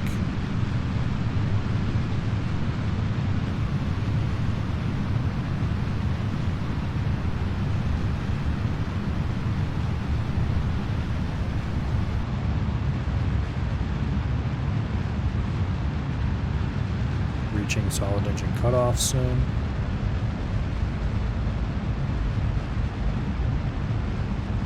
Still tracking straight.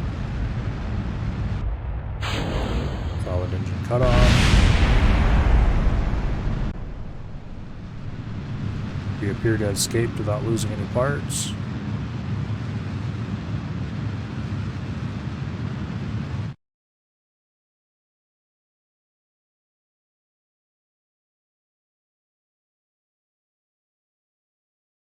Okay. It looks like we might actually be able to make it. We've got another 30 seconds on this stage alone.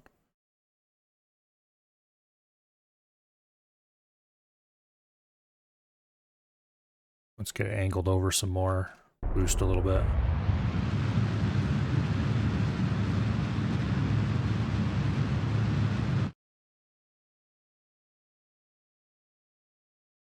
Come on. Don't want to angle over quite so far.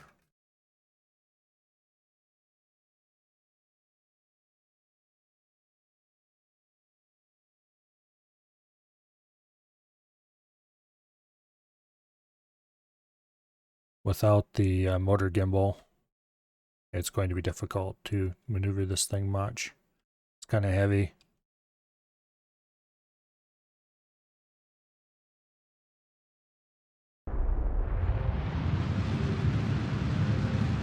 Thankfully, once we get the motors running again and the motor gimbal working, all of a sudden we have control authority again.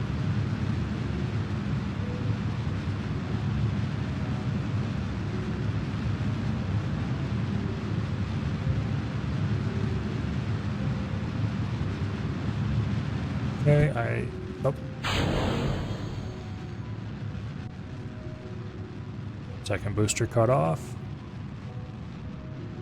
We're now just running on the core booster. We'll easily be able to circularize this. This thing's kind of overbuilt, which makes me kind of tempted to go back and rebuild it with 4 cabins instead of 3.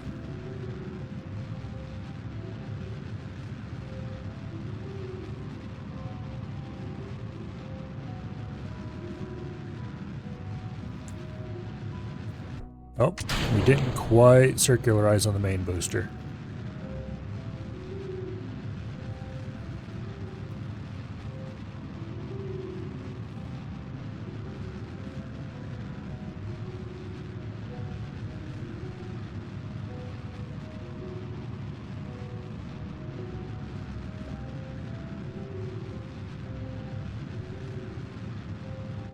Alright, circularized with more than 3/4 of the final stage left.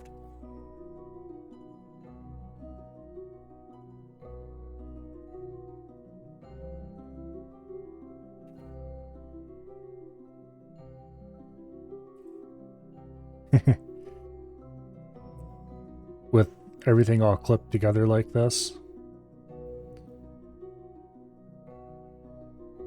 it looks a little bit weird.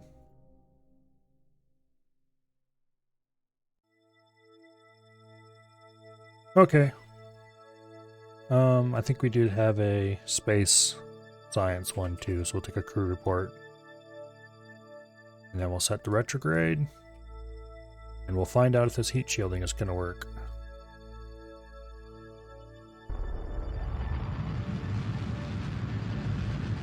I'm tempted to come in a little bit steep, just so we can make sure the heat shielding is going to be functional with this design.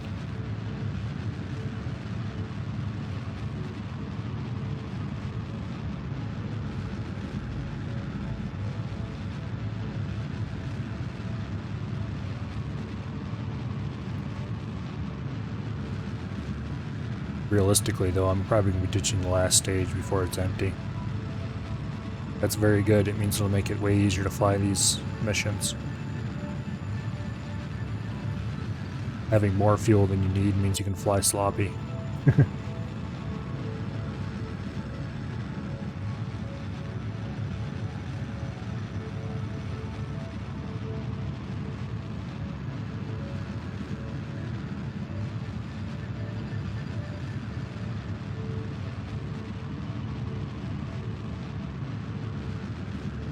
Oh, maybe we will burn the whole thing up. We don't need to, but no reason why not to. The more we burn, the steeper we'll come in.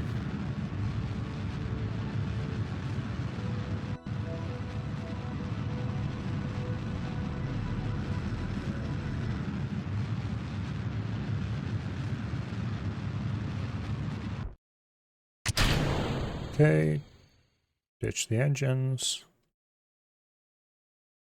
Roll us over on our back. Which isn't required, but it's just something I like to do.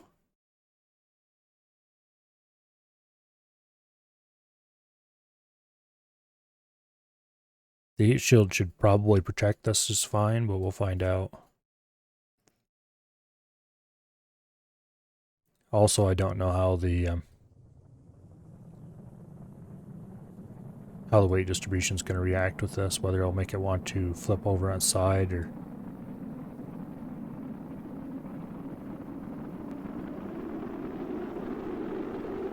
Probably a good thing we have the drogue chute on. Okay. So the heat shield did protect it. More or less. Good enough.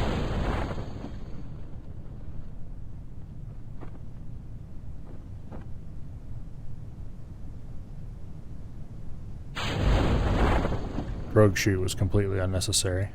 As a matter of fact, I'm going to cut it loose.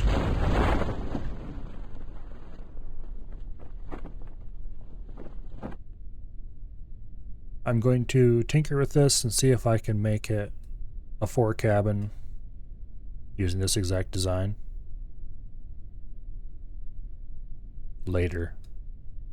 For now, it is a very easy plane to fly, and if you don't mind some really weird clipping artifacts in the views here. Okay, let's recover a vessel and make a whole pile of money.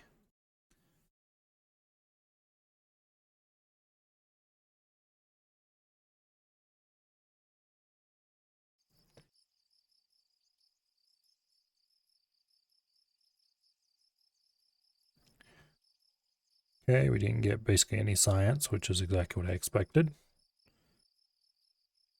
We do, however, have went from basically 0 funds to 200,000. Now,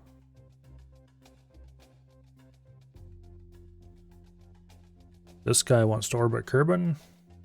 It's 2 passengers. And there's 4 for 6. Let's take another 2 and then we'll rework it to fit 8 right away.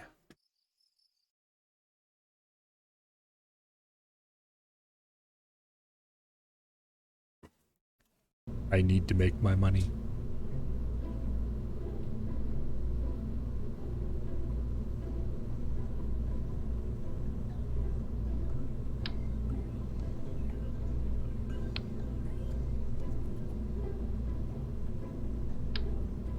Okay. Set this to 4.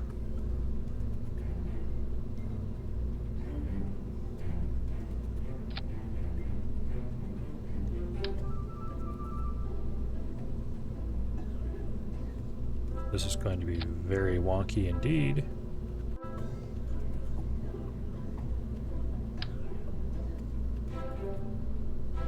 I'll rotate this to a slightly weird angle to get the windows more straight with the sides. And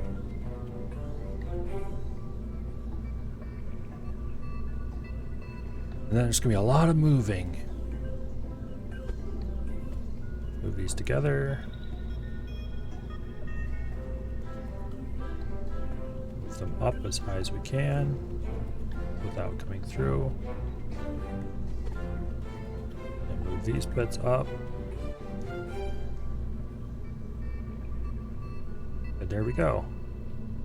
We have an 8 Kerbal bus now.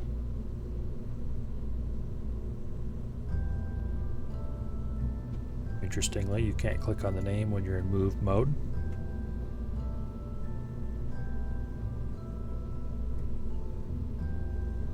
This thing is really ridiculous.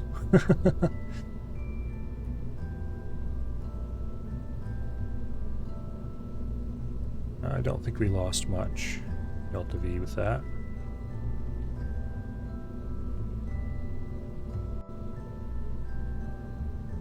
Now, let's load it back up with more Kerbals. 8 tourists in 1 flight. This is how you make money in Kerbal Space Program. Relatively early game, anyway.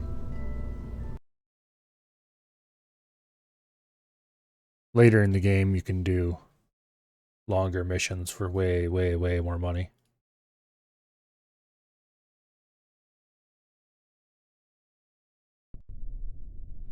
Oh.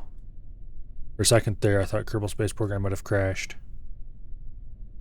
It gave me an "it's not responding" warning. Alright. Off we go. We're gonna fly basically the exact same mission profile as last time. Except The difference here is going to be that we actually have 2 more Kerbals on board. We're going to fly a lazier profile, actually. We're just going to burn at full throttle until we hit the altitude we want.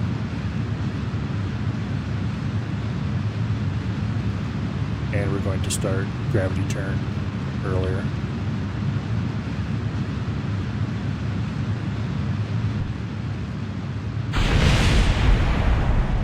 Whoa, rocket. Don't get too wonky on me. The early gravity turn was probably a mistake. Or earlier gravity turn.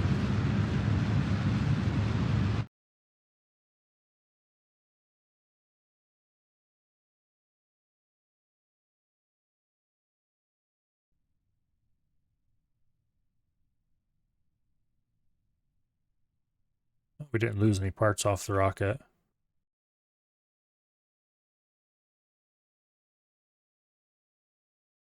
As soon as we get out of the atmosphere, we can go ahead and lean her over and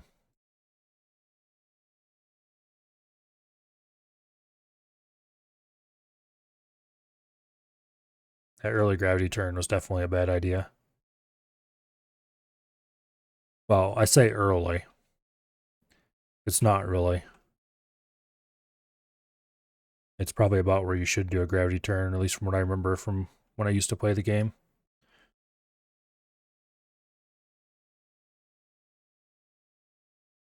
All right.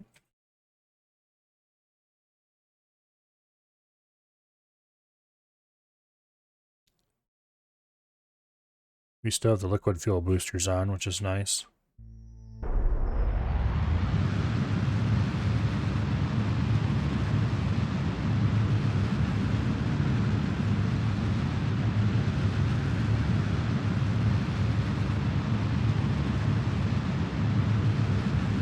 This is going to be a real test whether or not you can successfully fly a lazy flight profile and have it work. I'm definitely not doing this very precisely at all.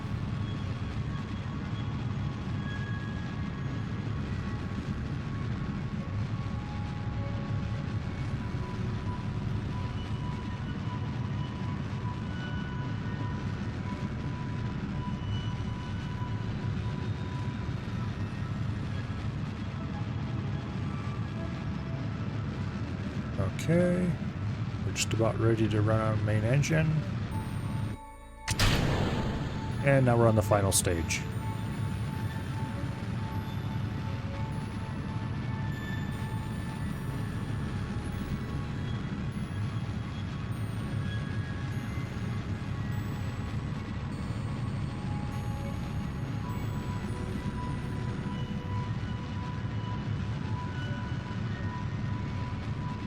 Yeah, this is going to go really well.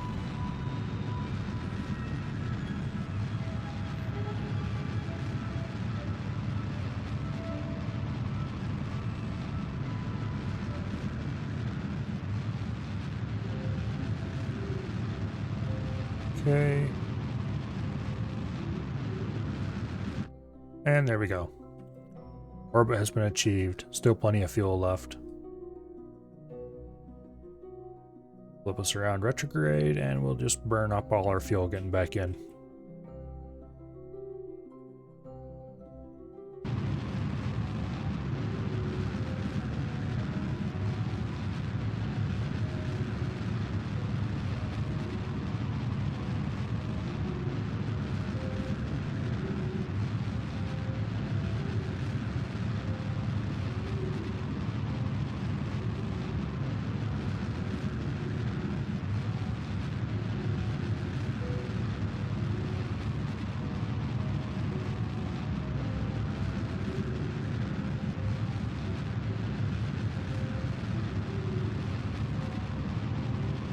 Yeah, we just burn until we're out of fuel.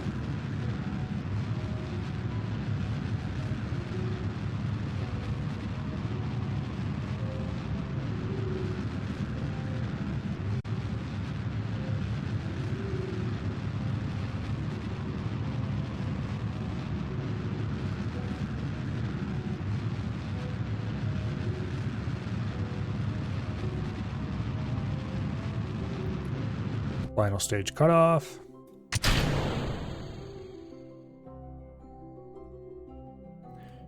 Change mode to surface.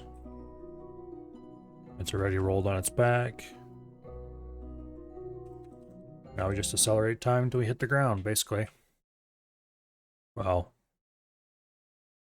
we will have to punch chutes eventually, but that's relatively easy to time. When they stop being red, then you can just do it and it'll work most of the time.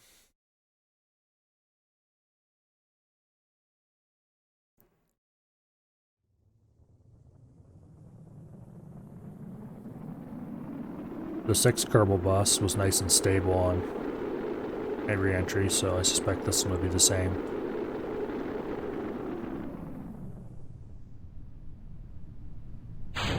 Drogue chute out. Main chute's out.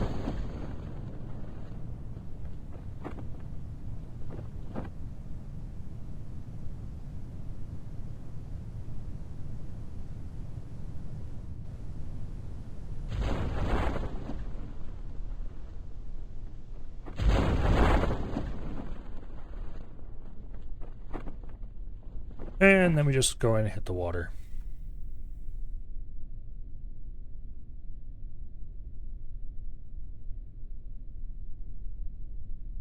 I'm not sure if it's my computer or if the game has just gotten better about doing physics warps. But it's really nice to feel secure that you can hit the ground without having to turn it off.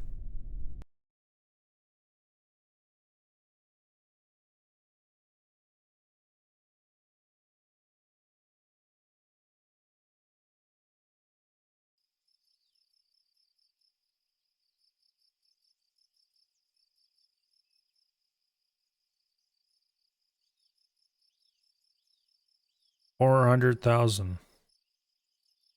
Pretty good chunk of money. Okay.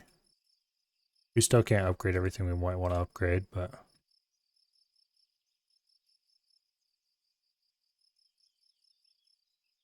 Maneuver tool. I've never used that. 500,000 to unlock that. Okay.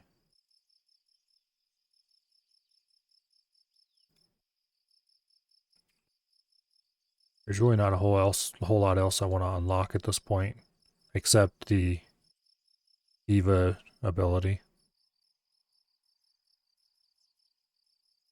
We'll buy that now, and then we'll get a whole bunch of tourists. Okay, there's 3 tourists,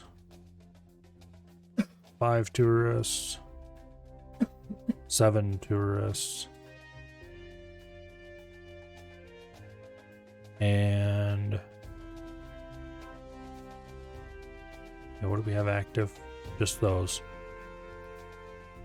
Okay, we can haul 8, but this time we're gonna haul one of the Kerbals, probably an engineer. Oh, maybe a scientist. Nah, Bill can go first. No, we'll do them in reverse order. Bob can go first. Okay. Tempted to remove that drogue because it's not that useful, but...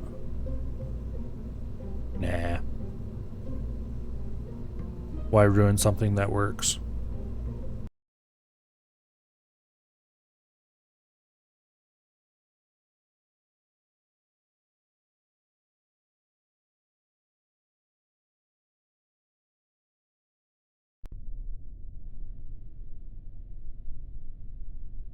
Okay, max throttle.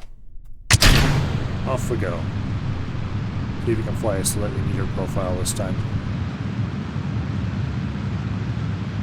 In particular, we are not going to tip over at 10,000 feet. Or 10,000 meters, I guess it is.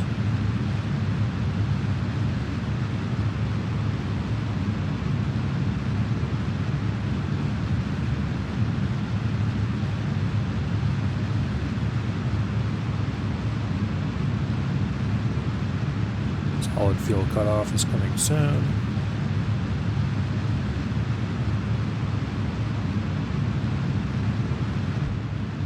Solid fuel cutoff.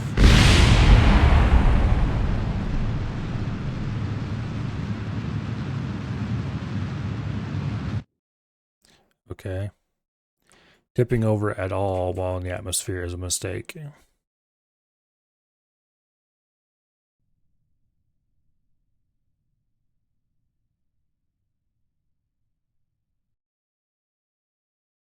Let's turn on prograde hold and hope it gets there eventually.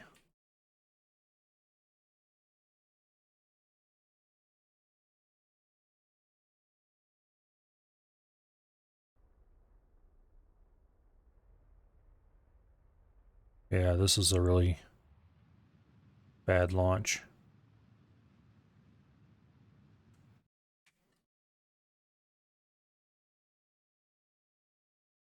Okay, basic stability assist on.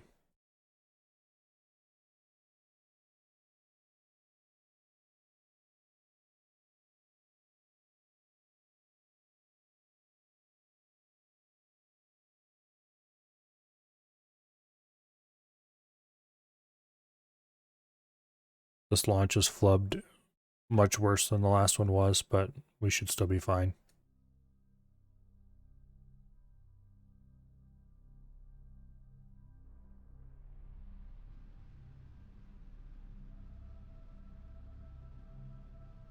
Okay. Gonna want to aim a little bit under the elliptic here, so we're getting too high.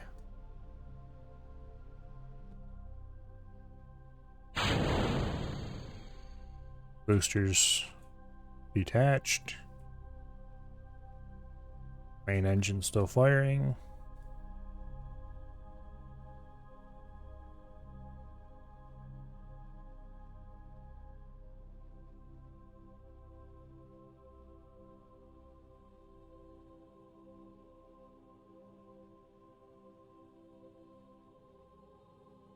Yeah, this rocket's massively overbuilt simply so that I can fly lazy approaches.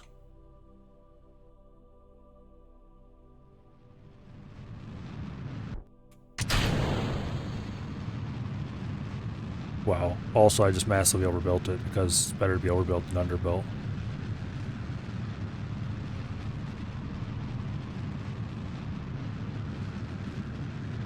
I was attempting to do a little bit of a gravity turn at like 20,000 meters, but it didn't work out very well, to say the least. My previous attempt at doing your standard gravity turn at 10,000 meters worked out even worse with this rocket, so I think gravity turns inside the atmosphere are pretty much right out.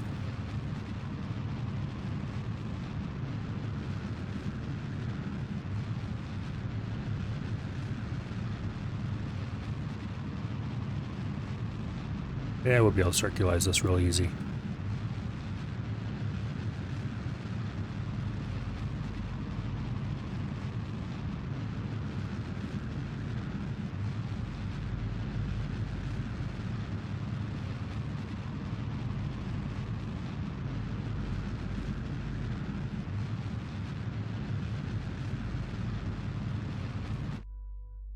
Alright, swap us around to retrograde. I haven't been deleting my messages like I should.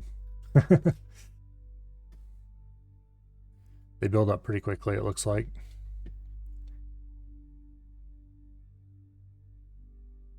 Now, we are at retrograde. Let's just burn until we're out of fuel.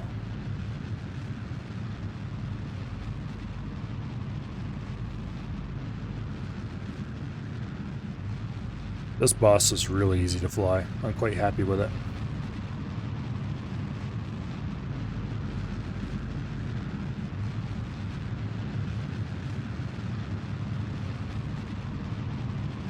It's better than the bus I had in my previous save, that's for sure.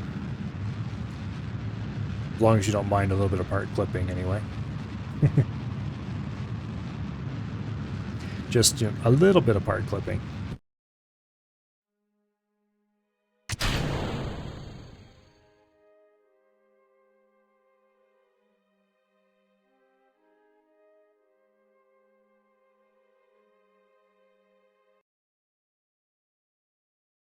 Alright, now we just warp straight into the ground.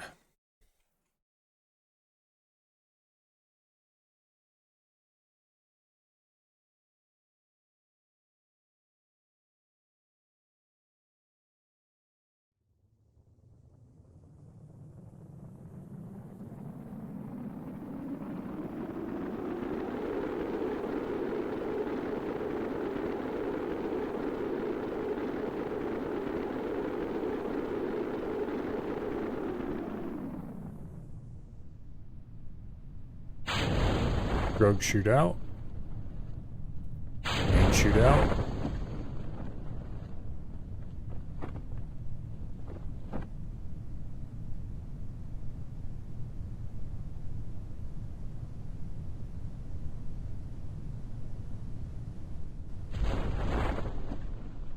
Rogue chute fully deployed. Main chute fully deployed. Looks like we're actually going to land on land this time instead of in the water.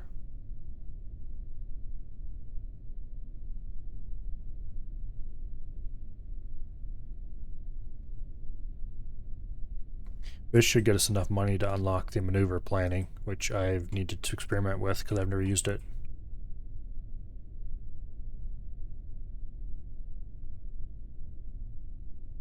And recover.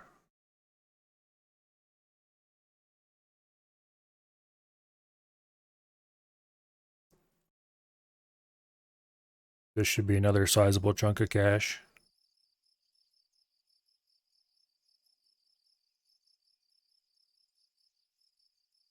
Oh yeah, 500,000. A couple more missions like this and we'll easily be able to afford the tracking station upgrade.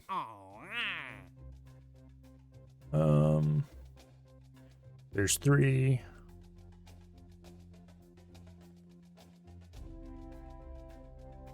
There's 5.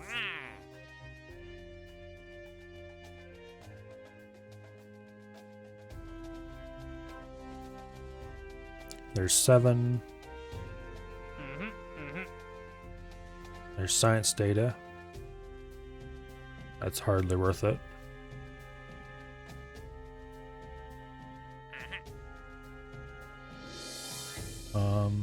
This gives us 9 tourists,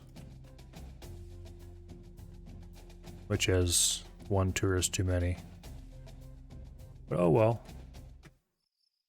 There's a way to fix that.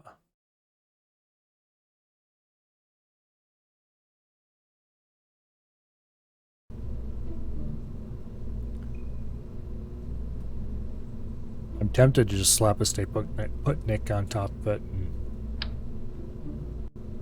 Problem is I don't think these things have SAS at all.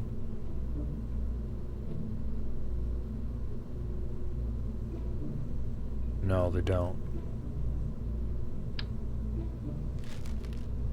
Flying without SAS is definitely possible, but it's more annoying than I want to deal with. How much weight is this? 1.1, 0.7. This is 0.6 and this is 0.7. Kind of ridiculous. How many does this hold? Crew capacity of 1. Okay.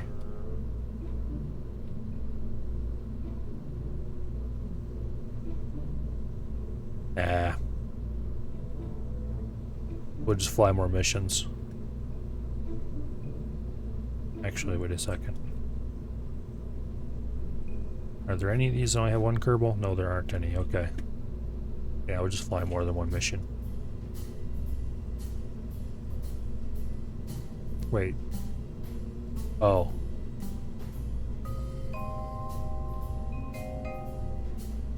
Which of these have 2 Kerbals? Several of them. Piper and Listop. Okay, these 2 we'll leave for a later flight. And we'll level up Bill Kerman instead.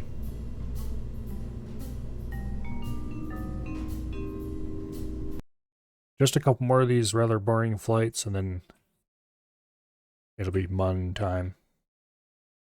With the maneuver planner, which I've never used.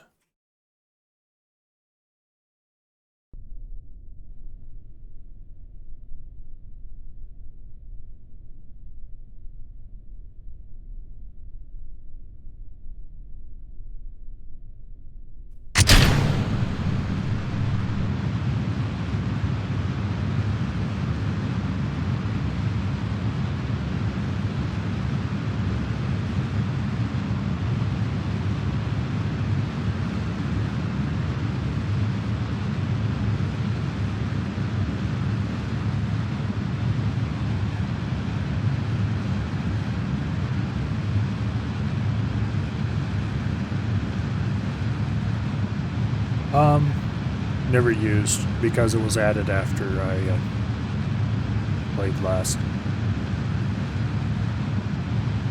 I don't think I ever used it anyway. If I did, it wasn't called that at the time. I've used the planner for like simple single maneuver nodes, but that's something different. And why did I do this again? I should know better. Also, we're way past main engine cutoff, or where I want to cut my engines off. Like I've used the maneuver planner, this thing, but apparently there's some kind of other maneuver planner thingy. I guess I'll find out in a minute, because this should be.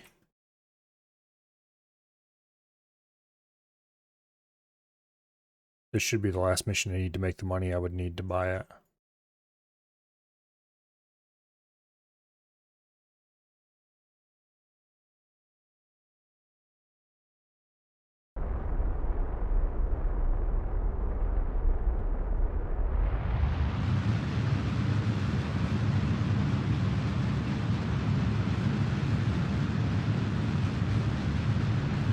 Anyway, it's a good thing we have plenty of Delta V to waste.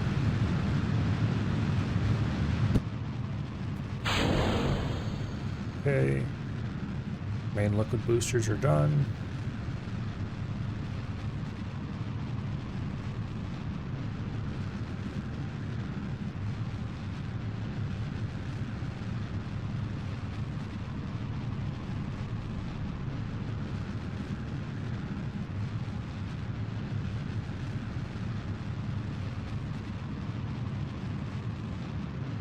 We're certainly way higher than we need to be.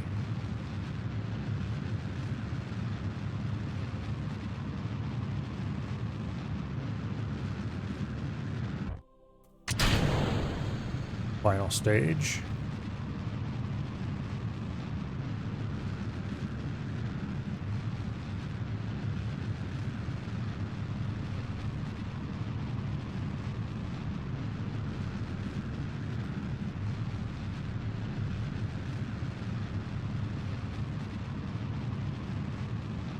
This is going to take a little while to circularize.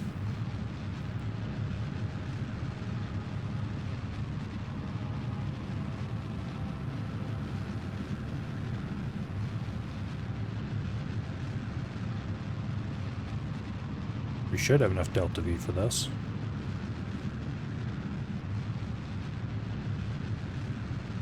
Yeah, we got plenty.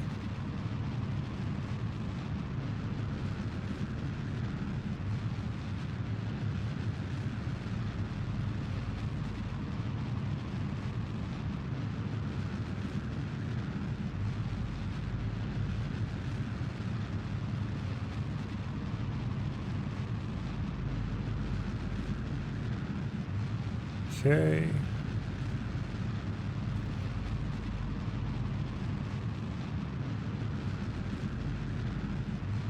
And we are in orbit.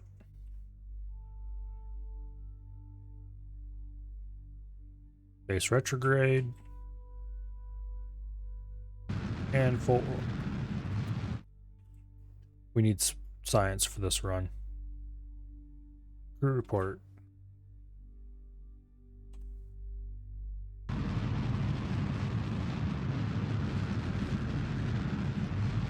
Okay.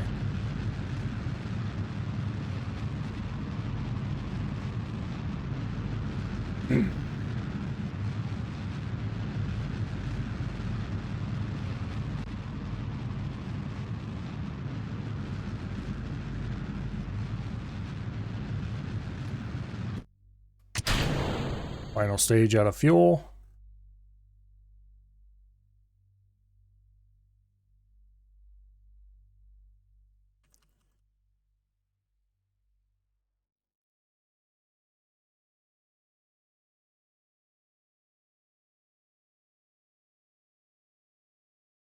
All right.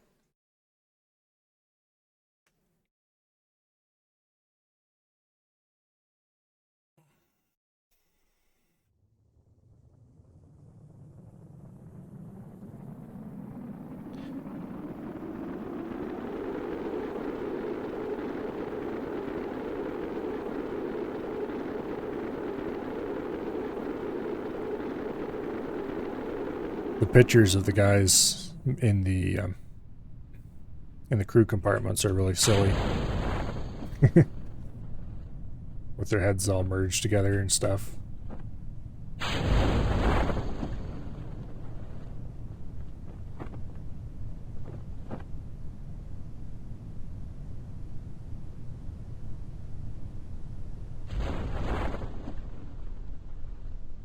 All right.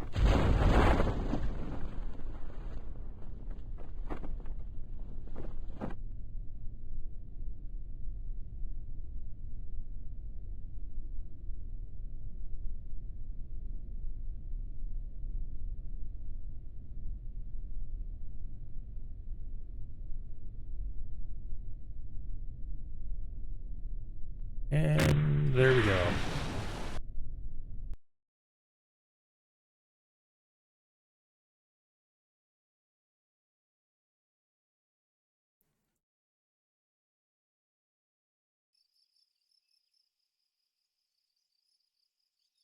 Don't know what they're doing during the loading screens, but they don't seem to be any faster with an SSD than they seemed on my really old computer and a hard drive.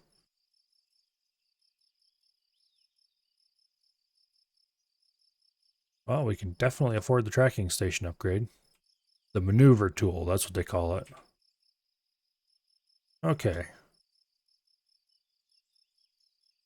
Fully upgraded.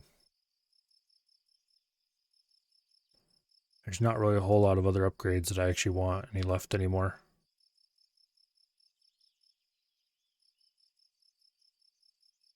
Obviously, eventually you need to get the science upgrades, but...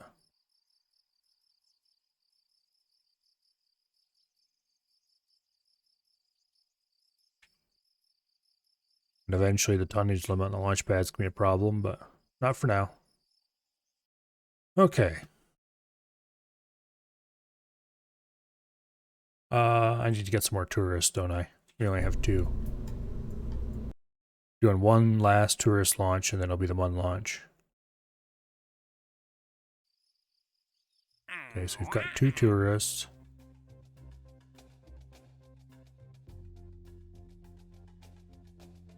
And we've got 3 tourist missions that we can take.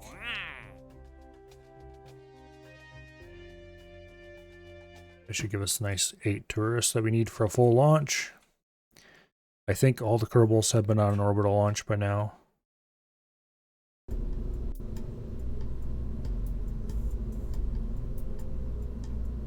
Yeah, everybody's level 1, okay.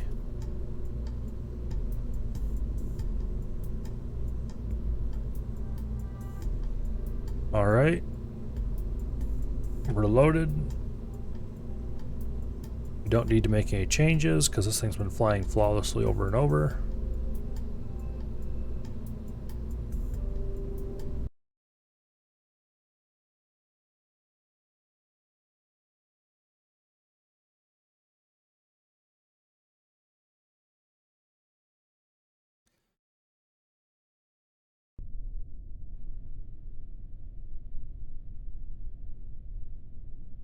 Maneuver tool. Okay. Oh, I see. This is for planning transfers.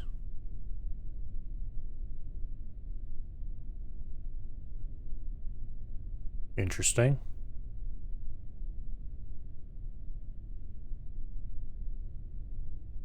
That might be useful.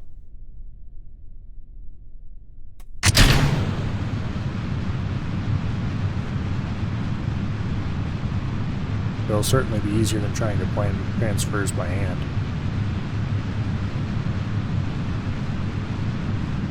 Even if it doesn't work very well.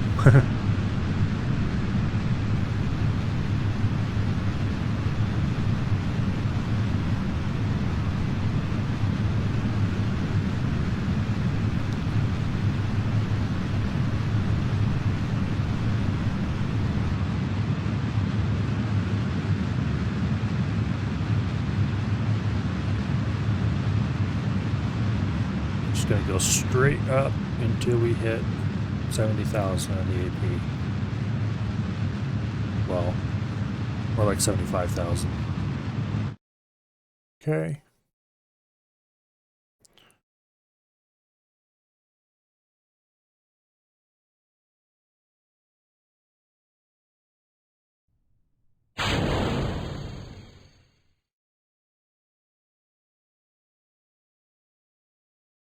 I missed the solid fuel cutoff because I wasn't paying attention.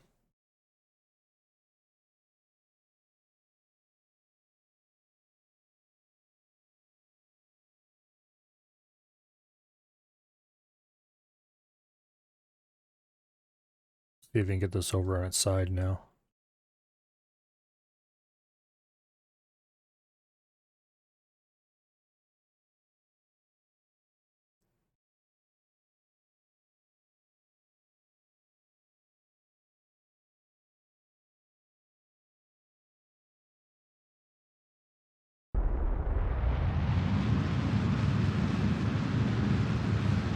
All right.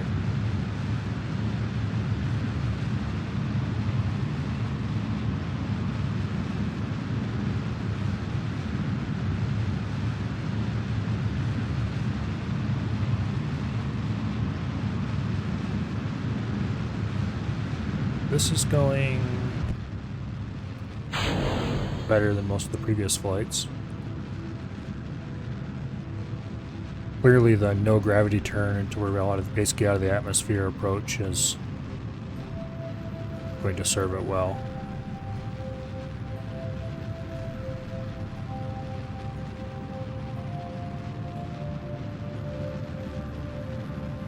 See how circular we can get just to see what this maneuver tool is like.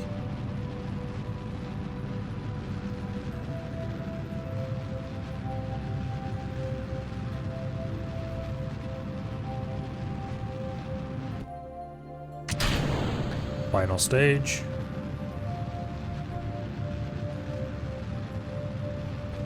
I don't think this is actually going to be any more efficient than the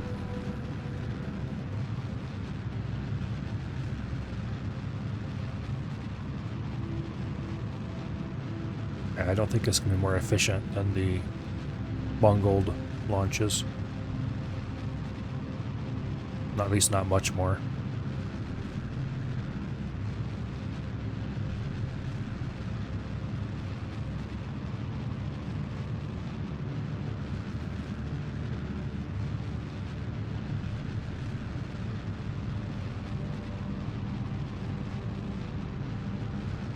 Okay.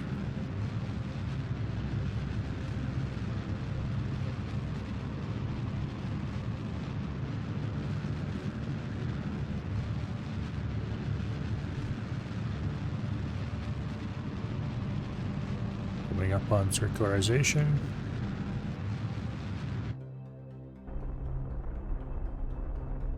All right.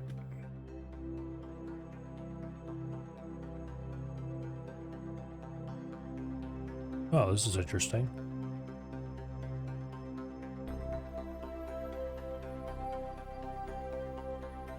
Okay, based on current orbit.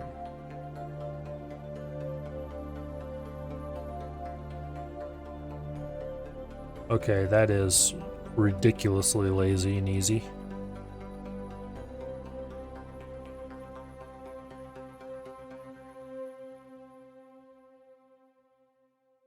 This is almost too easy. We're not actually going to minmus. Actually, wait a second. Oh, 900 meters a second at delta V. For the Mun, 850.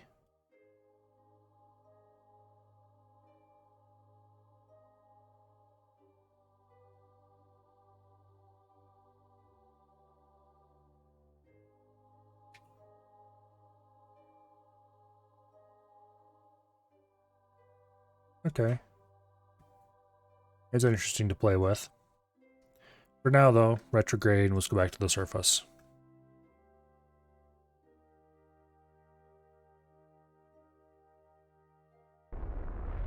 This maneuver tool kind of reminds me of an autopilot tool I used a long time ago. Obviously, it is more limited, but I don't remember the name of that autopilot tool. I never really used it very much, just for one playthrough, but I thought it was too cheaty. Well, no, wait, that's true. That's not true. I used it for 2 playthroughs. I used it for one where I just used its full capabilities. Yeah, mech job. I used it for one playthrough where I used it to its fullest, and then I used it for another one where I turned off all the actual fly the ship for you options. Just used it to plan maneuvers and stuff like that. View my ship's Delta V, and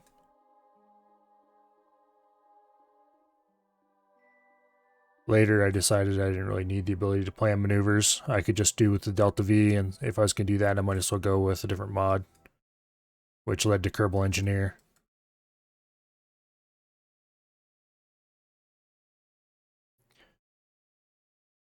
Mech Jeb was pretty janky. If your ship wasn't perfect, it could get pretty interesting.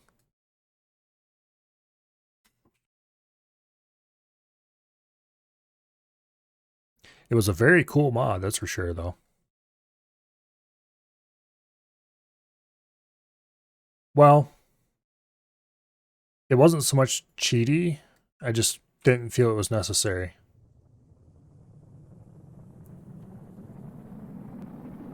It pretty much invariably did a worse job than I could do flying manually.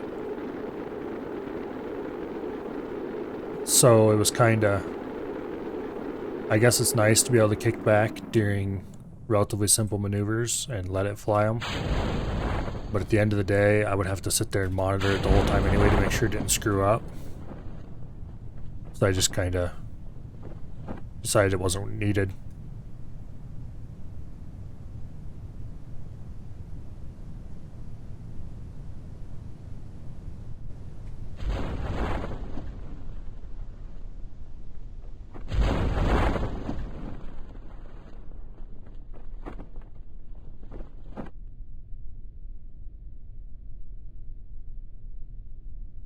My main problem with it, though, was basically just it didn't do a better job than I did manually, outside of the planning part of it.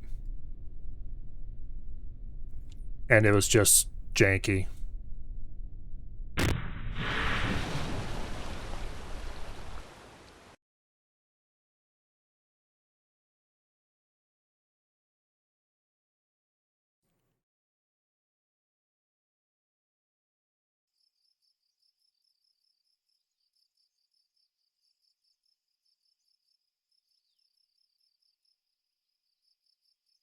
Alright. We have lots of money. We have all the facility upgrades we need at the moment. It's time to start focusing on science. To that end, we're going to finally accept the MUN mission and build an actual MUN rocket.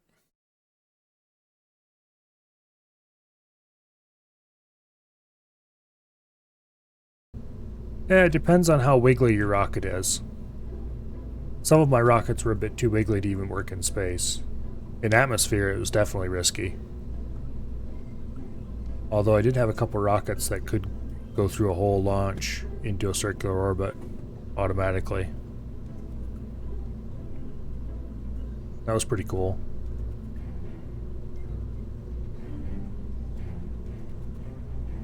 If I remember correctly, that was the game I had the rock pile in. We don't want to load one, we want a new one. The rock pile was a... Oh...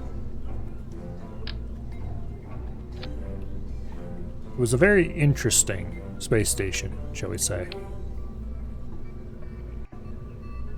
I had made... This was back before career mode was a thing. So I was launching various larger than they had to be rockets just because I had a standardized booster at that point that flew really well and could haul a lot of cargo. So I'd just take that booster and then paste whatever I wanted to launch on top of it. Well, I'd often end up with more fuel than I needed in the booster bodies. So I built a fuel station of sorts.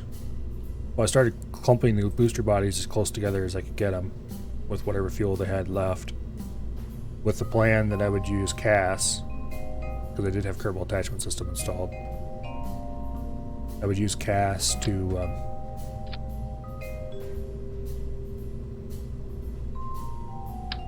just move the fuel out and into other tanks later. Because, you know, got all this fuel up there in orbit, you may as well.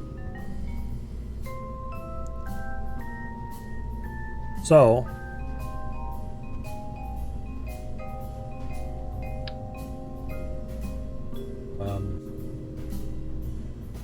we need a decoupler.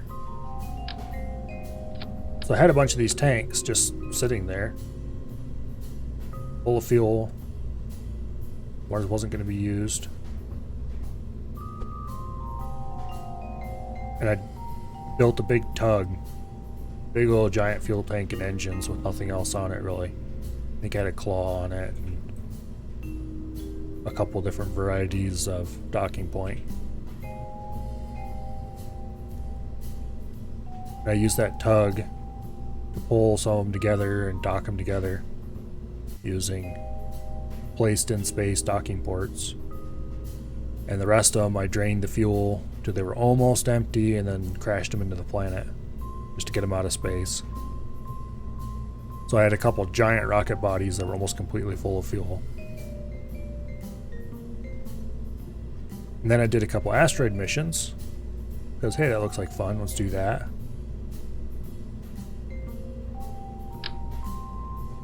Don't need that. I don't need this either. We're doing this all wrong. No, we're doing this all right. Anyway, I did a couple asteroid missions because why not? They're fun. Look interesting kind of thing to do. And what are you going to do with the asteroids? Bring them back and put them in Kerbal orbit, I guess. Well, where are we going to orbit them? Oh, I know. We'll add them to the space station. So I made a couple little space station modules that had claws on them.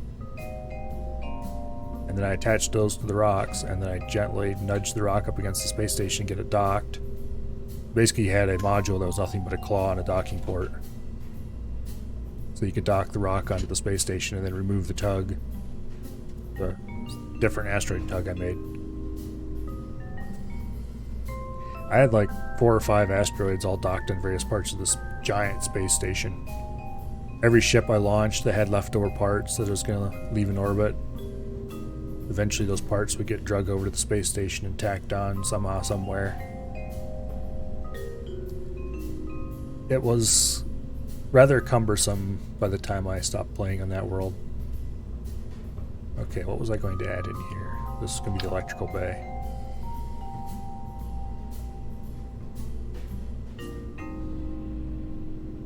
And I was going to put something else in here too. Oh yeah, the antennas. This is a really extra way to configure antennas, but I think it's cool, so that's all that matters.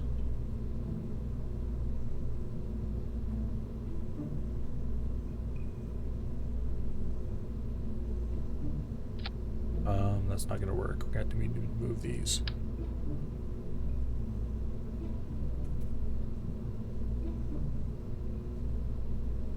Four. 1, 2, nope. Okay, 1, 2, 3, 4. 2, 3, 4. Okay, that should be the same angle then. We need to go farther out. Okay, is that clear? Sort of.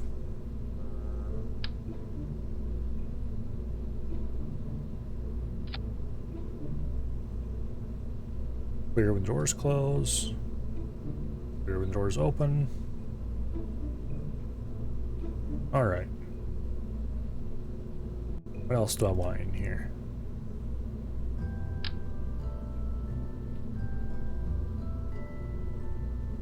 I'll put the barometer and the thermometer on the back here. We're going to need to change this configuration some, because we need to bring a second Kerbal along with us.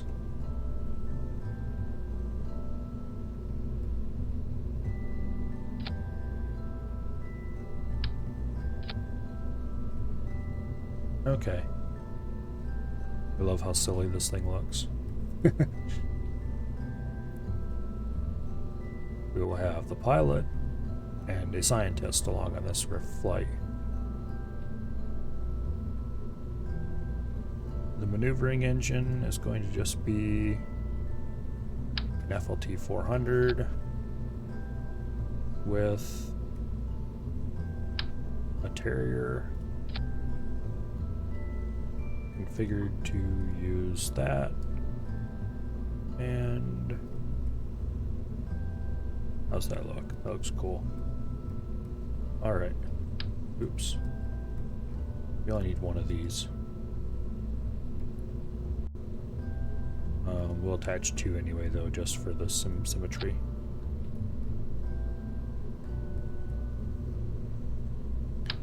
And a little bit more electrical.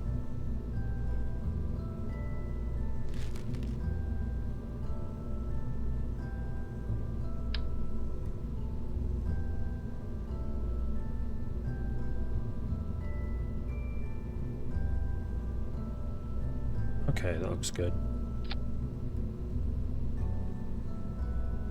That's a lot of transmissions of science back. Remember correctly, the thermometer has 100% transmission rate. Not that it's really going to matter, because we can just spacewalk and grab it everywhere every time we need to. Unfortunately, we don't have ladders unlocked yet, so we can't just put ladder rungs all over this thing so you have places to grab.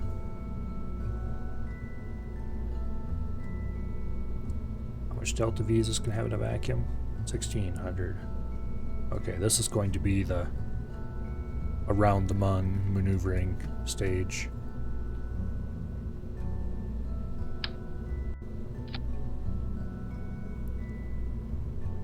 It's really unfortunate you can't change the shroud color.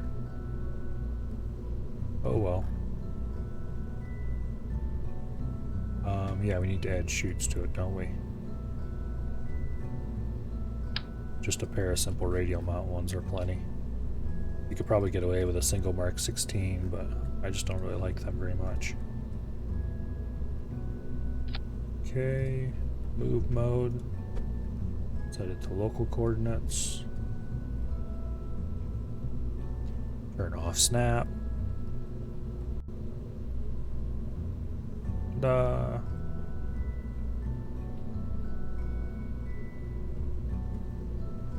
Okay, action mode. Set these to gear. Can't remember if it's safe to toggle the doors on the cargo bay at the same time. We'll try it.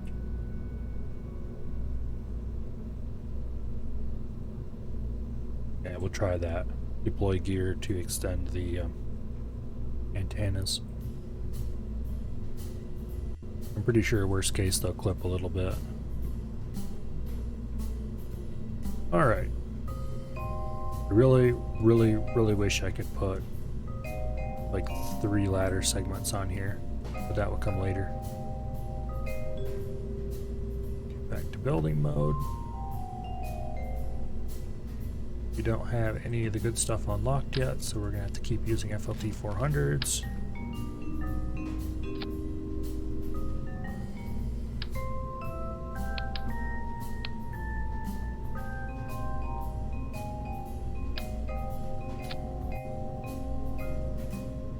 I'm actually tempted to take... it's got to be built bigger than the boss, I think. Use 5 of those.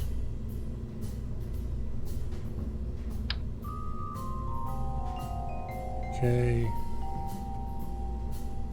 Toggle snap, quad mode.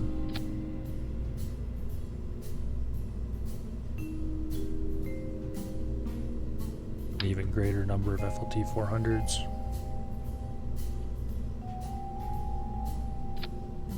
It's on straight. Yes, it's on straight.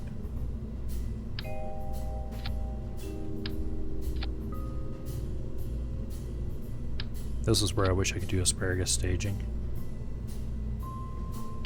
Okay, LVT 45 in the middle. LVT 30s on the outside. And if we had the long reach decouplers, we could put them on right here. Fortunately, that's not a thing. Okay. How much delta V do we have? Not enough.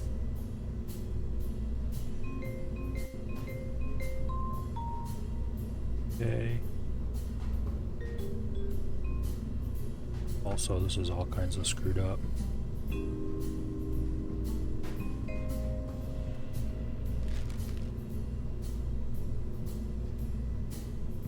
Okay, this is goes there.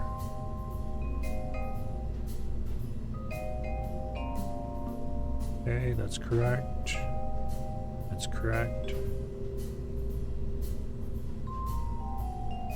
Good. Okay, everything is in theory set up correctly.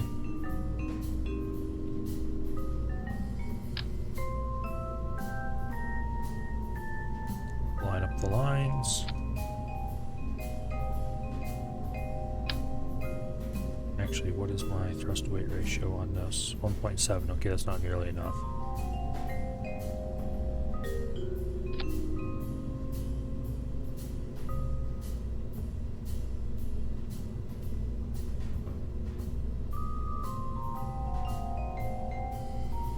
This goes over that.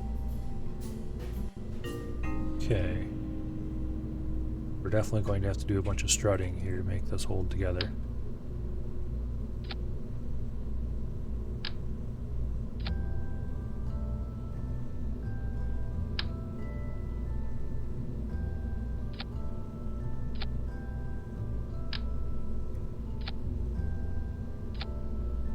Well, some strutting anyway. I wish I had those little solid engines you could use to kick boosters off, whatever they were called again. It's probably not big enough to worry about those just yet, though.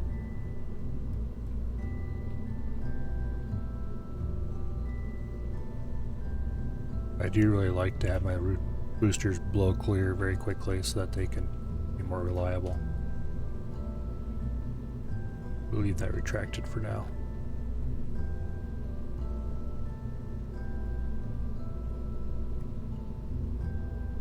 I don't know if this will ever actually orbit the Mun or not, but I'd like to at least fly by. Okay, we do have a considerably more delta V than the bus has.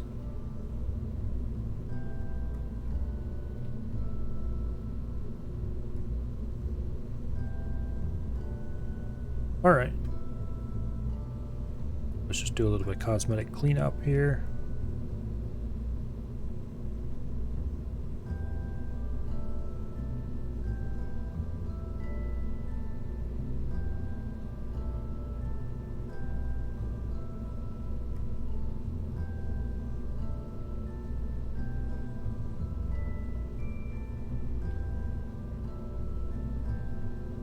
It's kind of cool that you can change the patterns on the tanks now.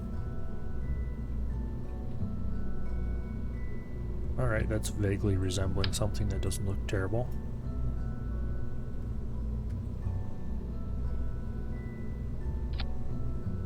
Okay, those went into the right stage. Good deal.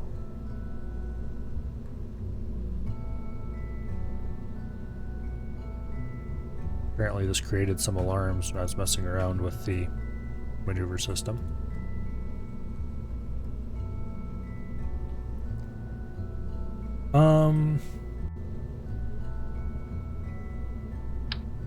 better add some fins, or a bad time will be had later.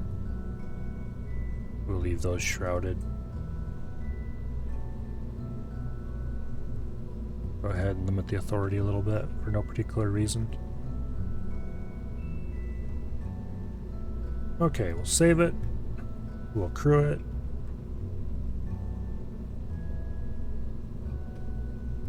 Save it again, and we'll launch it.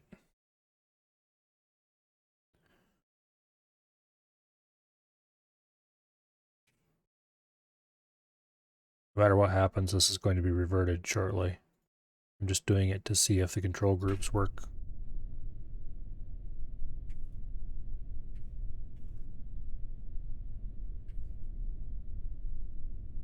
Spoiler, no they don't.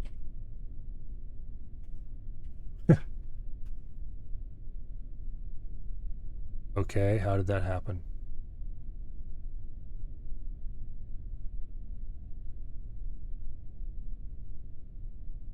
That's annoying. Revert vehicle assembly.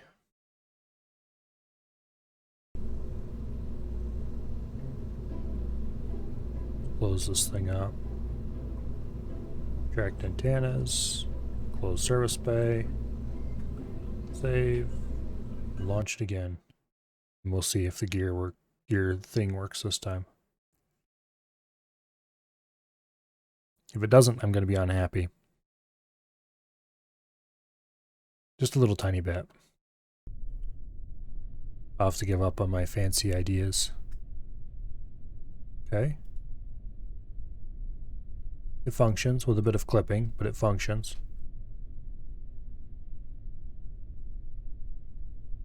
Alright. I do believe that it is time to attempt to make a MUN mission. I didn't check to see what my thrust weight ratio is. Okay, it's plenty good.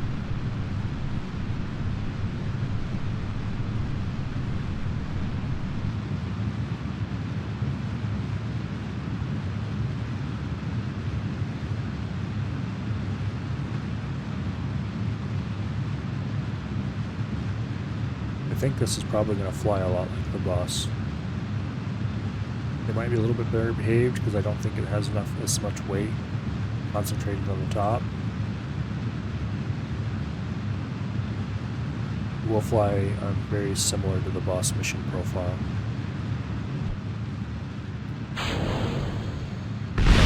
Cutoffs. Doesn't seem to have destroyed anything.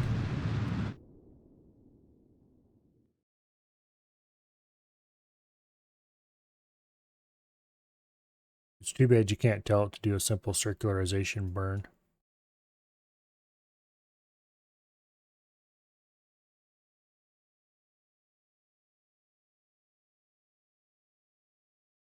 Okay, that's kind of cool. Of all the things that I would really like to have a maneuver planner to help me plan, a simple thing to automatically plan circularization burns would be nice.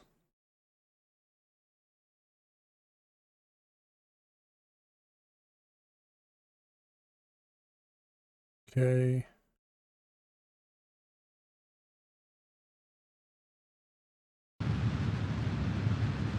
And here we go, circularizing.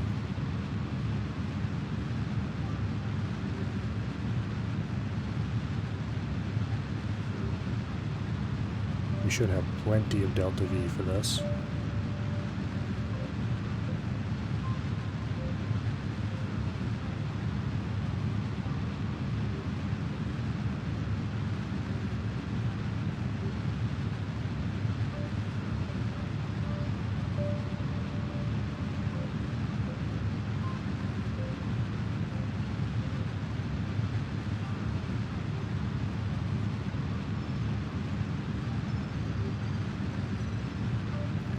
Might as well set the MUN as our target right now.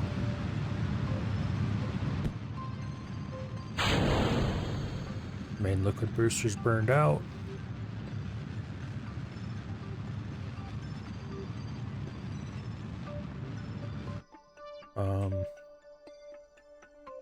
Yeah, that was a waste of some fuel. Wasn't paying enough attention to what I was doing.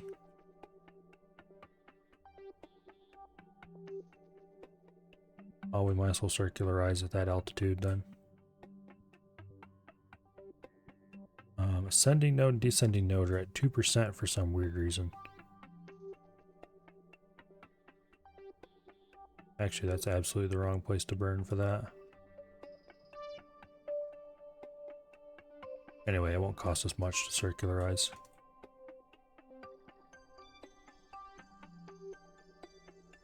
Come on.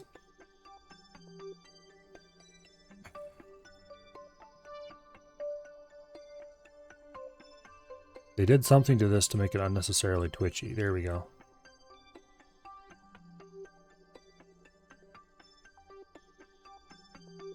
We'll just warp there. Set prograde hold. How much mass do we still have on? Okay, we still got the main core booster with some reasonable amount of fuel.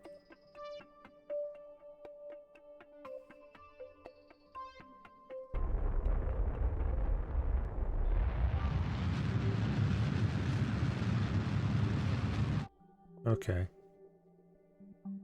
That's close enough to circularize.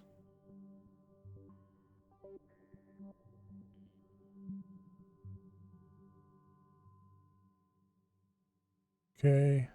I should have unticked create an alarm because I don't actually want to create an alarm.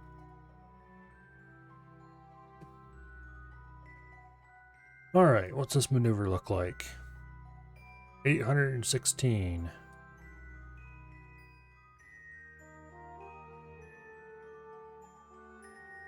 Okay.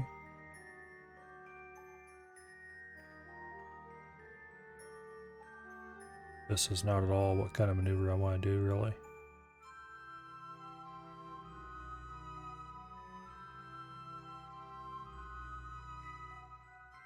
Tempted to adjust it around a little bit, see if we can get something that gives me a better...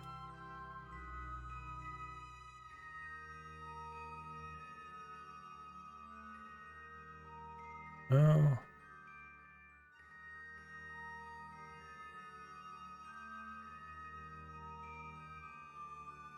Yeah, okay, let's replan it.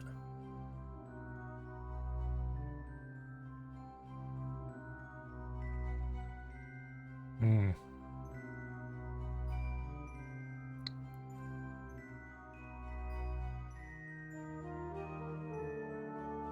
Okay.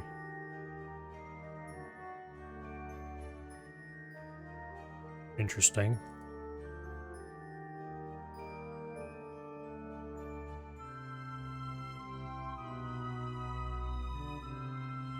Wait, why is it having us burn then?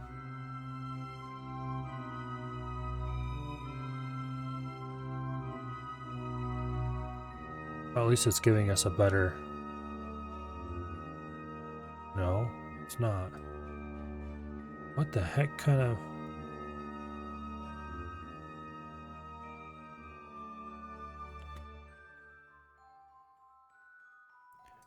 Okay.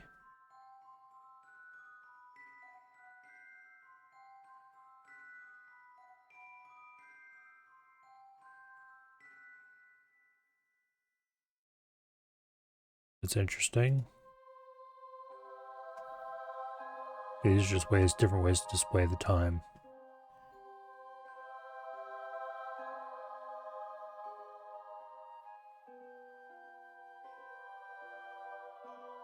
Okay, so this is Kerbin. Wait. How many orbits ahead is this encounter?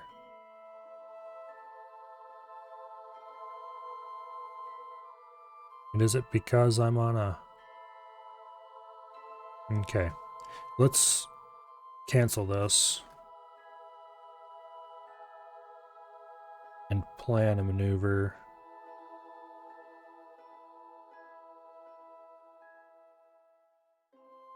To get our ascending and descending nodes somewhere close to 0. Like that.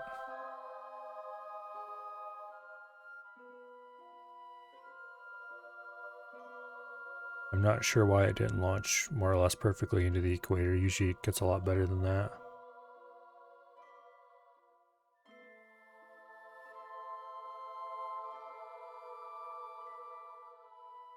Three-second burn at 3 minutes out. Yeah, stability assist hold. I wonder if it was fighting me. Also, this thing is kind of wobbly.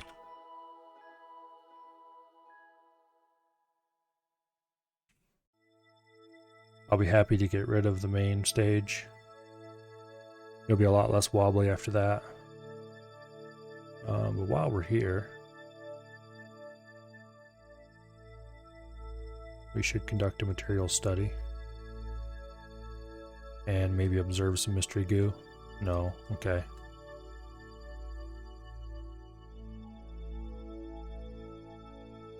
Jeb gets to do the first EVA.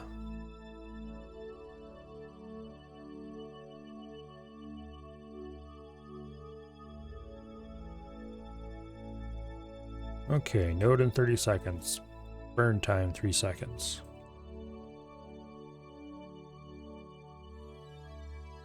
Hopefully by getting a nice flat orbit, it'll be a little bit less weird about planning maneuvers.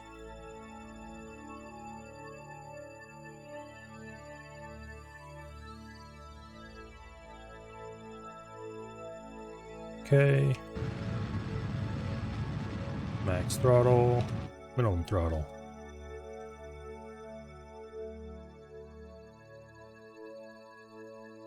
Let's try to get this a little bit more perfect. Chasing the maneuver node marker often isn't a good idea, but...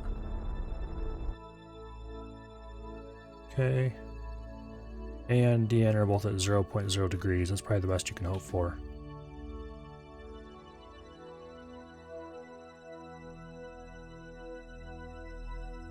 Okay, this is a more maneuver much closer to what I expected it to plan.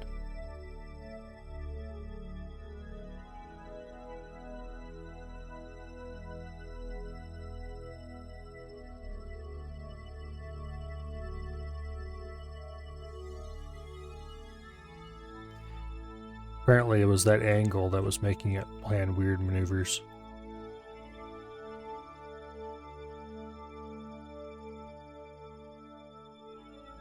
Probably could have fiddled around with it a bunch and manually planned a maneuver that was close enough, but...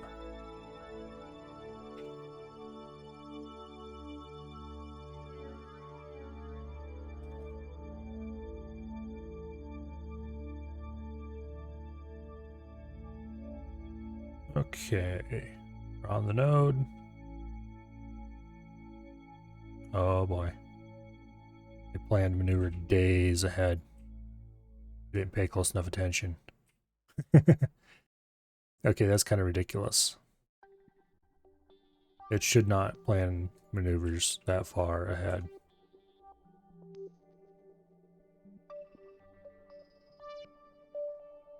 Like, we're in a perfectly flat 0 degree off orbit with the Mun. There is no reason to plan a maneuver who knows how many days into the future.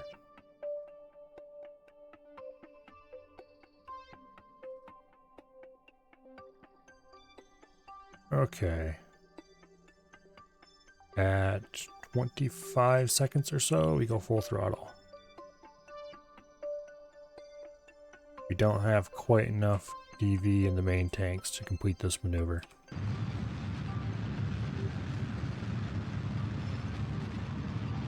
But that's still fine.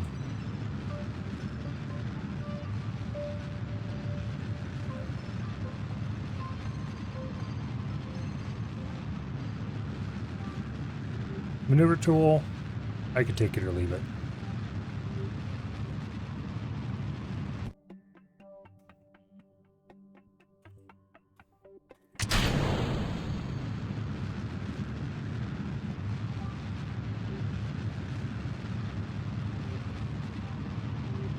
It seems reasonable, sort of, but it also doesn't plan maneuvers that are,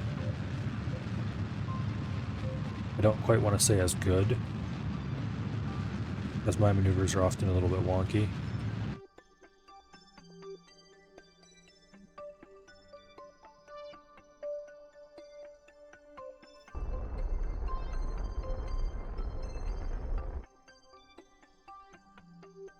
Okay, close enough.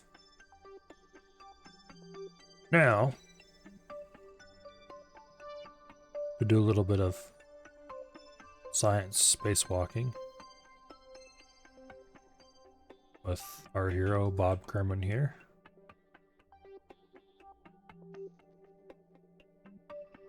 Okay. We'll store that experiment. We'll collect the data. We'll restore it.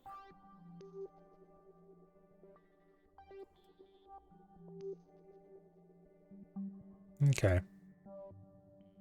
We can restore the Science Junior without actually having to get out. Which is cool.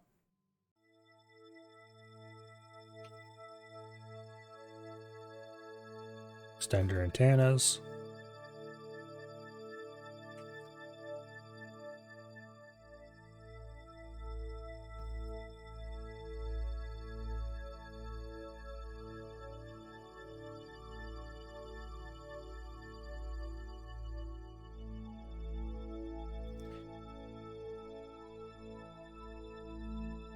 I used to run a mod that swapped crew reports with EVA reports.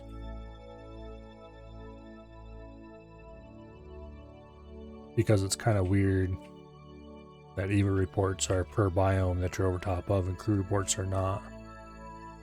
And it was kind of annoying to have to get the crew out every single time you pass over a new biome.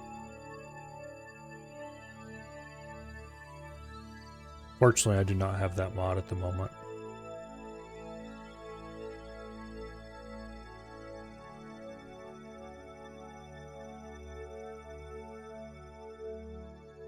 So old Jeb will have to hang off the edge here. Okay, we're now high over. So we can do a completely new round of material studies and such like.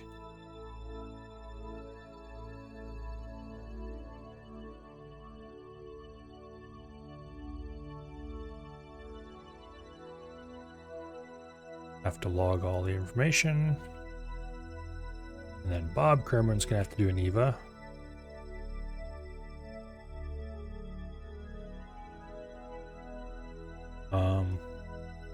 Bob Kerman is not going to do an EVA because I forgot to turn stability assist on before I got out. Okay, now Bob Kerman's going to do an EVA.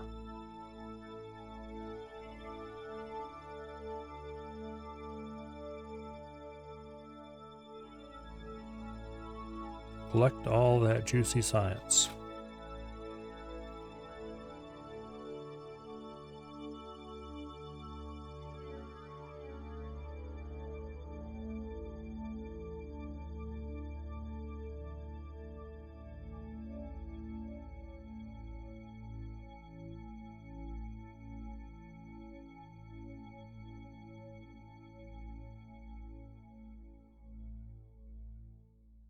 All right.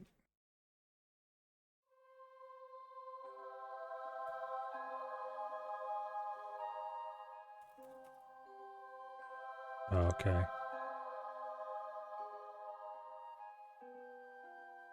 Now, here's crew hatch.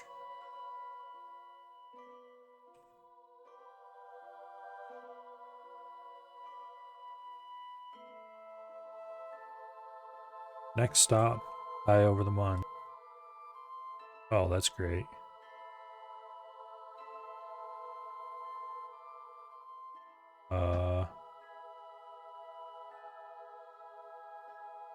We're gonna have to make a little correction maneuver here because our bouncing around created a problem.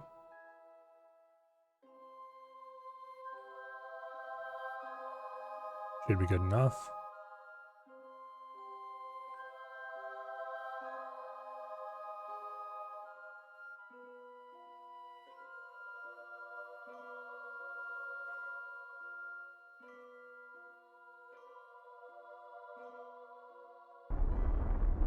We just do a very slow, low throttle burn.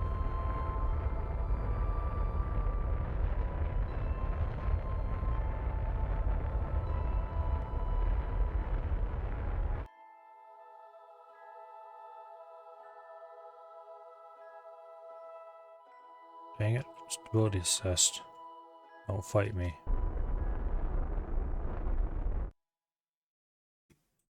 Okay, good enough.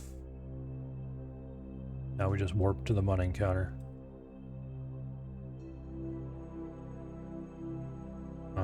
Actually, let's stop out here. Crew report, high over Kerbin. Okay, is there anything else we can do here? Island space, high over Kerbin, we already did that.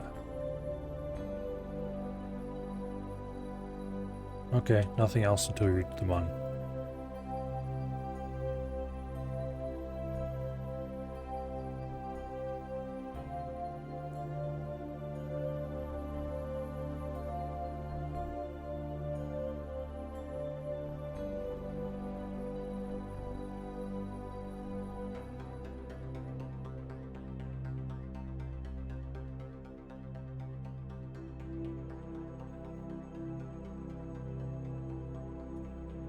Alright, we're now high over the Mun.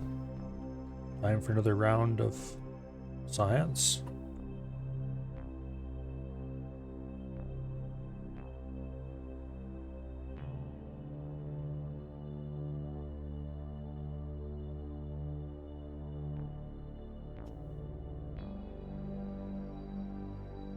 Make sure stability assist is on, and Bob Kerman can go EVA.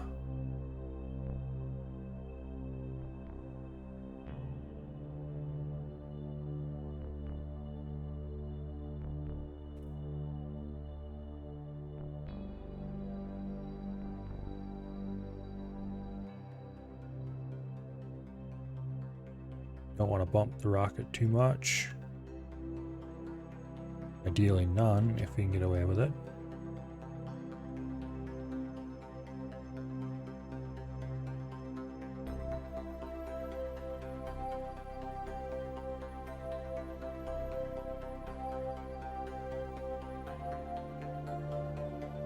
Okay.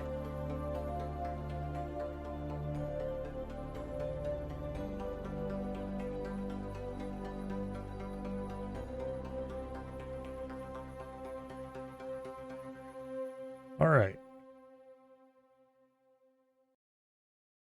Take another crew report. We should probably just go ahead and transmit our crew reports. There's no reason not to.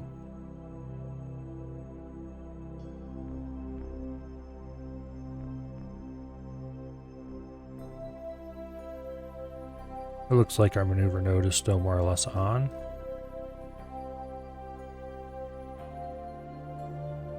Let's warp in a little closer.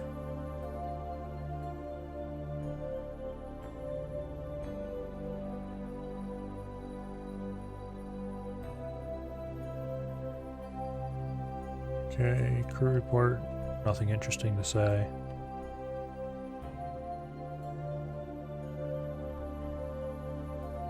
I don't remember what altitude counts as low over the Mun instead of high over the Mun.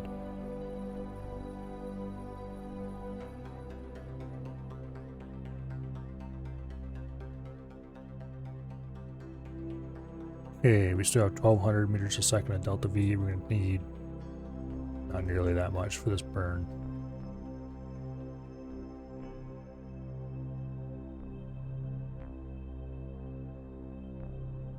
We're probably going to have to do a couple more burns though to get into a lower orbit. 19-second long burn. So about 10 seconds out.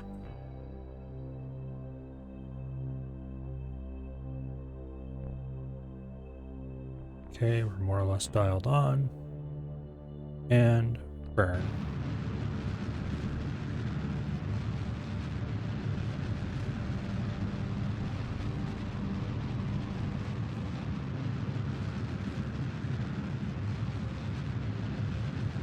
want to get this fairly low.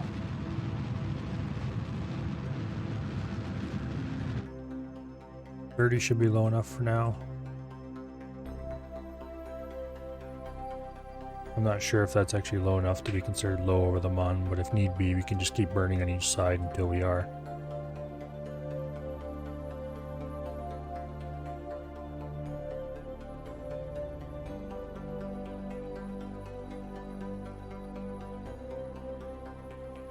Alright, let's burn until we are mostly opposite side. Not burn, warp.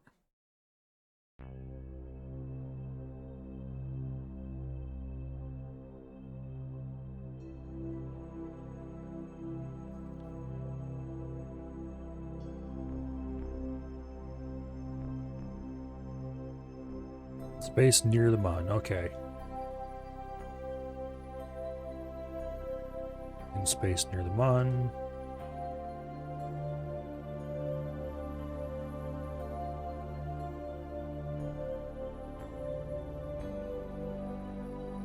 We'll transmit this crew report quickly.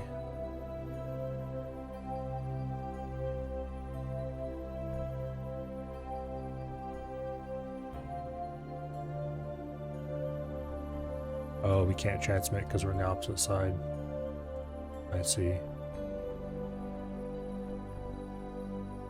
Alright, set retrograde. We'll do a circularization burn when we're a little closer.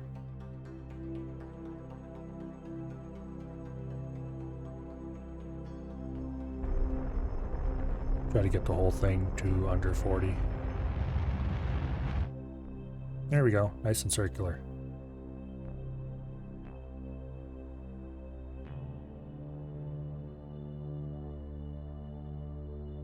Okay, we got Mun Midlands.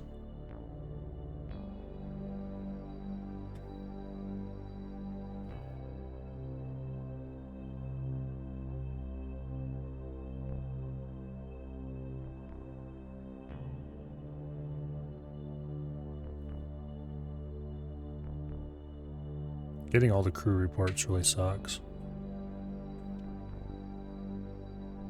Especially when you're on the dark side of the moon and can't see.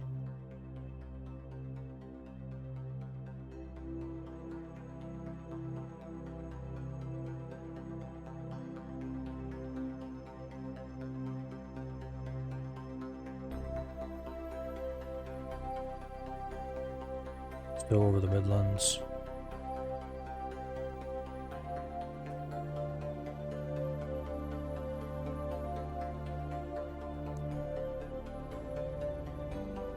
I thought there were some Midland craters around here or something that you could sometimes get.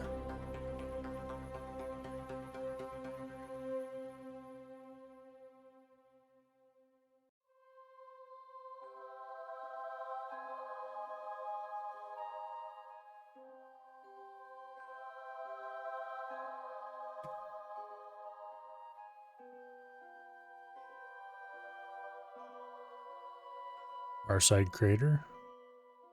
We'll keep that.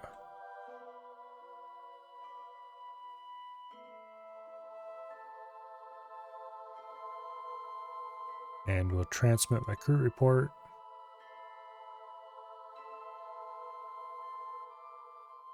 Okay, crew reports are done, basically.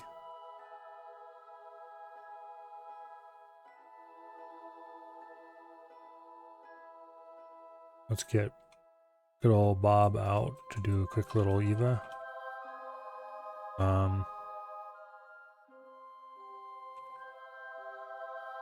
After we remember to turn stability assist on so we don't waddle all over the place. We had a perfectly circular orbit, now we're 33, 36, just from that little bit of bumping.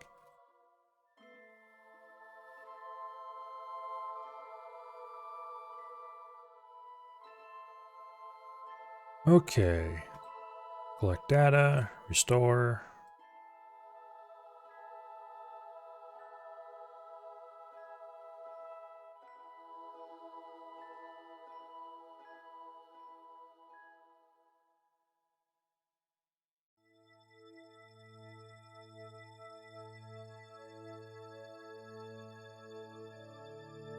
Okay. I guess I didn't do a mystery goo observation.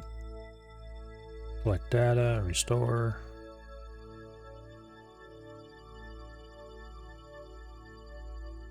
Take data. And take data. There. And an EVA report. Farside Crater, we already got that one.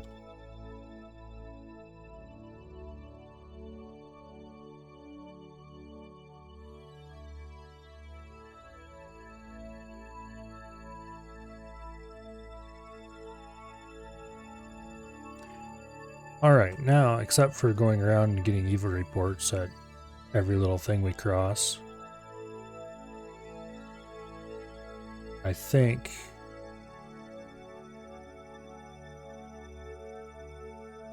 we're mostly done here.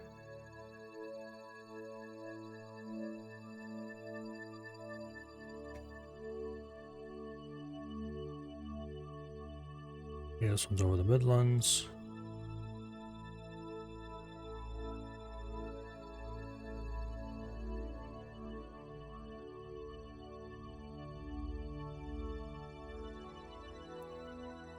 Midland Craters, good. Got that one. That one's gonna be a pain in the butt to get.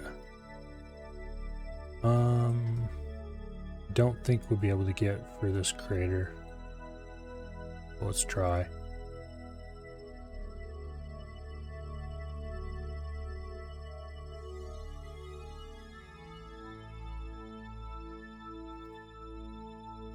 Nope. Just over the Midlands. We're a little bit on the wrong orbit to get that.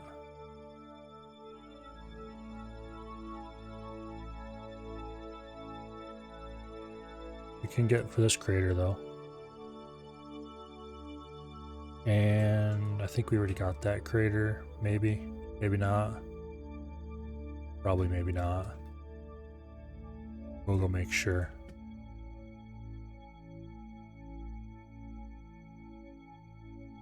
The East Crater. We better make sure there's no other experiments on here that are... Nope, it's just space near the Mun. Space near the Mun. Okay. It's annoying that EVA reports are different per biome. I can see why like soil samples and that kind of stuff are, but EVA reports while flying doesn't make a whole lot of sense.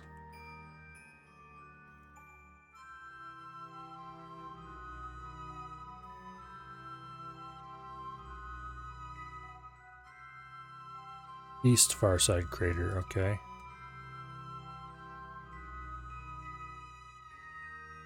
And this other Farside Crater is almost assuredly the one we got the first time around. Okay. We're definitely not going to get every biome on this trip, so it's not worth messing around with it too much. I wonder how it plans.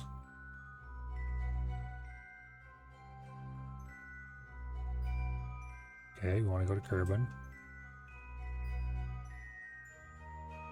It's not smart enough to figure out how to get back to Kerbin.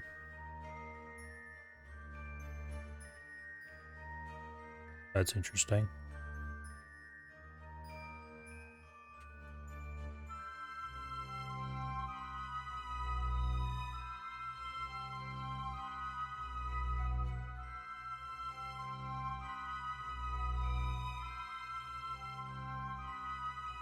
Okay, that will bring us in a little too low. Probably a little too high. Got to burn like crazy to slow down for that. Okay, that would probably be good. We do have a heat shield with full ablator, so we should be good. Okay, we've got all the science we can get.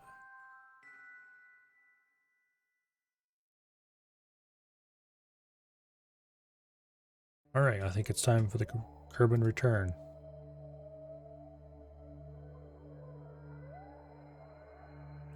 I'm not sure if this is the most efficient burn, but a simple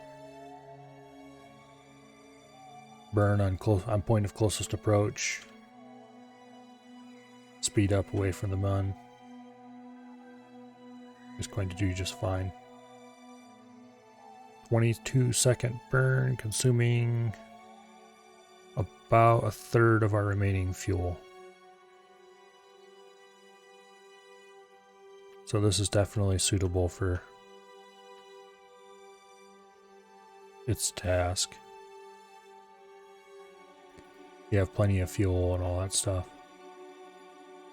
We'll probably burn most of the rest of the fuel when we get closer to Kerbin to slow us down so we don't have to aero brake quite so hard.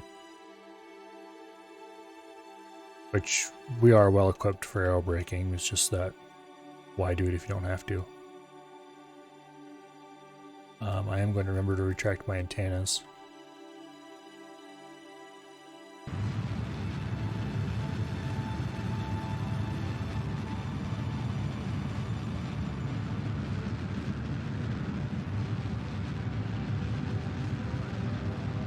Okay.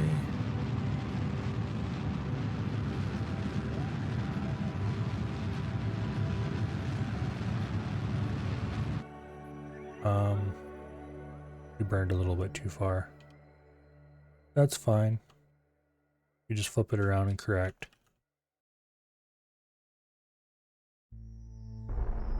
With just the lightest little burn possible.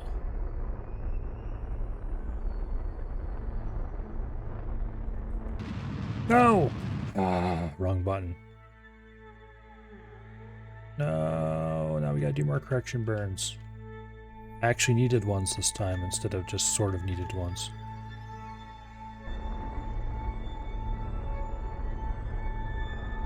This time hit X instead of Z.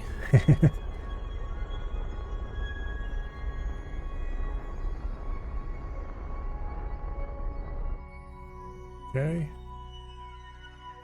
That is pretty much as accurate as we're gonna get. Now, I don't think I'm going to need any other science experiments until we land. And at that point it won't be possible because we'll be ejecting the science bay. Actually, we can carry the engines down into the upper atmosphere. Oh no, we can't get the experiments back then. But yeah, there's no point worrying about it. We'll just eject it when we get there. Okay, set retrograde hold. Warp until we hit atmosphere. And then set the engines to full.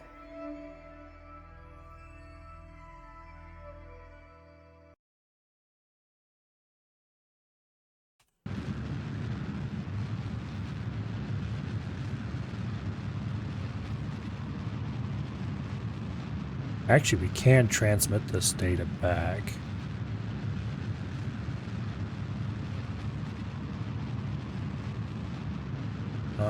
Let's just do the experiments and keep them for now. Okay, the materials bay is the only one we haven't done.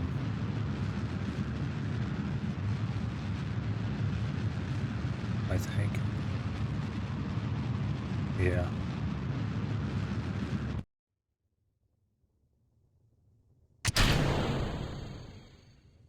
Well, goodbye, materials bay.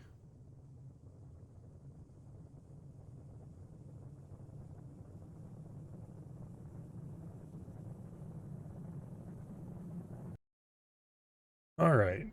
Hopefully we don't have to do a second orbit to get down. We actually should land fairly close to KSP without even trying. Assuming we come down on this orbit. We'll probably end up in the ocean out here somewhere. Just at a guess.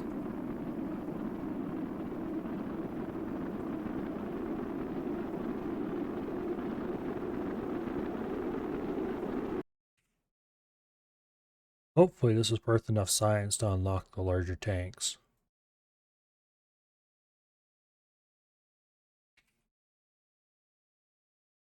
If it's not, it's going to be very annoying.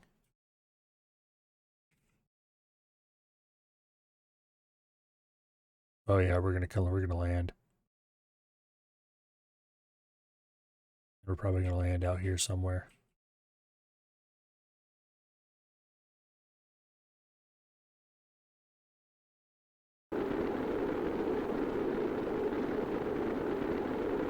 I did not install a drogue chute, which may or may not be a mistake. We're not gonna need it, but okay, no, we're gonna land in here then.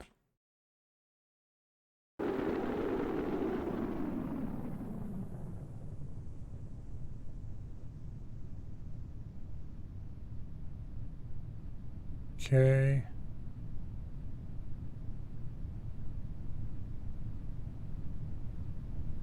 Just gotta slow down a little bit more in the thicker air, and then we can deploy the chutes.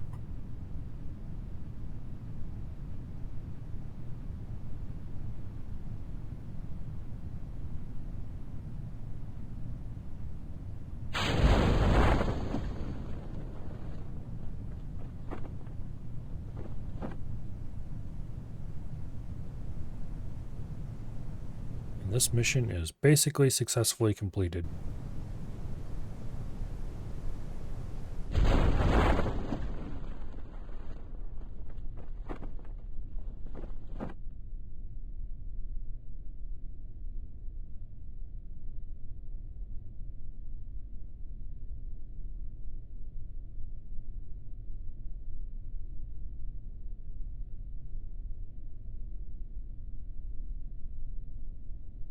It's too bad you can't, there isn't just a just stick me on the ground already button you can press.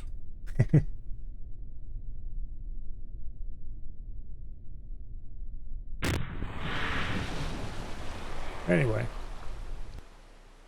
let's see how much science we made.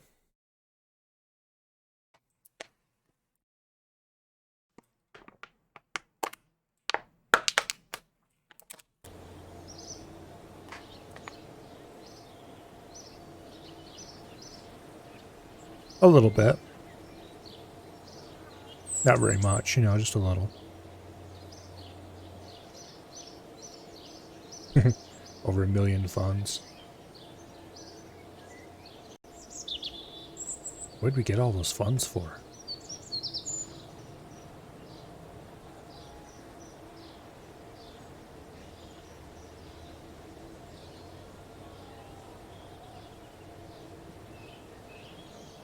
Okay.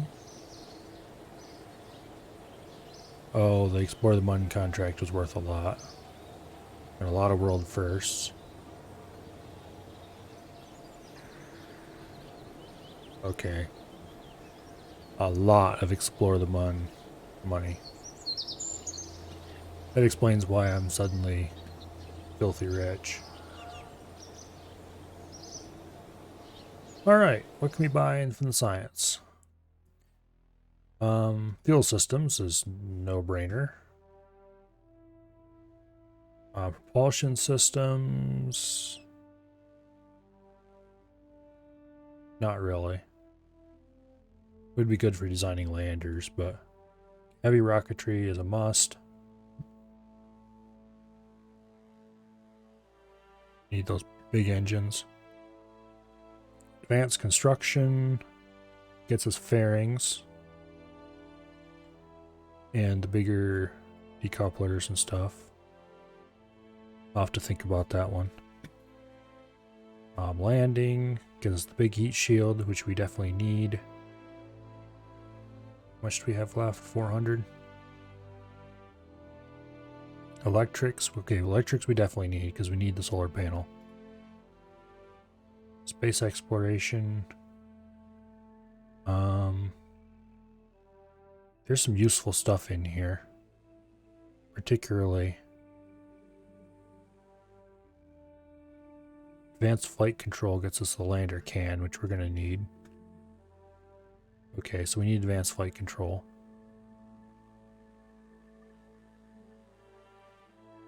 I kind of want landing for the bigger heat shield. Aerodynamics doesn't seem important. Advanced construction. does seem important.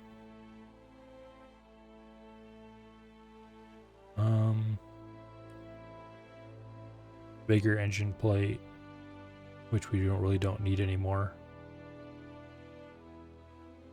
Different adapters. What's miniaturization get us?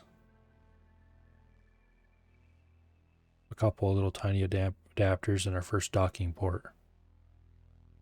This is actually going to be really important for docking a lander. Unless I design one of those landers that can re-enter on its own. It's kind of down between advanced construction or miniaturization. Where do you have to go to get the normal docking port? It's like the next tier up, isn't it?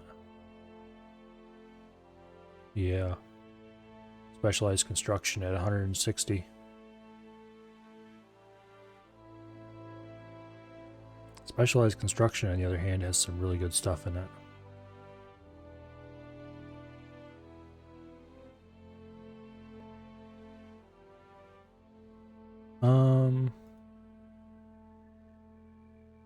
Is there anything in here that we're actually going to really need badly?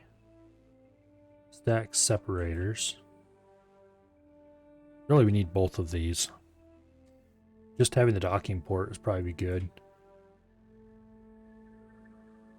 What is this?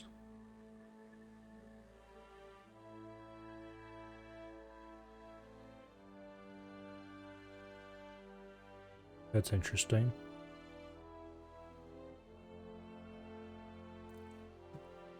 Oh, that's not going to be useful without this, I don't think. Oh, wait. Yeah, there's the ground station.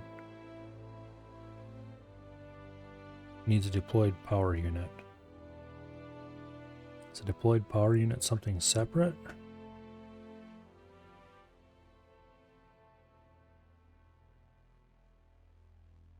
Yeah, here we go.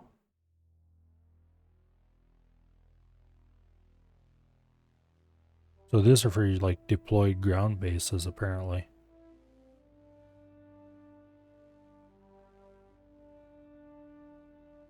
Okay.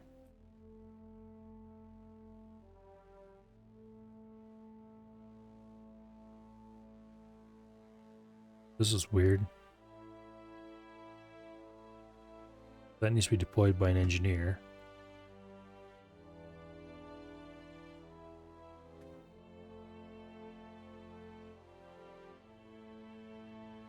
Then this needs to be deployed.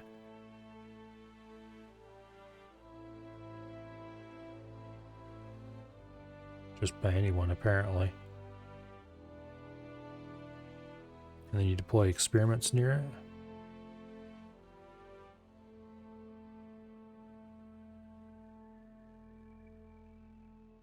Interesting.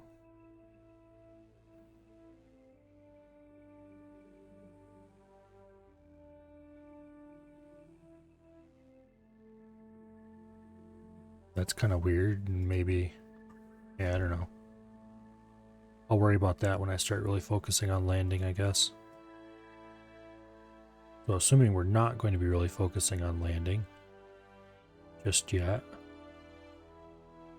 I'd like to just make a minmus mission just like that previous mun mission. So to that end, we're going to just go ahead and get... kind of want the ladders. It's kind of a really stupid reason to pick a technology. But I kind of want to take this one just so I can take the ladders. The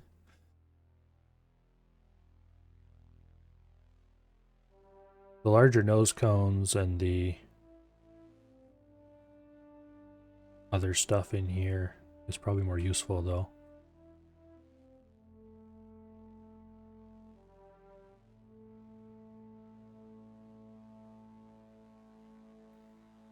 Service modules.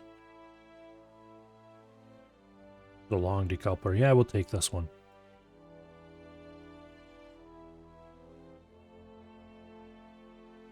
Okay. That's all we can spend at the moment. We're gonna have to upgrade this soon. But there's no reason to get it just yet.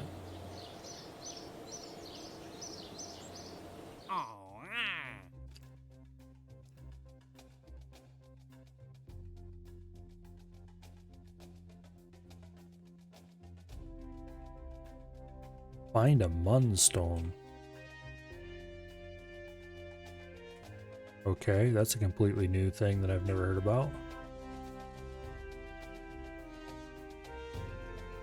Yeah, we're not going to do any of these just yet. We have a lot of money.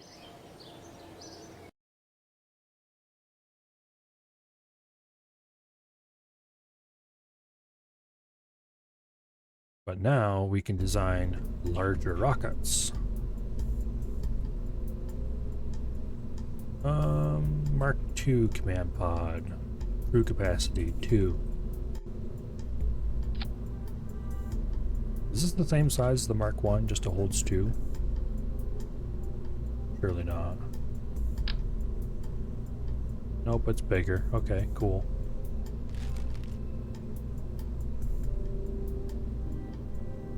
Okay. Put a service bay on the bottom. That one's too small. That one's too large. That one's way too small.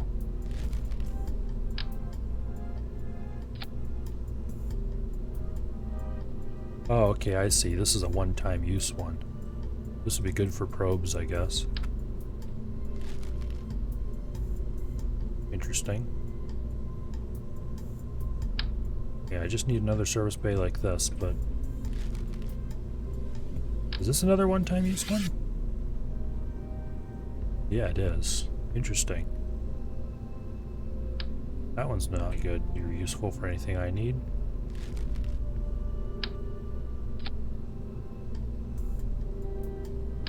Yeah, okay. Well, I guess we're not taking that on the craft then.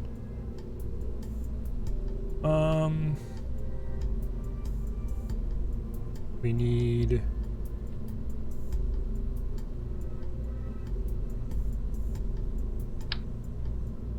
the mid-size heat shield. Don't need the full set of a blader.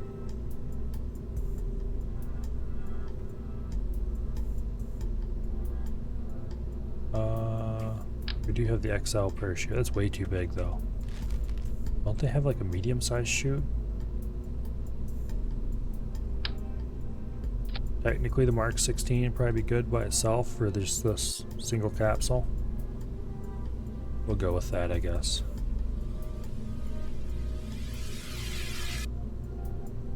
I'm vaguely tempted to put a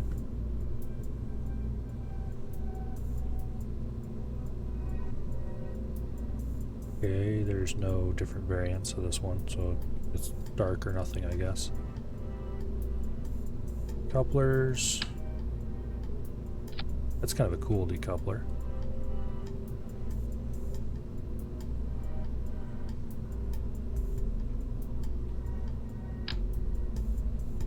Okay, that one's too big. That one's way too small. That one's just the right size. I kind of like that cage one. There's stack separator. Okay. Let's put a service module on the bottom.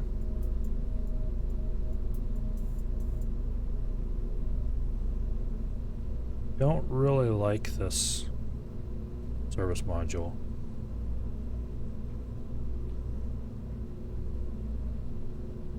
It's weird and annoying.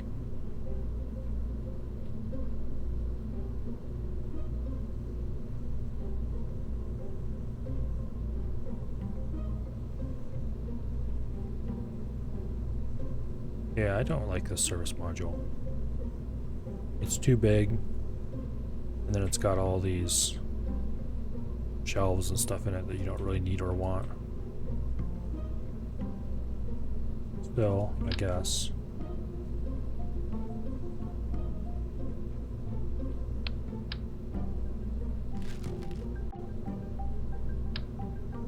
like, well, what else are you going to use there, I guess?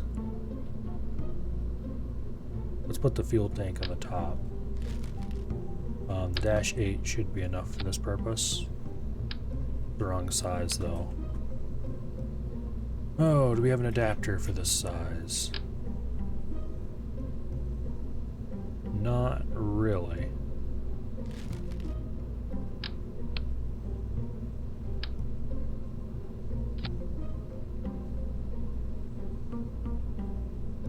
Are there any other adapters?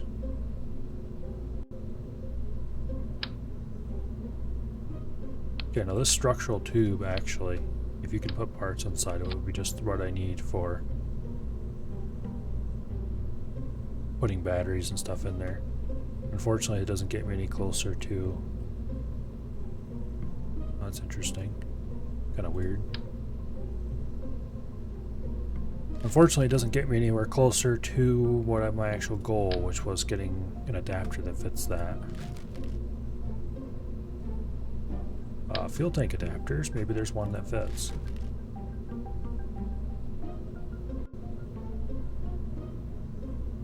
This one says it comes in various sizes. Is that true? No, it isn't.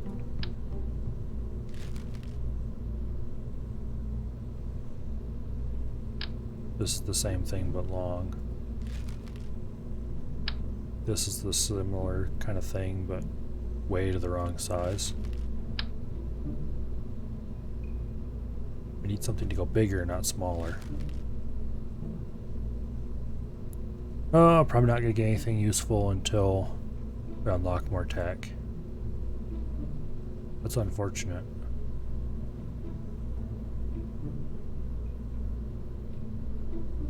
Well, we could make one.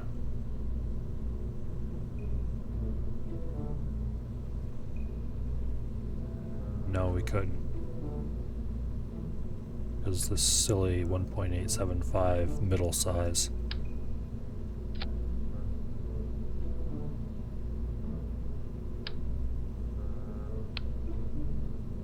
I need a 2.5 something.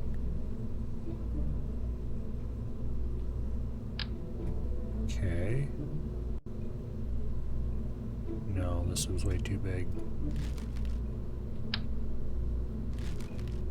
Yeah, that's way too big. There just really isn't a solution for going from 2.5 to 1.8 right now. That's unfortunate.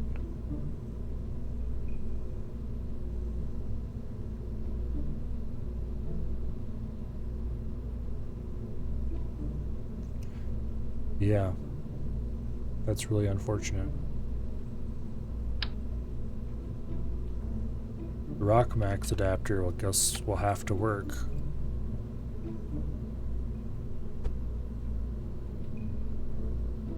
Do a little bit of part moving so it doesn't look silly.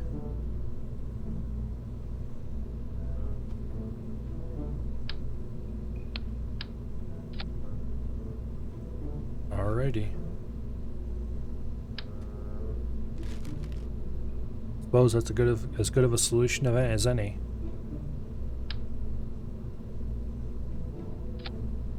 Now we'll kind of build our own service module in here.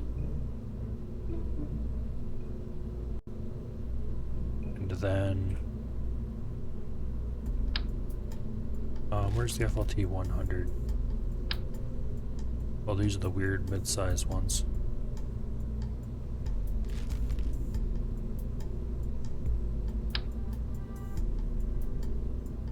Yeah, we don't have any adapter tanks that are big enough. Well, we'll put an FLT 100 on the bottom of this. And then for engines, we'll just stick a Terrier on it. Rust to weight ratio is really terrible. Our vacuum delta V is pretty good though.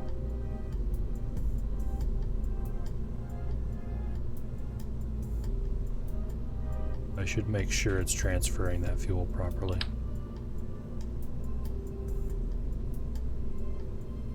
Let's go with a 4-point just for visual coolness. Go. Yep. Okay. Those aren't needed. They look cool though, so I'm tempted to leave them. Yeah, we'll just put struts there instead. That'll look cool too and be easier.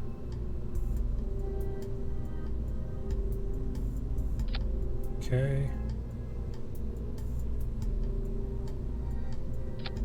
That. Set that to a truss mount, which is going to require replacing these.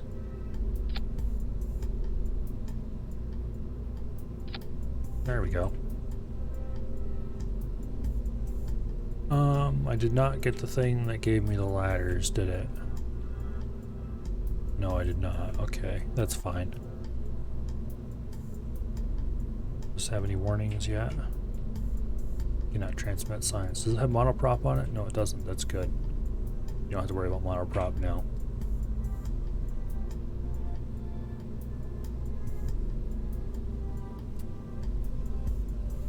Okay. More experiments. We only need one mystery goo unit. And we're going to put it directly on the opposite side as that. And then we'll take a barometer and put it here. And a thermometer on the other side. I'm just going to unbalance this very slightly, but it shouldn't matter because... Oh.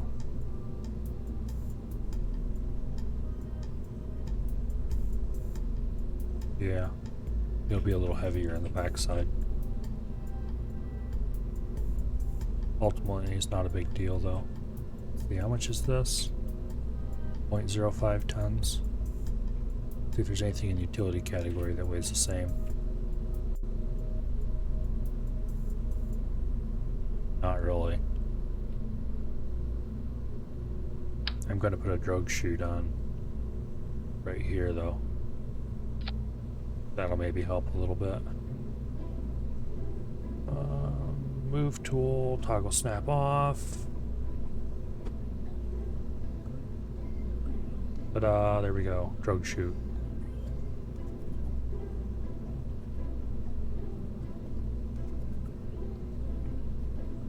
Alright.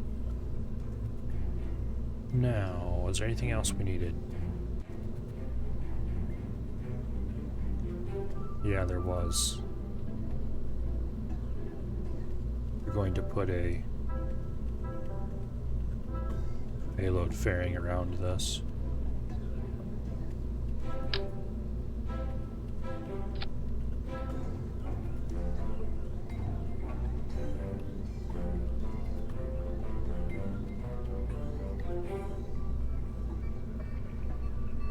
Just like this, more or less.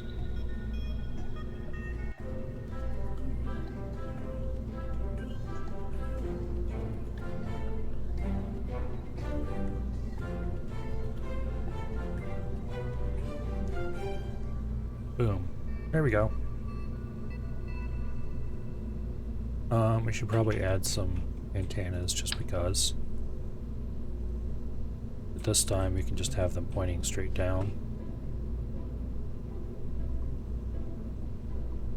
Do 4 of them for symmetry. For no particular reason, and we'll just have them start extended and stay extended. There's no point to retracting them.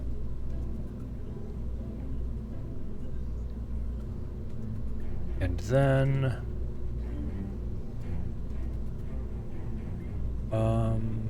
electrical. We'll put some PV panels there around the fuel tank, which we will leave as the normal white and black color.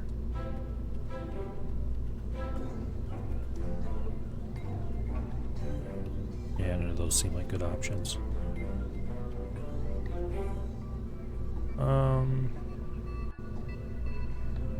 No interstage nodes.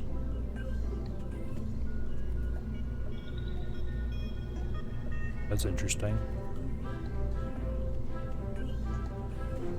So gold just gives it a gold line, but silver makes the whole thing silver. Orange looks cool.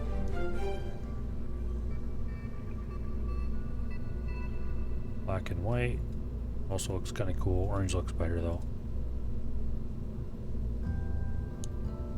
I don't remember what clamshell deploy does. Go with a 4-side so we get a little bit more confetti.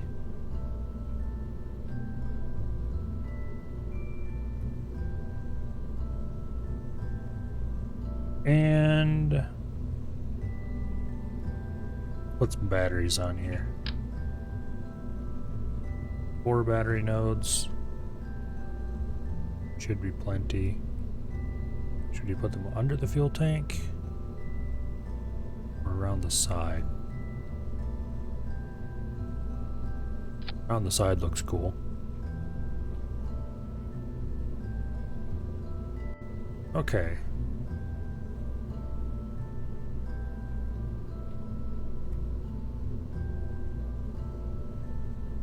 So, I do believe that the first stage of the minmus orbiter is done. Or, you know, the, not first stage, but the payload stage.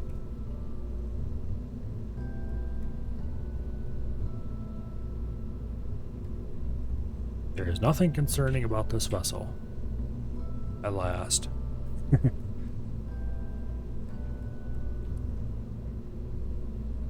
I'm not forgetting anything useful, am I? Not really. I'm tempted to put some lights on it, but it's not really needed.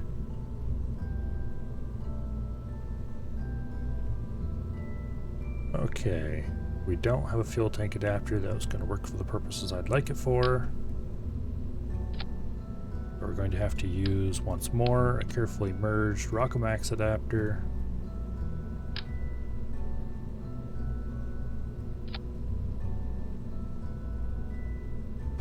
Thankfully, we should have lots of room to do the offsetting with.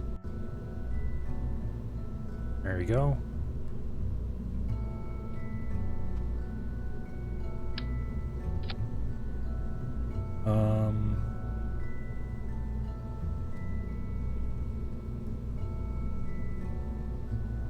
I guess we'll go with ESA.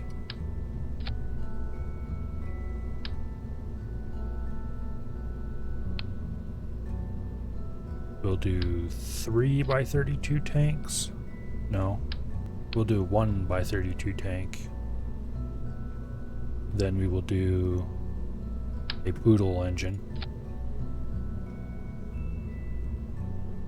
Set to double bell, so it's shorter.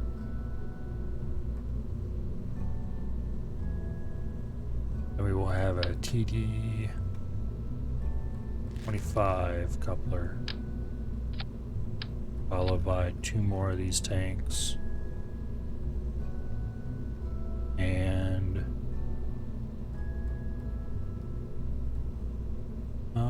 there it is, the skipper. 7,255 meters. Oh, that's vacuum. Yeah, we need to go back to that, which gives a much more, or rather much less, exciting number. Yellow and white for that. We'll do truss mount. No, we'll do full shroud. Okay, now for side boosters.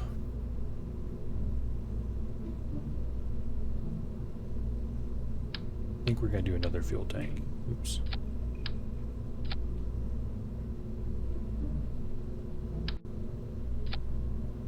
$3,560. What is our initial 0.6 thrust to weight ratio?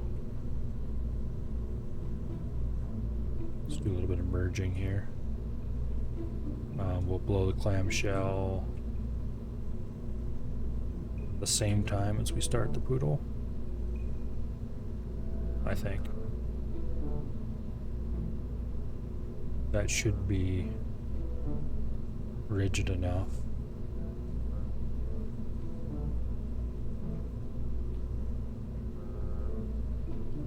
Alright, we can't do asparagus staging now.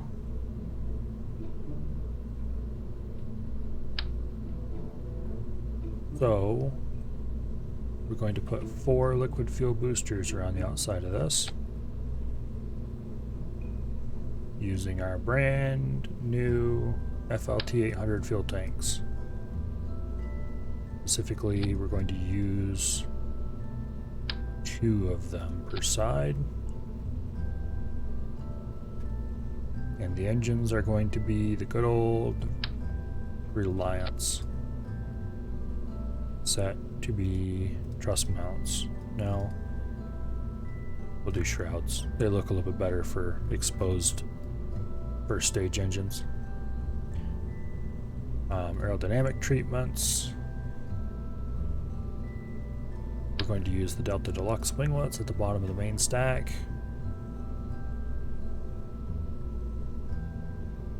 Like that, I think we good.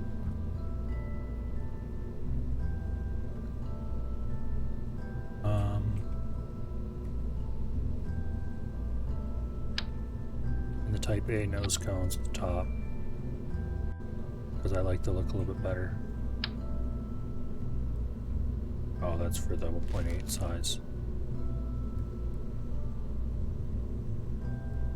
Alrighty, anything else?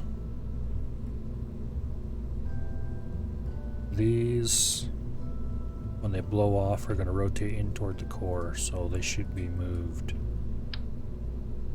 down as much as I can.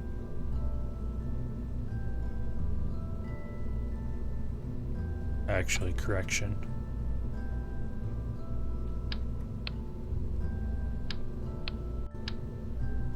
We need to do this a little differently. They need to be attached by their tops so that they swing outward.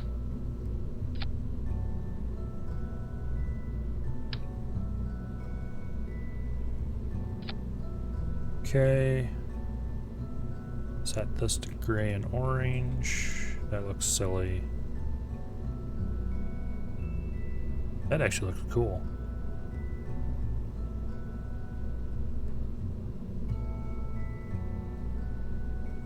Yeah, we'll do white though. And we've got white that goes into gray, that goes into orange. Okay.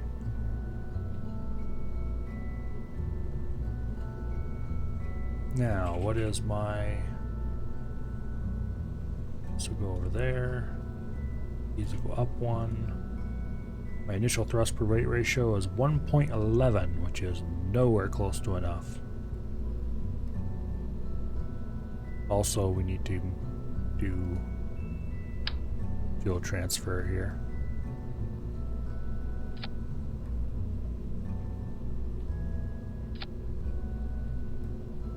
Okay. Asparagus staging for the win. What kind of engines do we have here yet? We don't have the tack-on side engines. Oh yeah, we do too. How do these compare? ISP at sea level is 275. ISP 265. Okay, close enough. We'll just tack some thuds on the boosters.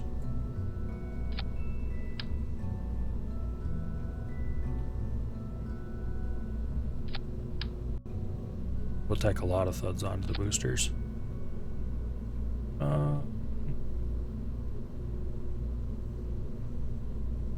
Why did these all go in separate stages? I don't know, don't ask me.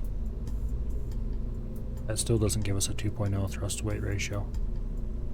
Also, we're probably going to need more drop tanks if we're going to do this. It's pretty close to 2.0 though.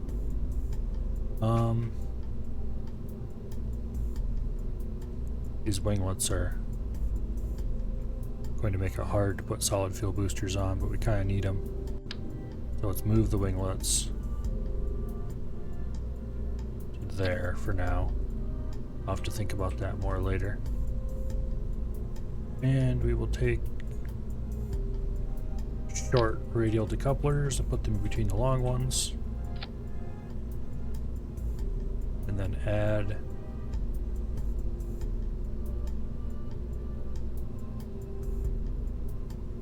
Okay, this is interesting.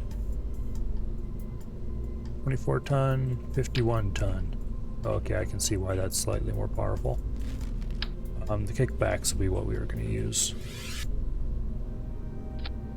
Okay, and then we'll put pointy sticks on the top of them.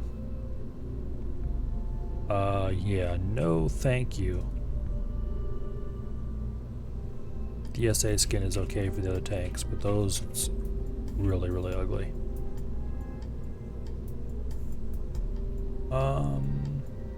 Those are not straight on there at all.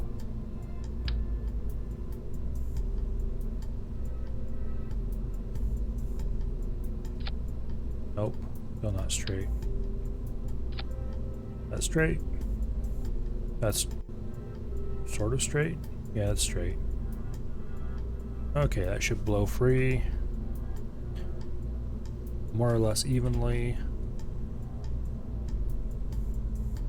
So it shouldn't hit the core. I'm tempted to hang some drop tanks on here somewhere. Okay, those should blow free first. That gives us 2 point something thrust weight ratio. I'm actually going to remove the outer set of thuds.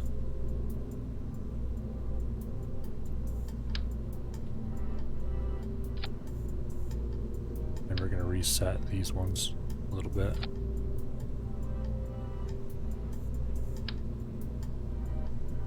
Like that. It's even? Yeah, that's even. Okay.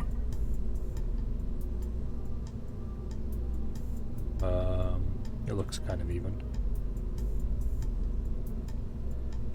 I like to have a round 2 for my first stage.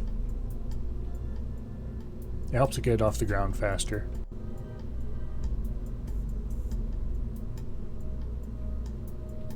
It's probably slightly overkill, but that just tends to be what I use. Alright, now some strutting to help keep things from flopping around on the launch stand. Oh, we got a problem. Too much mass. Way too much mass. Okay, that's a solvable problem, I think.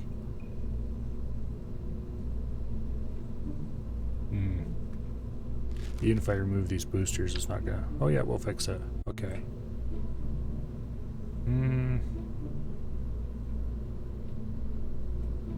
I don't want to do that, though. Let's name this thing.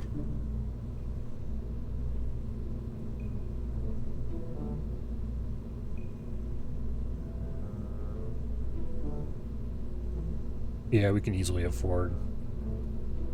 We won't have any problem affording the next bigger launch pad, so this will be fine. What was I gonna do? These delta winglets. Not sure how long I need to keep them on. We'll put them on here for now. And hope that'll be enough. And strutting, that's what it's gonna be, strutting. Definitely need to strut. Solid boosters. Or they'll probably wiggle like mad. And we should strut the liquid boosters, which are kind of puny and undersized, but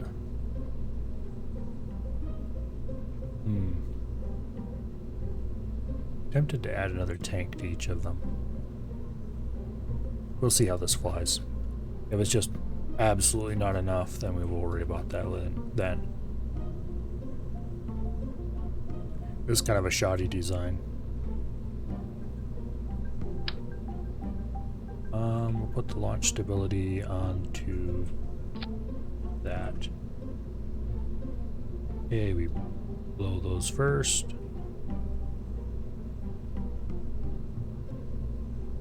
Okay, we were blowing in the wrong order. Yeah, we definitely want to put more fuel on then.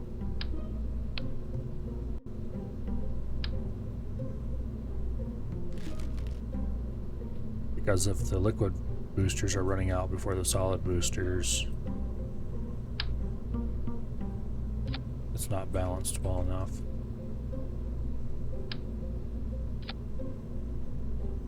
Okay, and we're going to want to strut those at the top as well.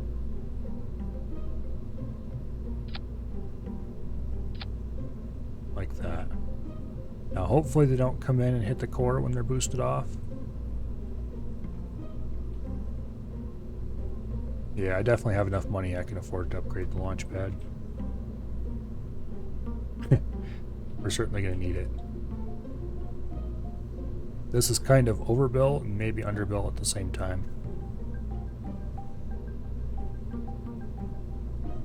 It'd be cool if I could land it on minmus, but I'm not even going to try. If it goes to minmus and has lots of fuel left over when we're in orbit, then I might restructure it slightly to add landing gear and do it again. As a, rebuild it slightly as a lander, using the same basic launcher. I'm not terribly happy with this launcher though. Shorter and fatter would be more efficient, because then you could asparagus it harder basically. Okay, make sure everything is properly configured to go. First we blow off liquid engines. Is this backwards again? No, it's not.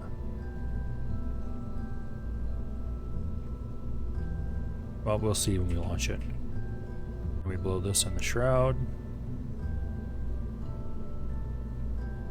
And we ignite this. Wait a second. There's no decoupler in here. Oops.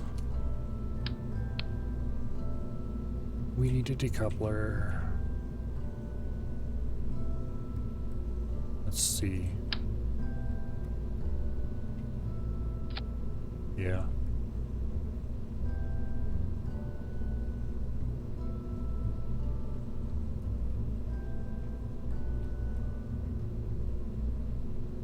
Yeah, okay, I think that's what we need. We're gonna have to redraw the, what do I call it though? This decoupler.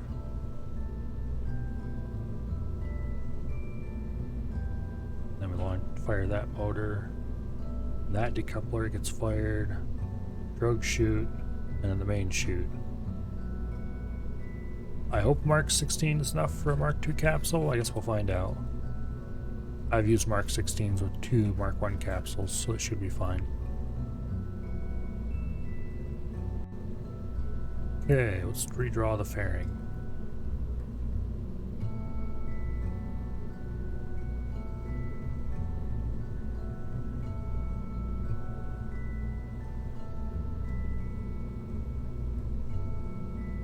Okay, that looks pretty good.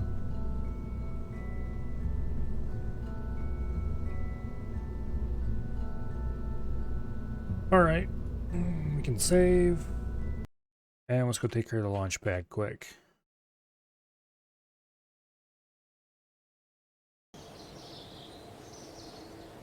Oh yeah, we can easily afford this. Go back to the vehicle assembly building to configure crew. You can do that from the launch pad, but I always feel more comfortable doing it in the vehicle assembly building.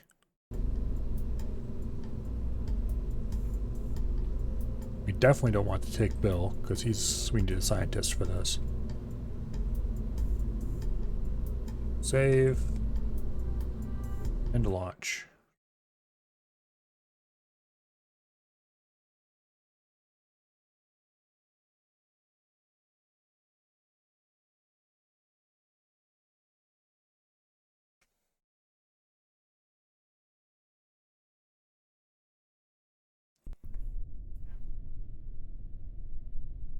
Okay.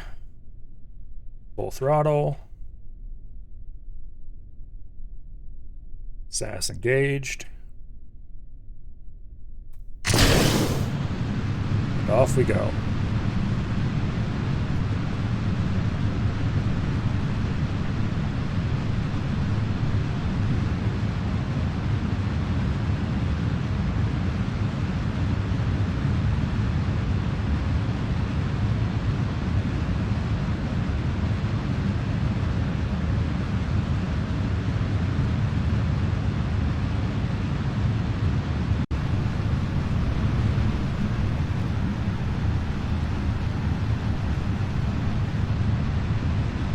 seems to be going pretty well.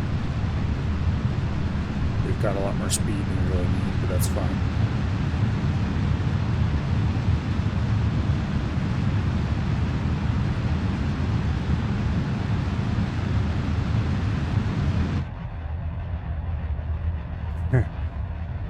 We've got way more solid fuel than we need.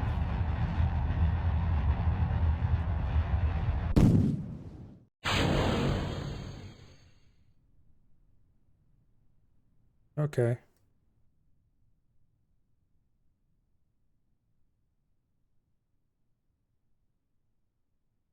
Oh, that was a mistake.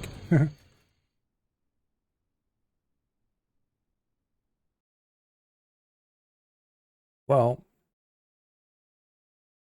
we wasted some Delta V, but at least we know everything comes off the rocket cleanly now.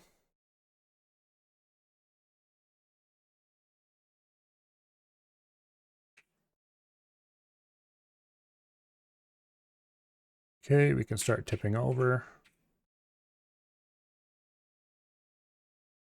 which we're not going to be able to do without engine power because this thing is so big and heavy.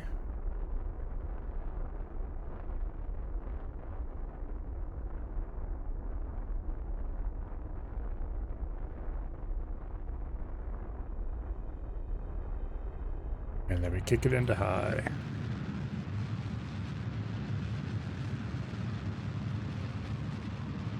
I'm not going to try to launch into minmus, as we're going to call it.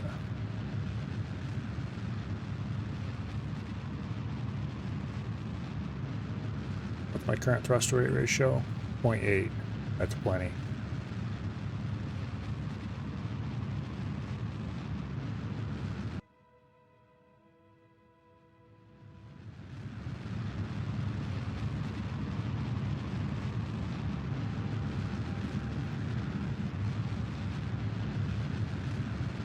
Okay, we've got so much Delta V.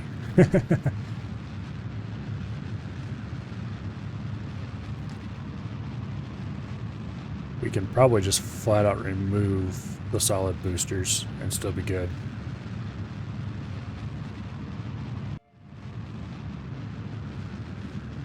Or reduce the number of fuel tanks on the main stage.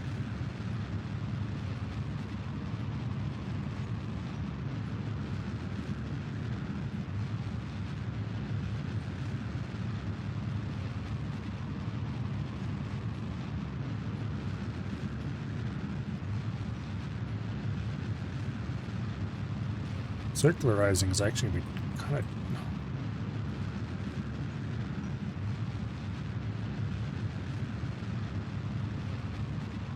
We need more thrust.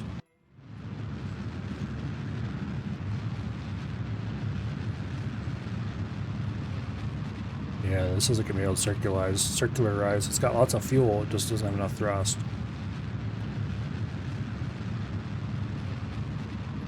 Or too much weight, alternatively.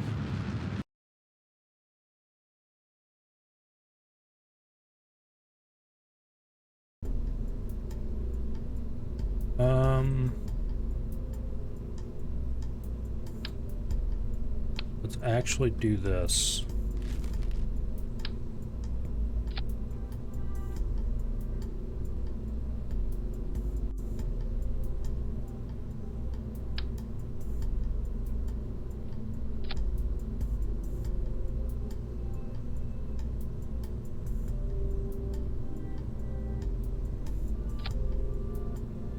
Okay.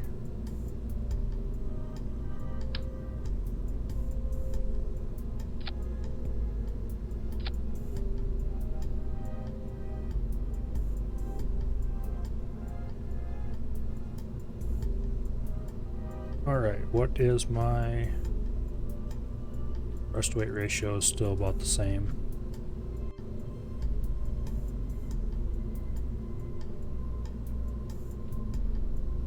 Let's try this.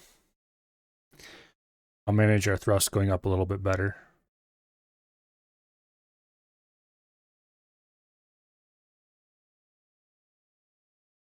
I'm going to have to remember to reshuffle the engine order, though.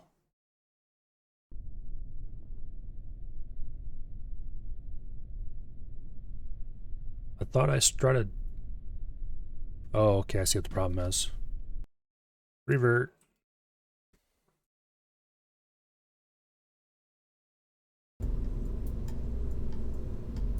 It was set to 1 instead of multiple. All of these are wrong.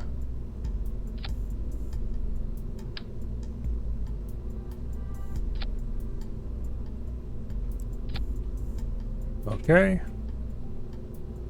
It's strutted. Now, let's see. What was the other thing I need to... Oh, yes, I need to reshuffle the ejection order. It isn't going to like this, but as long as we're not throttled to full, it should work. And past the initial boost, we're going to be throttling down once we get higher. And we're going to want those engines to help circularize, so...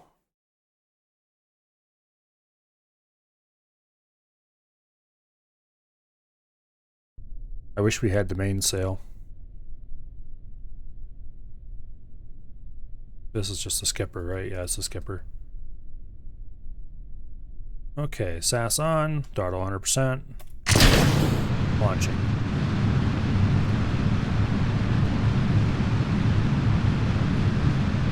The liquid fuel will run out first, or it would without intervention.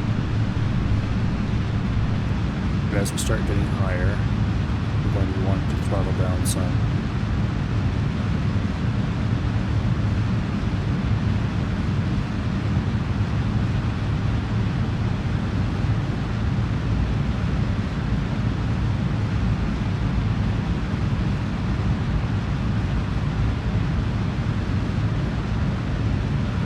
Okay.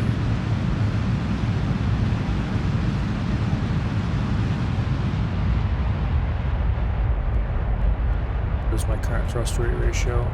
Almost 3. We can throttle way down.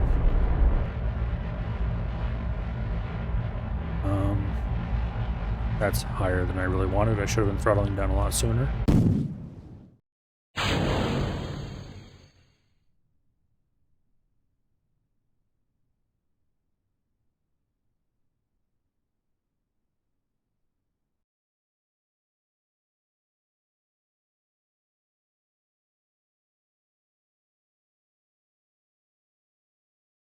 Okay. Just enough engine to give us some maneuver.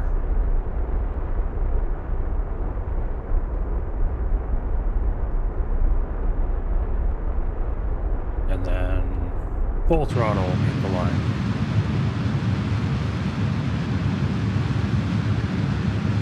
We should be able to circularize on this. Blow the side engines off.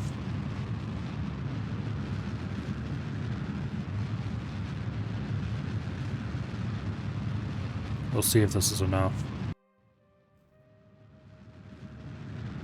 Our weight is quite a bit lower because we only have 2 engines, two tanks instead of 3. Well, except the next stage anyway.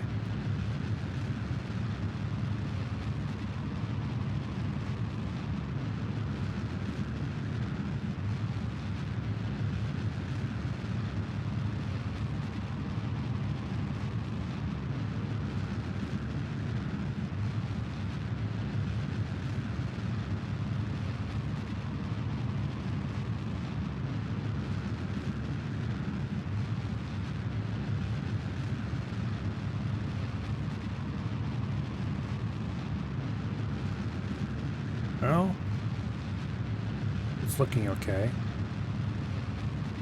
Let's thrust down a little bit. We've got more height than we need, and we can trade some of that for speed.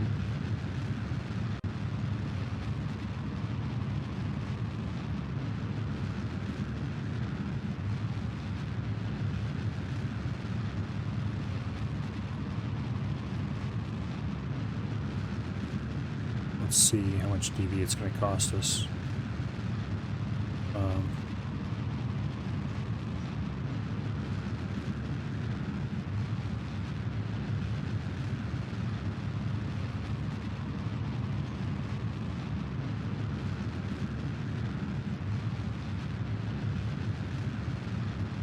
Okay, 40-second burn.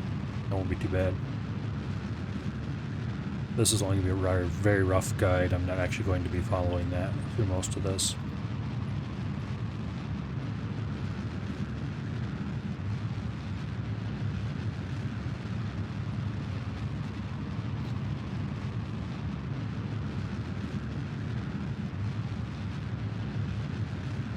Okay.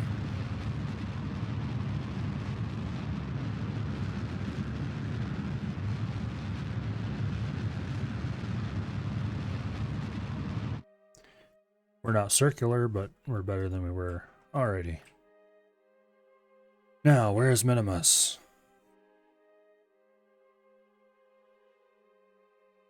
Set his target.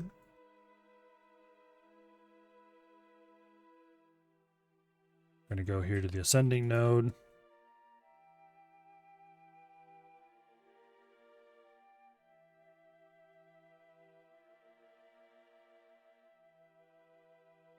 We'll get this as close to 0 as we can manage.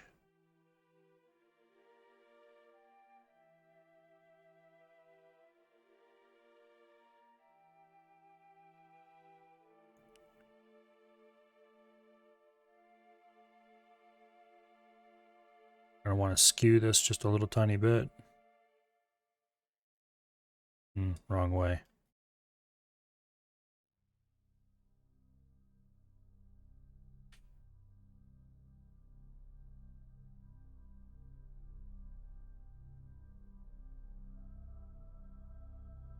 This way we should get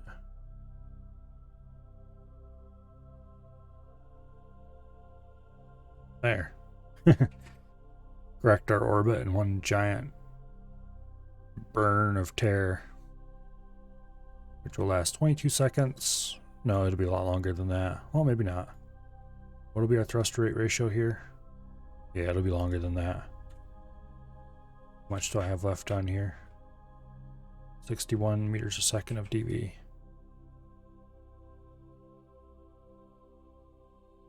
We really need more reaction wheels for something this big.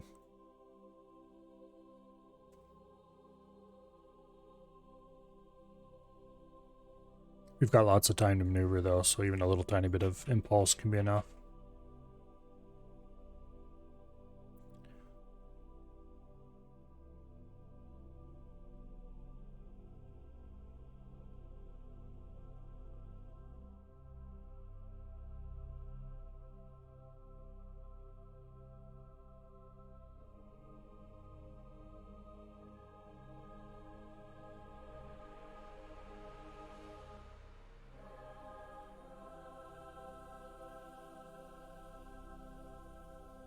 Okay.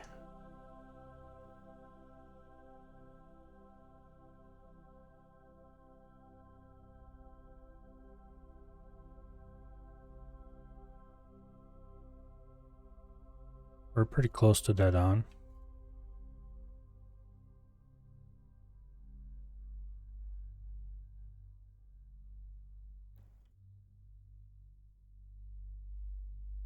Okay. Close enough.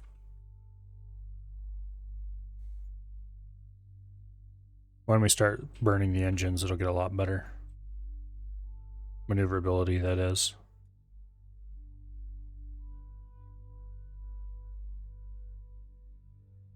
Okay, we've got 1 minute till we get there. Make some minor adjustments.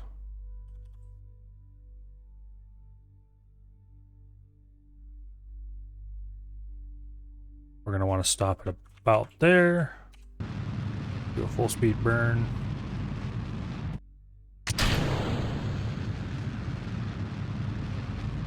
And here we are in the configuration that's going to take us all the way to Minimus.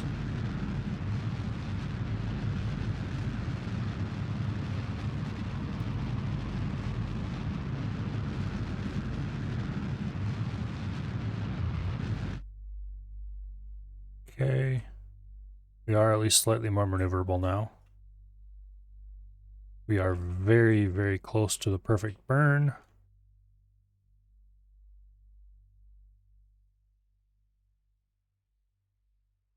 Come on. Don't overshoot like this.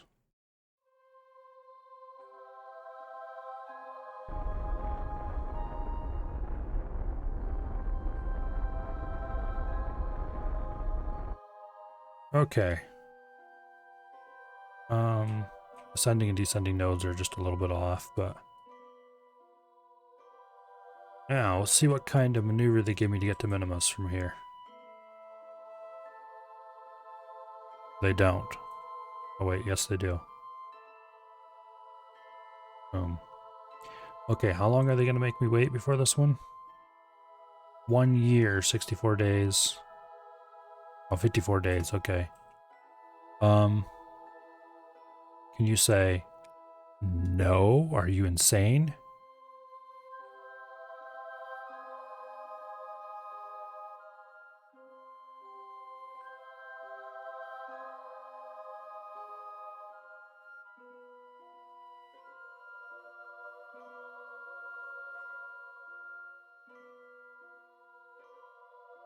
Okay.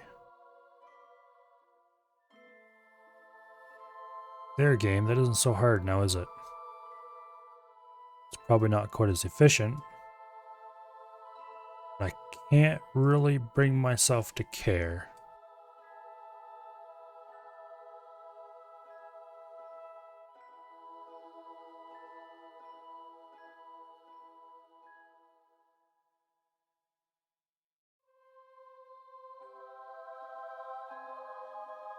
Okay. We're gonna want to be a lot lower than that, though.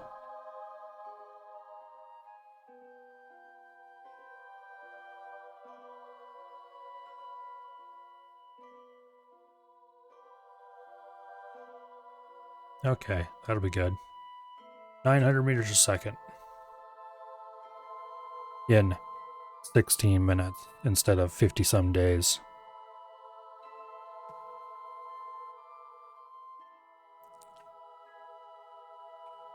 Which is not actually much more delta V than what they had planned for. Their little maneuver planner thingy is not impressing me, let's put it that way. Okay, this can be like a minute and something burn. Which means we're going to need to start actually doing said burn in about 40 seconds.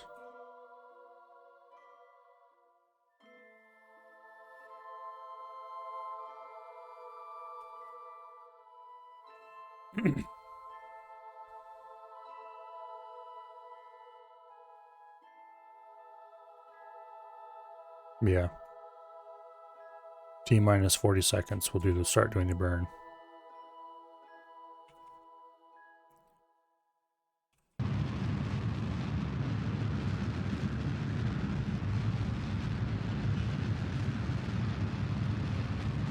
I'm tempted to use a little bit of physics warp, but if I did, I about guarantee you I'd bump a button or something and end up burning straight into the planet.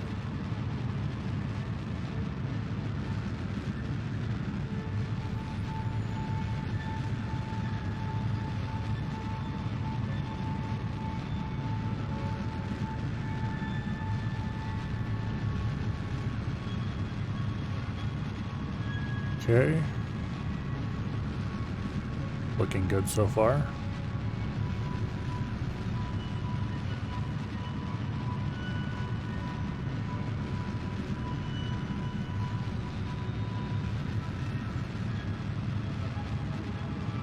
Yeah, this could work out pretty good, I think.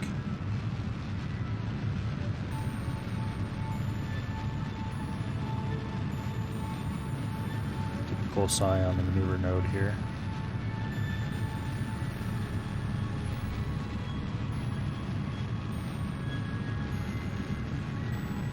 I ought to increase the nav ball size.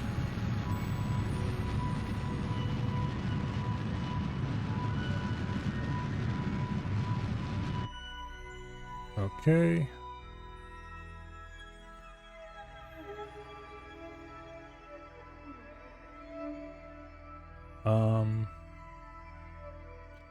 It's kind of a mess, so it's hard to see, but I think we might just be...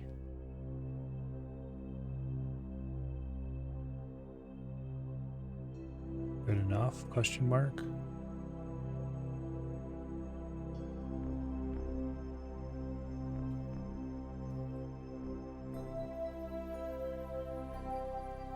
Okay, or perhaps this is really high, but we'll just do more burns when we get out here to fix that.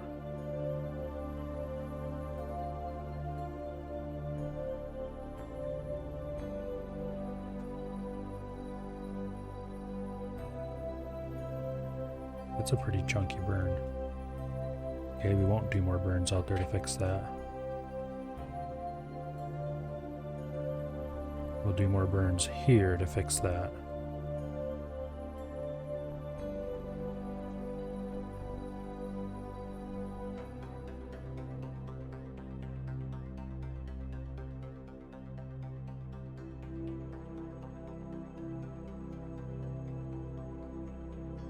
Okay, that's a little bit better.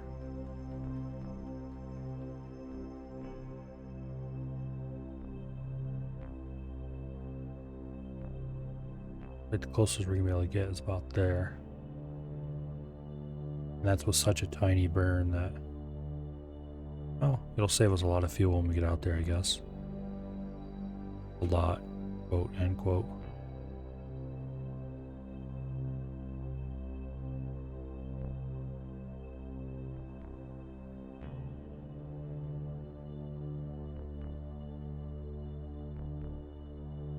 Okay, as soon as we've got the dots lined up, we can click the warp, which instantly stops the craft from moving.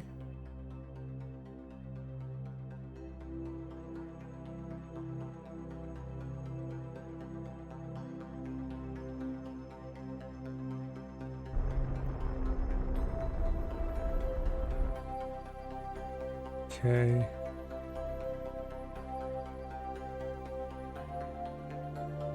Close enough.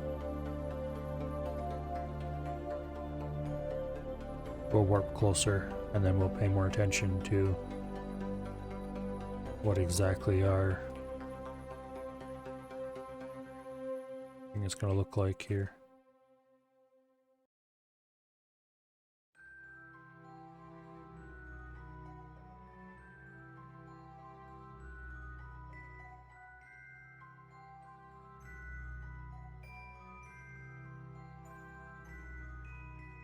Okay. Add a little maneuver. Yeah, we gotta reduce velocity a lot to circularize. Well, it won't actually take that much DV though. We've still got half our fuel in this stage. We're gonna end up in basically a polar orbit, which is kind of weird. Anyway, warp to maneuver. Actually, cancel warp. Time to do some science. 62 science.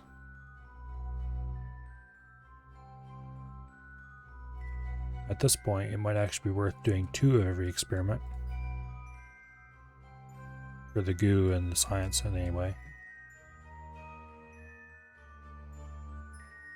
Okay, we definitely have SAS on.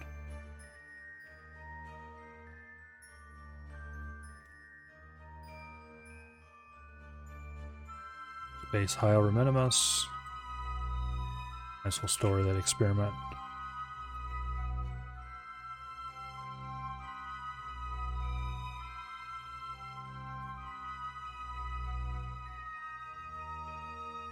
And I wish I'd grabbed the ladder tech while I had the chance.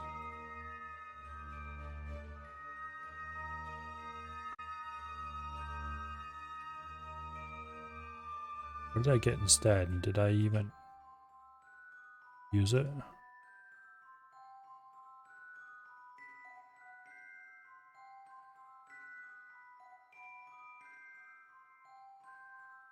What the heck? Oh, okay. I had Stability assist turned off. Why?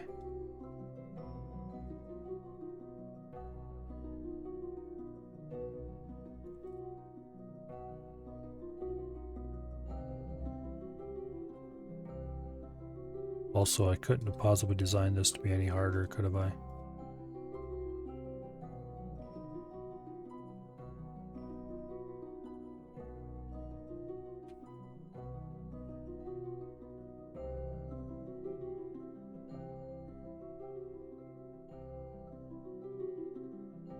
Okay, let's rerun a couple of these experiments.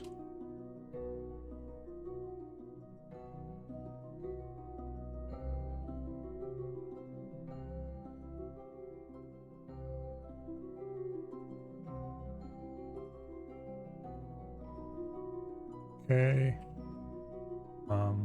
Oops. Collect data and restore. Okay. Can we store experiments? Nope, we can't, because they're duplicates. Okay, so my great duplicate plan may not actually work. Let's see what happens when we try to grab on board.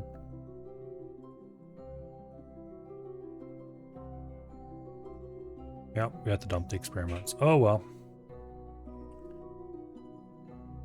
As long as we don't get duplicates, we'll be okay though. Warp to maneuver. Hopefully that gets us to low or minimus. But I kind of doubt it. Retrograde. It's going to be a 16-second burn. So at T minus 8 seconds.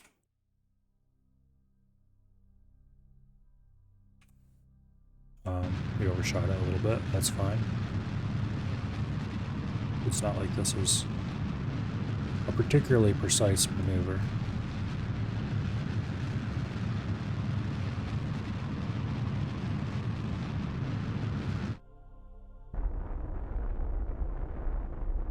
See? Good enough.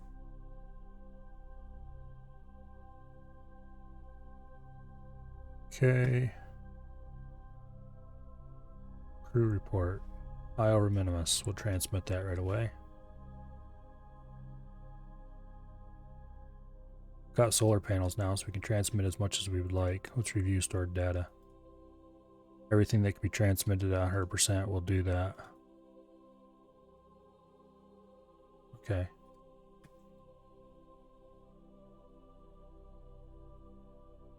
Nope. Worthless. Okay. Now, we need to...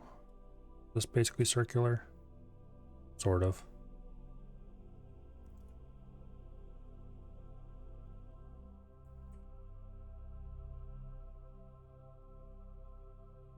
Okay, that looks like a good...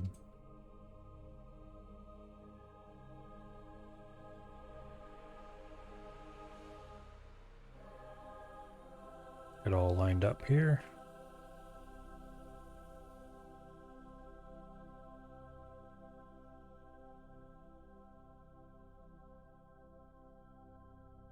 Okay, this is going to be a very short burn. Turn SAS on.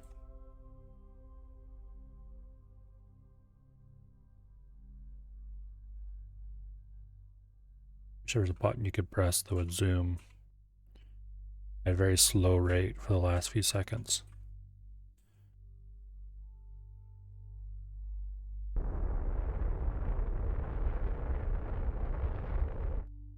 Okay, good enough. Now, let's get close to our target. And we overshot our target because I misread the orbit. I'm good. Space near minimus. Okay, we'll transmit that.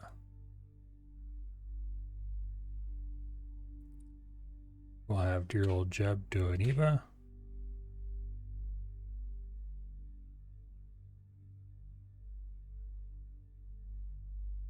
Okay. They're in retrograde. This isn't quite the optimal position to burn from, but we'll do it anyway. Also, we're burning the engines on low just to maneuver a little bit faster. Which is not really a good idea, but anyway.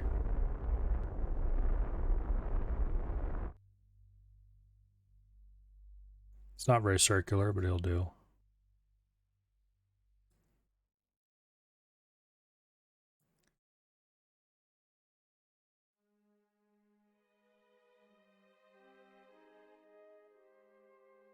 All right.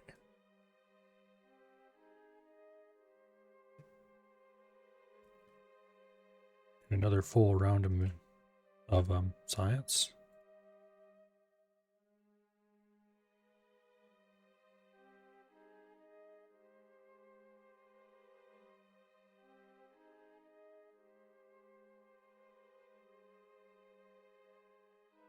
Should have brought a science container along.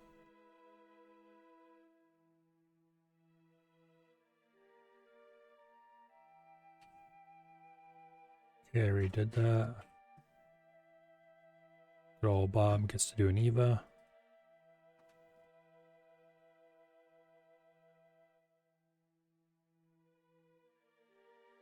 Okay, we'll store the EVA report for later.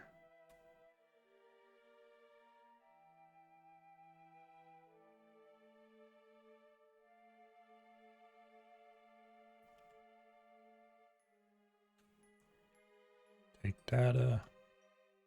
Collect data, restore. Collect data, restore.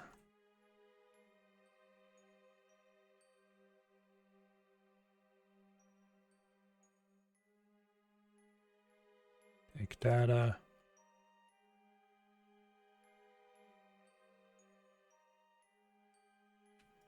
Okay, we're over the highlands.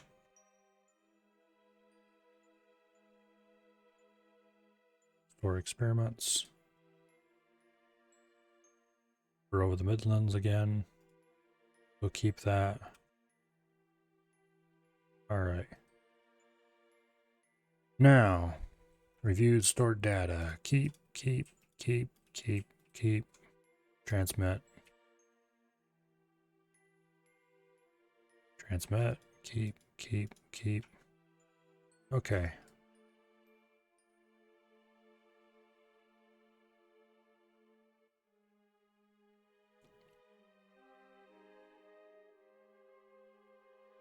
We've got Highlands and Midlands.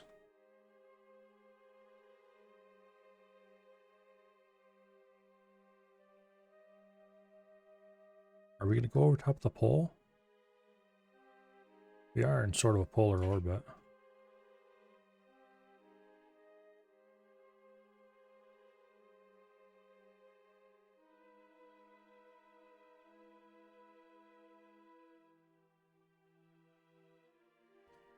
Okay.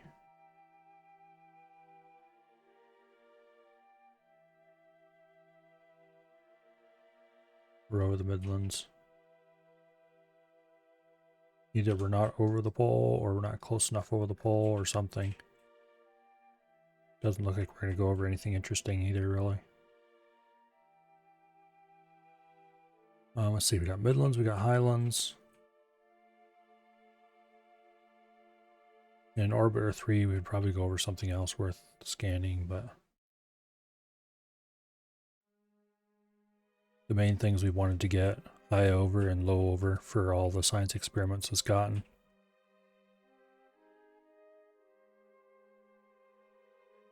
Now to start planning our return.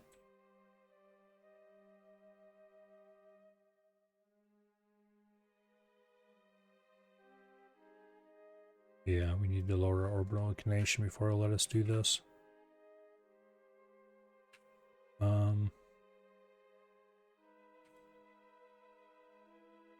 The MUN would give us the right orbital plane.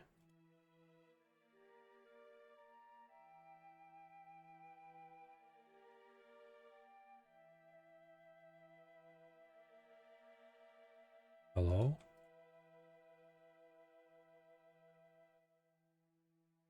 May I target Kerbin, please?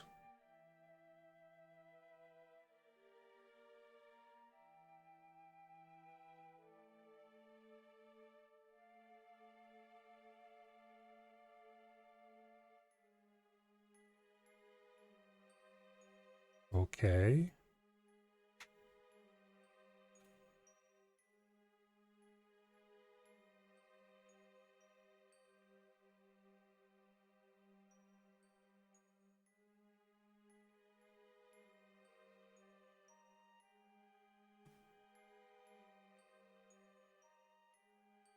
I want to focus minmus, you piece of trash.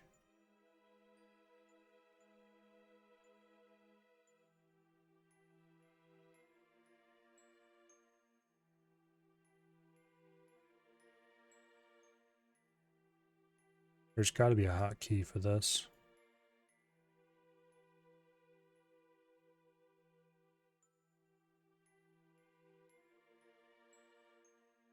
There we go.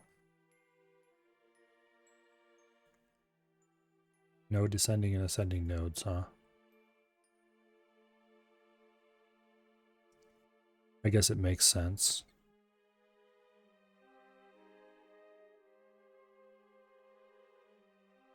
Well, is there an easy way to view my orbit's inclination?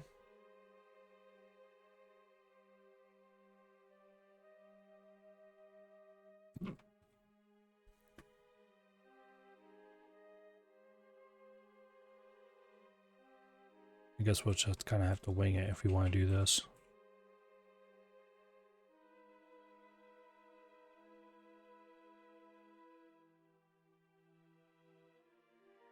Okay.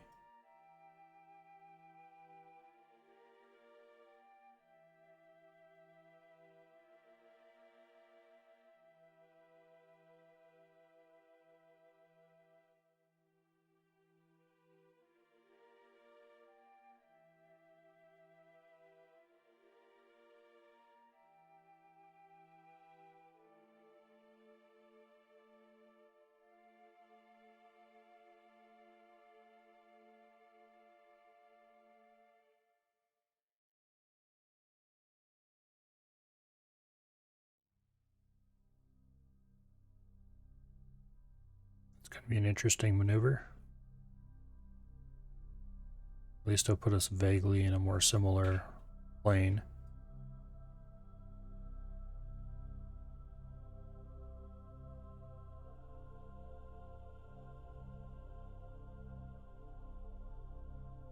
See if we can get it a little bit flatter yet.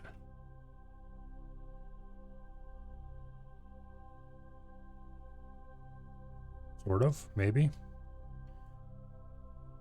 Anyway, we'll fly this maneuver.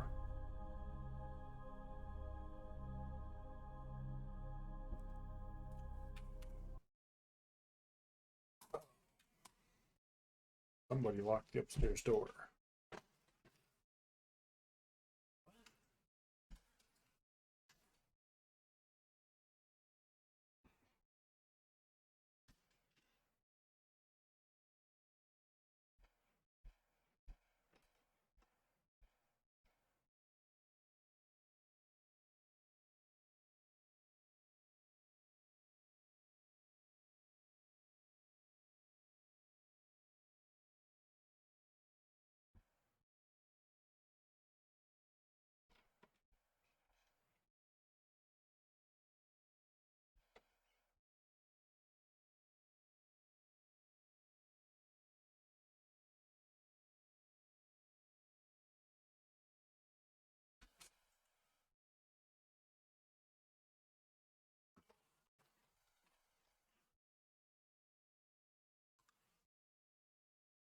Well, that was interesting. Okay.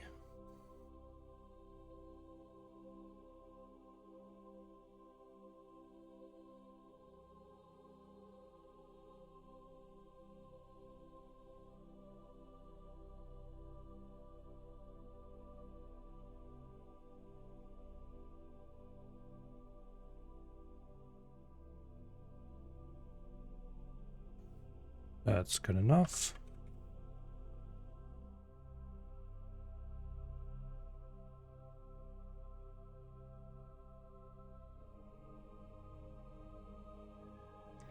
Only 16 seconds to this burn. It's kind of interesting, actually.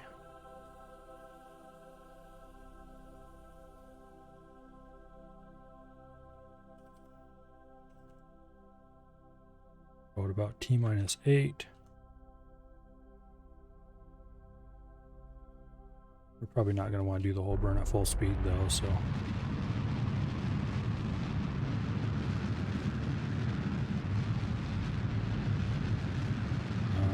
This is very concerning.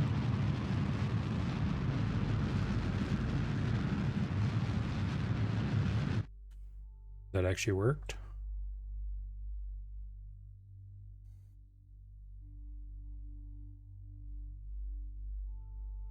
Some of those weird combo burns are just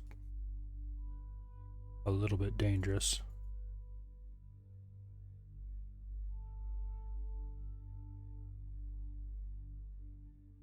Having us do that in 30 days?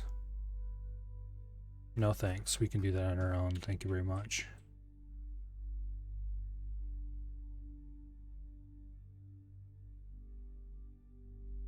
Okay.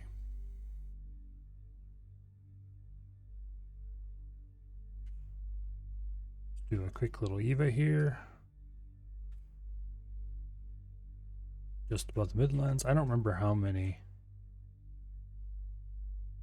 biomes minmus has. We brought quite a bit more fuel than what we really needed, that's for sure.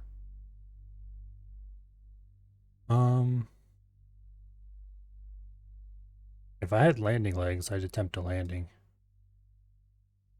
I don't have landing legs. I didn't think I'd have quite this much extra delta V. Experiment. And board.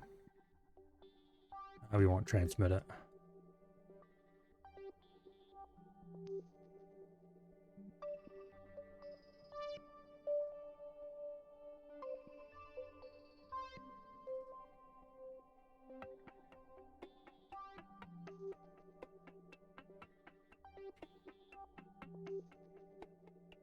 Okay, let's see what this is here.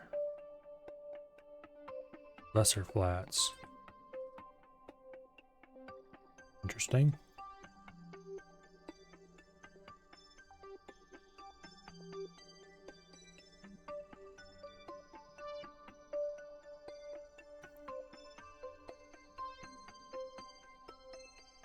Lowlands, which we already got. Let's just keep it in board anyway.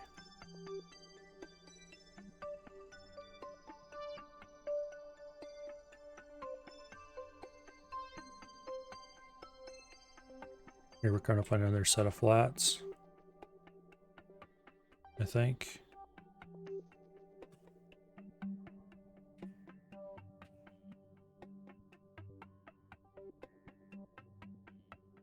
Above the Great Flats. Keep it in board.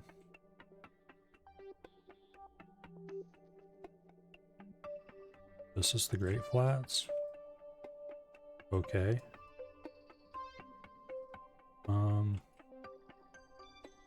We'll see if this is something we can investigate or not. I think we're not over it. Which makes me mildly tempted to adjust my orbit so we are over it.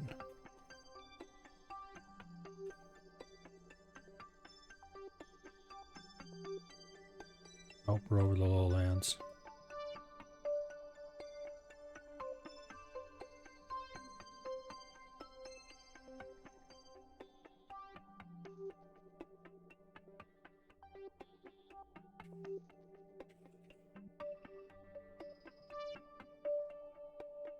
Yeah, we're not gonna get anything out of this. Okay, board. Accelerate to the next giant flat. EVA report. Keep experiment. Board. Okay, is there any other biomes we're gonna run over?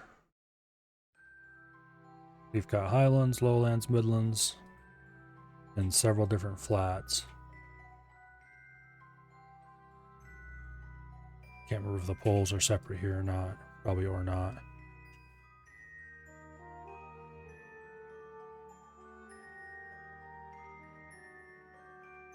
Okay. Add a maneuver.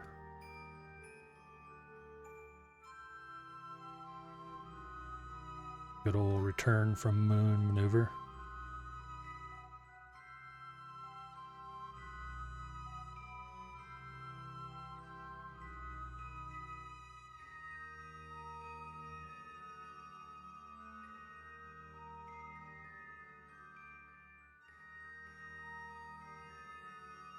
Okay.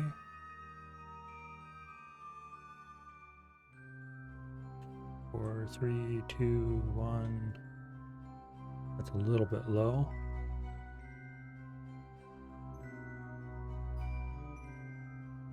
That's a little bit high. That's probably about as low as we dare go. All right. That's gonna be a nice cheap maneuver to do too. And it's gonna happen right away instead of in 36 days for only 10 less DV. This maneuver planner needs to get its priorities straight.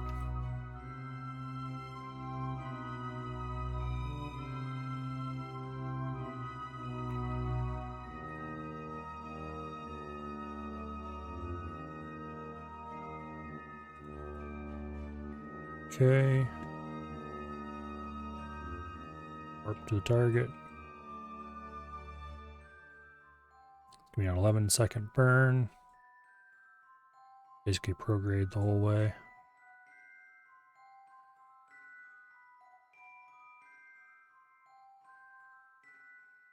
I'm never gonna touch the final stage of fuel, am I?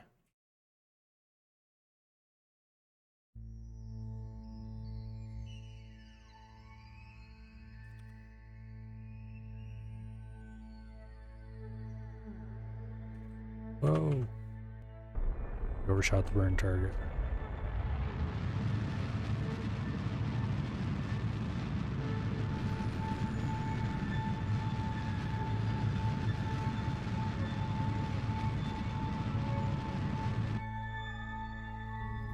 Okay, we're pretty close.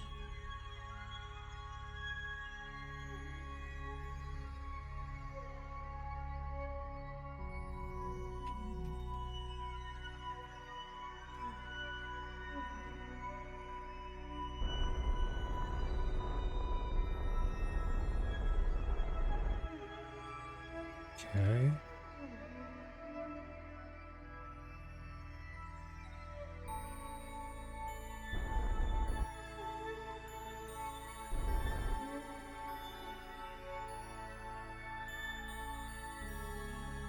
$65. That's probably close enough. We might have to do a couple orbits.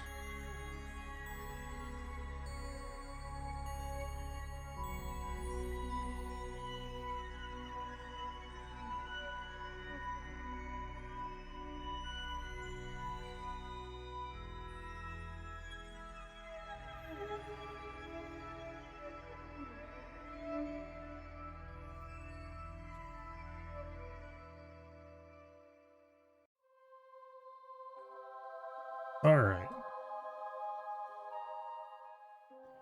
Retrograde.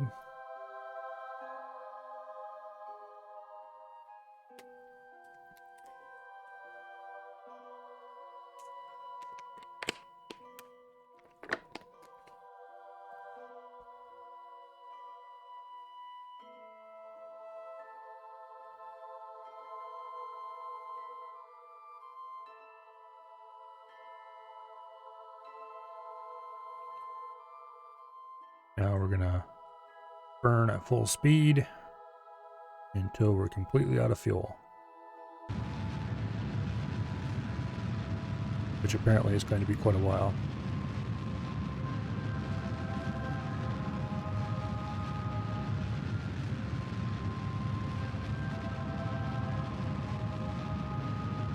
Yeah, we have a whole extra stage here that we're not going to use for anything. We could definitely put some legs on this thing and use it as a lander.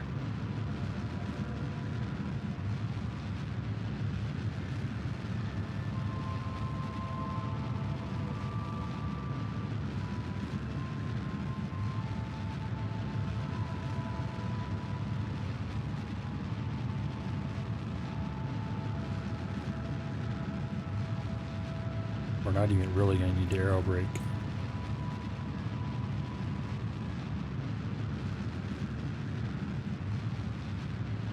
Yeah, see? No aero brake required.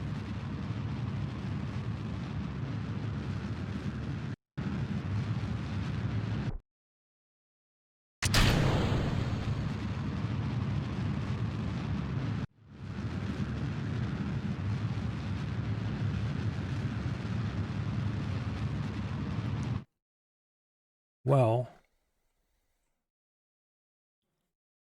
as tempting as it is to try to land this thing, we don't have the thrust to weight ratio to do that. So,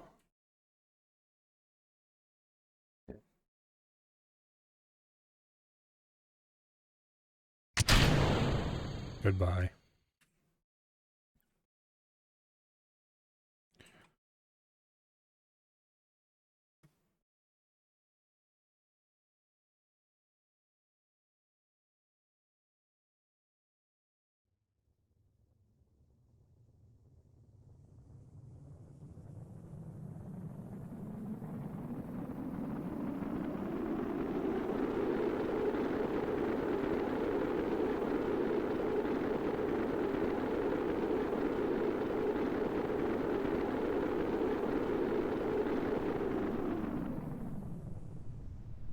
Okay. Drogue chute out. Why is a drogue chute on the top, not the... Oh, I remember. Wasn't very good using that.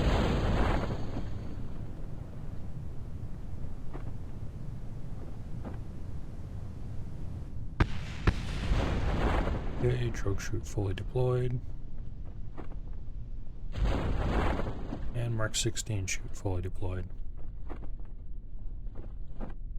It's ass off.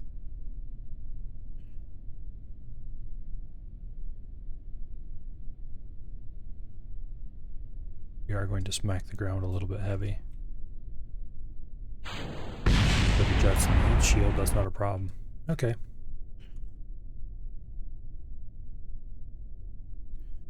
Alrighty. Let's find out how much science... Oh, no, wait. First, let's get an EVA report on the ground here. Kerbin's grasslands. Didn't say grasslands when I was flying. Maybe it did. I said highlands. Oh well. Find out how much science we made.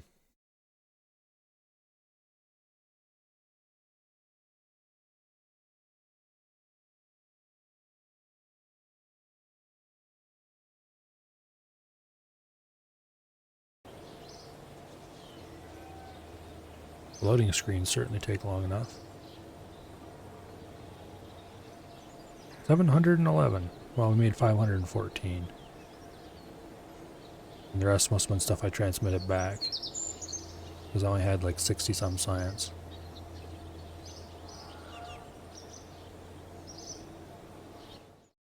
Let us see. We might as well buy all this stuff because it's going to be important.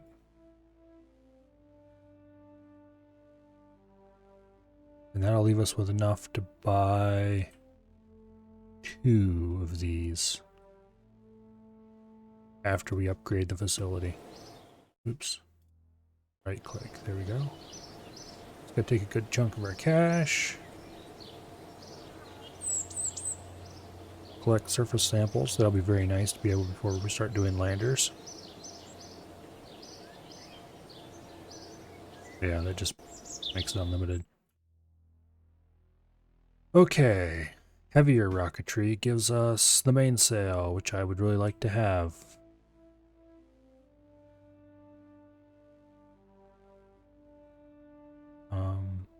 Okay. Okay. Separatrons, those are nice to have.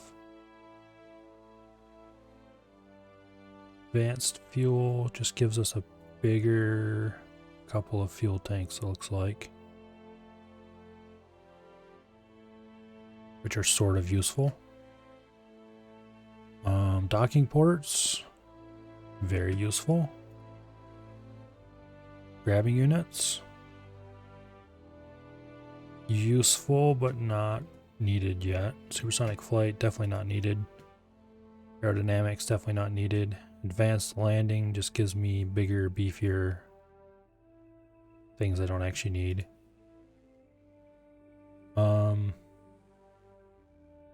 Specialized control is interesting. Mark II lander can is really nice.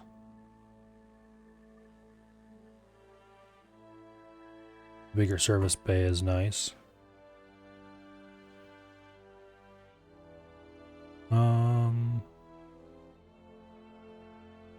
Okay. Mobile processing lab is huge. But that would be if I was going to build a space station more than anything else. What's precision engineering get me? Get me. The cubic octagonal strut is really awesome. That would help a lot with some things. Advanced electrics, bigger solar panels, bigger batteries.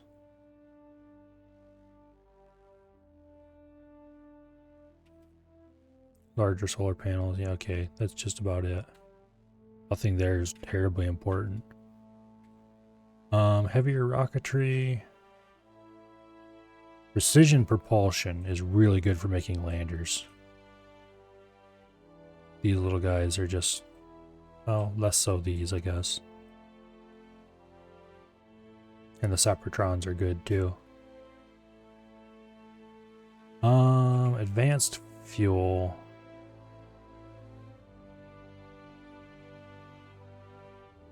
Sort of useful. You can just use 2 32s to make up for the 164 though. Precision propulsion and heavier rocketry might actually be my picks here. So this is all good stuff as well, but it's not as useful. Heavier rocketry is no question. We need the bigger engines.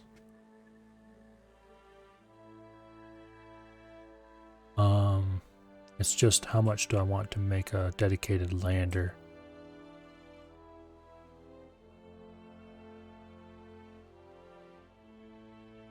We do have the Mark I lander can, I think. Yeah, we do. So this, a few small fuel tanks.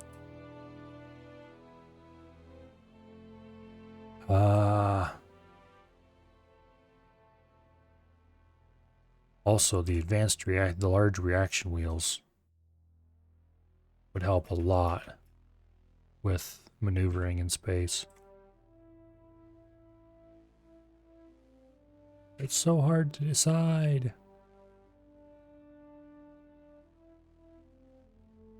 If we're going to get more tech, we're going to need to do landers.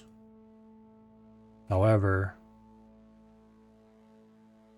don't really need these little engines for landers. We can use the existing ones. The small fuel tanks are actually more useful in some ways. But these are all RCS tanks, so outside of the big RCS tanks, this doesn't really give us anything we absolutely require.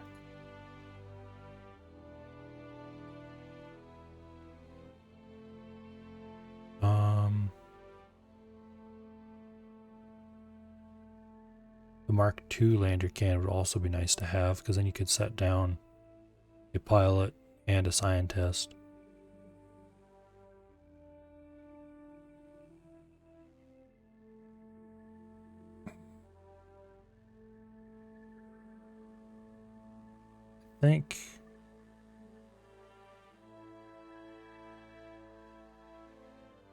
I think maybe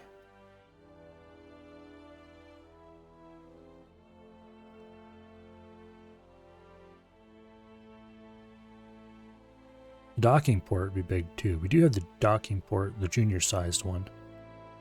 No, let's just not buy anything yet. And go make a lander and see how the junior jockeying port is going to look on that. If it's too small, we might have to do something else. Okay, new one. Want the Mark 1 lander can. What kind of... Okay, it's got... This is just has stability assist, so it doesn't have any of the good stuff. Okay. So this is the Mark 1 lander can. We want to display our delta V and such on the MUN. If it works on the MUN, it'll also work on minmus. Now, fuel.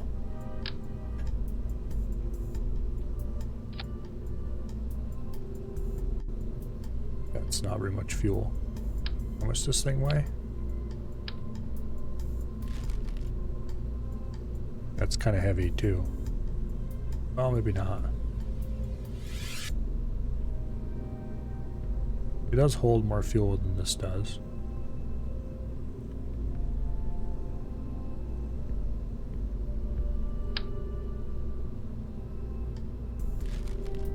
This is a little more compact. What's this one look like? Kind of silly, to be honest. How's it weigh? 0.9, 0.9, same, okay. It won't give any good place to attach engines, though. I didn't buy the mini engines, so we're gonna have to use the Terrier. Therefore, okay, that's way too big. That's actually maybe about the right size. How much does it weigh? 1.2 tons. Fuel does it have? Quite a bit, actually. Change this to truss mount. Change this to gray. Okay. We do have all these other little tanks. These things hold like absolutely none, more or less. This would actually probably be a better bet. Reduce some weight.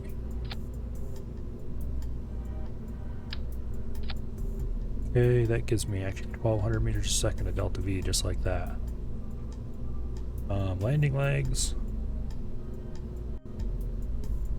Probably get away with micro struts on something this small.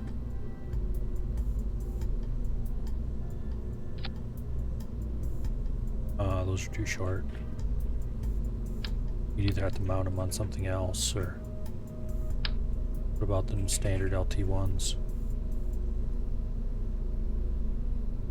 They're definitely long enough, and they're definitely strong enough. How much are...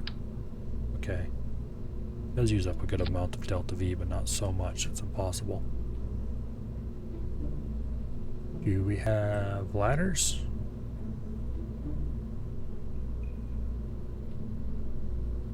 Doesn't really look like it.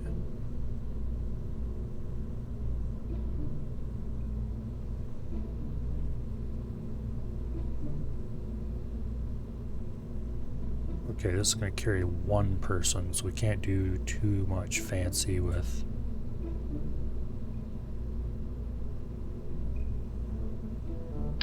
Interesting if we could fit a Science Junior on it.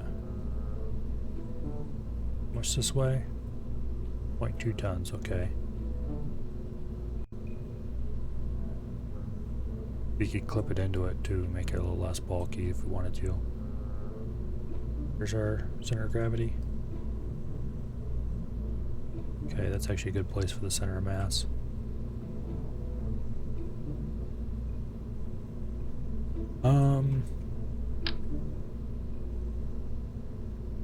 Yeah, we'll worry about putting most of our science on later. Electrical. I've been bitten in the butt a couple times by not putting electrical on these early enough. Or, you know, flat out not putting electrical on them.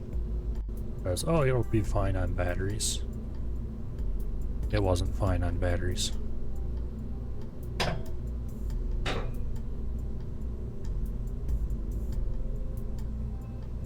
Okay.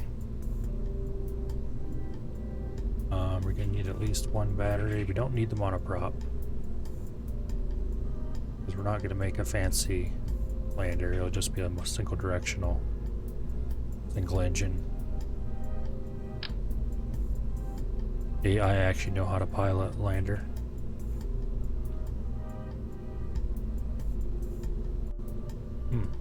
Put the batteries on these tanks, I guess. That seems silly though.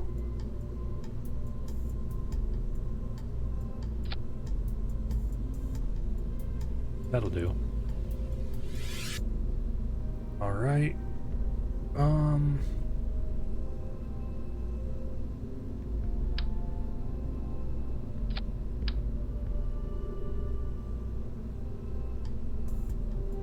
How's this?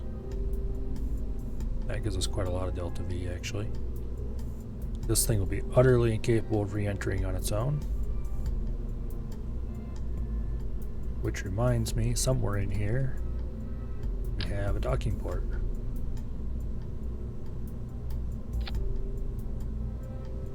It's pretty small. It will do for this size of lander. I'm not sure if actually putting... Okay, that seems a bit more reasonable. Not sure if we actually want to bring this along with us on this launcher.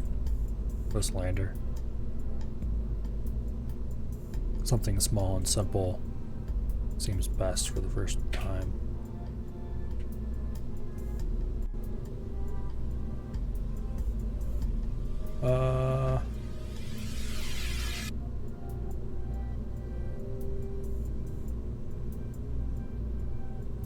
Okay, what else would we be?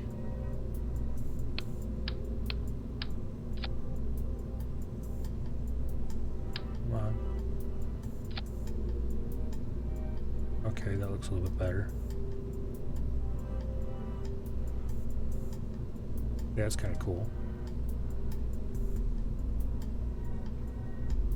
We really don't need these larger landing legs. We could definitely use the smaller ones, but these are longer, so they'll do. Okay, where's the center of gravity at now? Pretty central to the craft. That should make it maneuver fairly well.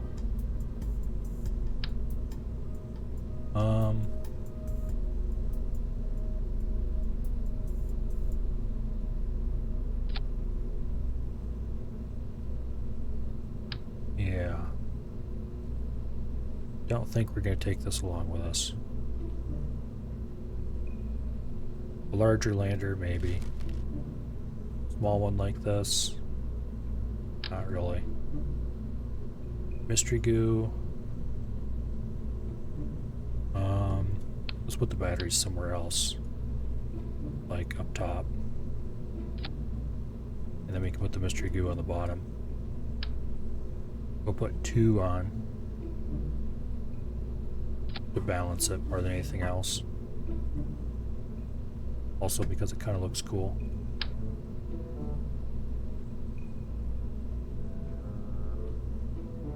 And then the barometer and the thermometer we'll put on either side of the door.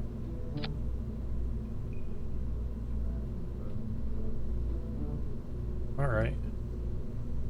Now I kind of wish I had the ladder that you could stick on here, so just so they could walk all the way down to the ground, but this is definitely low gravity only, so it's not that big of a deal.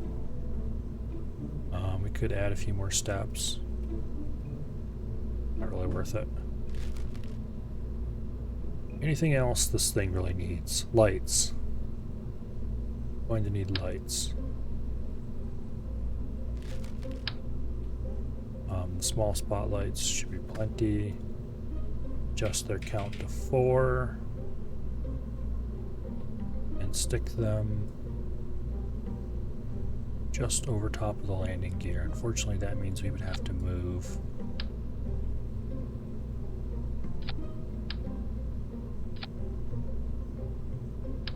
Oops. Didn't want to do that. Okay.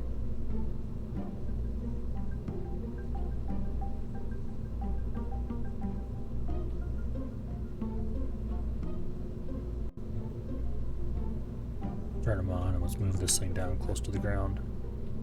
You can see how it will actually illuminate the area.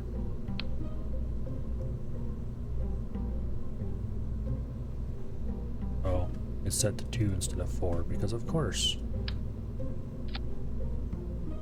Does that. Good illumination for the area. About the right angle. Okay. Now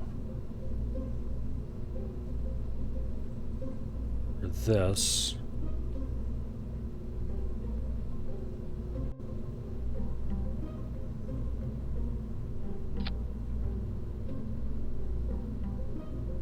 We're going to want to offset this into the vehicle some because we don't need it sticking out like this. Global. Oops. It will snap off first. Okay. Lights on.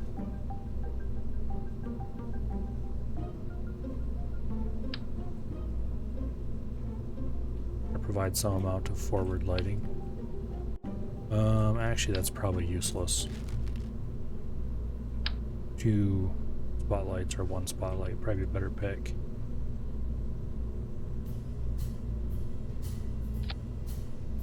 Yeah. And we'll inset this into the craft.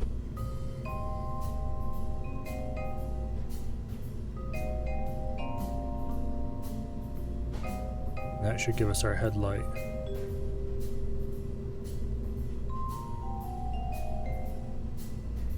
The better to see the rocks coming to hit us when we're coming in for a landing. Okay, now to get these things here somewhat properly positioned.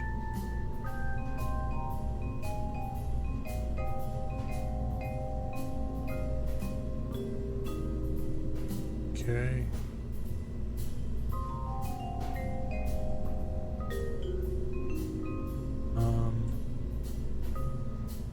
Yeah, more like this. Okay. Change to local coordinates. Turn snapping off. There we go. That should catch sunlight from any direction that the lander can see when it's sitting upright. Anything else we need to do?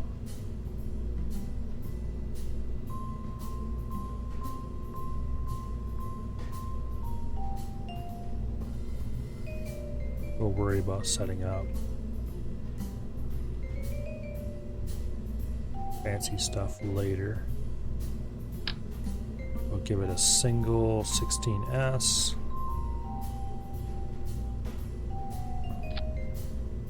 That should be good. Actually, we'll stick it on the brow. To help keep weight balanced front to back. Actually, I should check what the weight on one of these lights is. 15. 0.05. Okay, we might actually have to put it on the back to balance weight.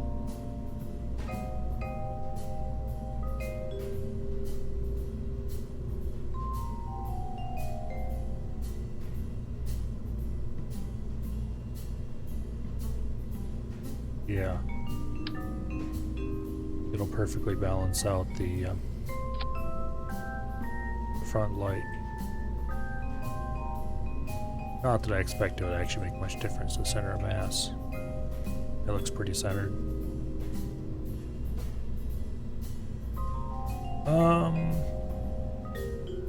Okay. Anything else this thing needs?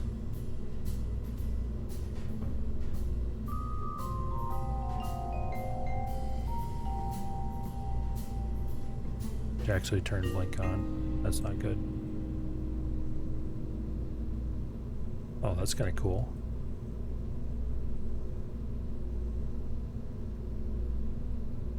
Okay.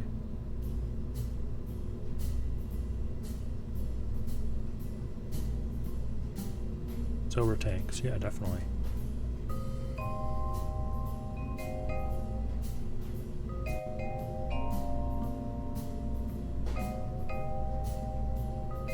Alright.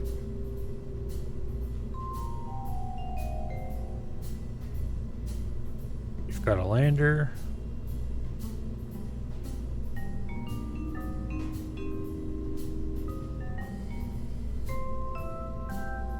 It's not really tiny. It's got too many amenities for that, but it is small.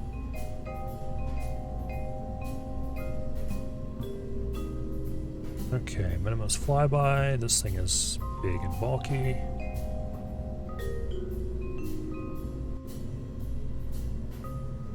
I'd like to take apart 2 halves, basically.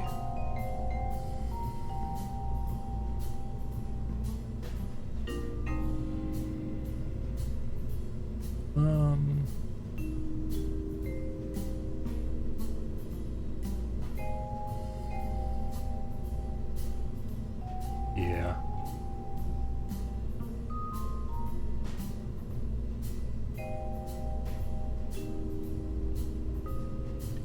Oh no. Yeah, let's go back to the lander.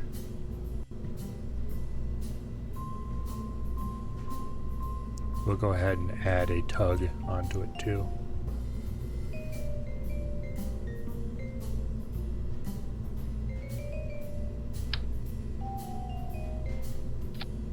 There we go. And onto that, we will add a Mark II command pod. Boom. Reroute it. Flip it over. There we go.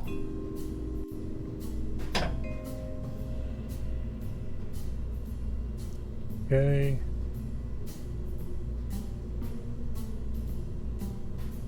And then we need heat shield with the command pod.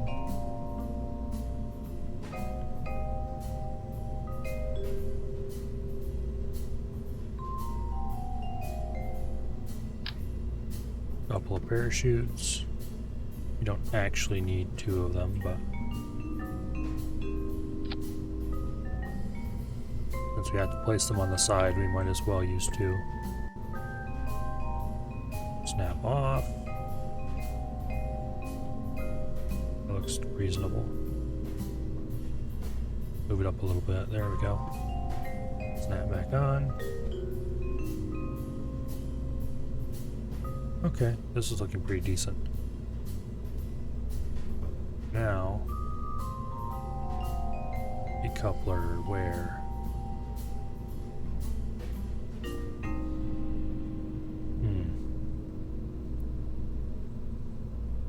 I wonder what we're gonna do with the lander.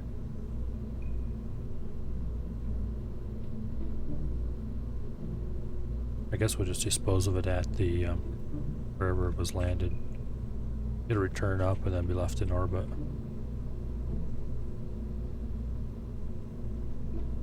Not really my preferred way to do it, but okay. I do think we have fuel tanks of this size now. Yes, we do. Good. We don't have to do any weird resizing. Get it to look somewhat sensible. Gray and orange. Sure, why not? And then onto that, we need an engine. Did we get any small engines that are this size?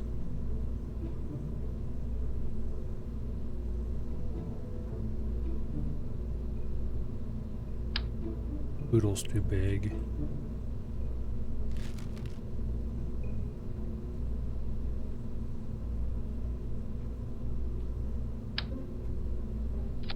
That's also too big. Does it have any variants that look different? Okay, that actually looks like it fits, kind of.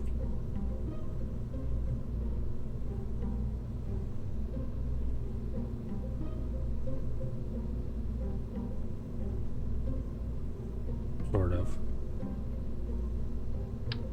I don't think that's quite what we're looking for in an engine, though.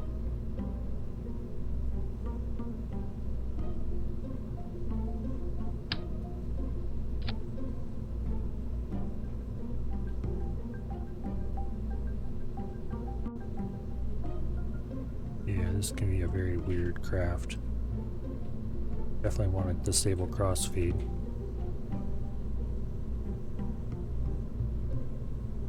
Is there a way to tell this not to show up in staging? I seem to remember there being a way to tell stuff not to show up in staging once upon a time.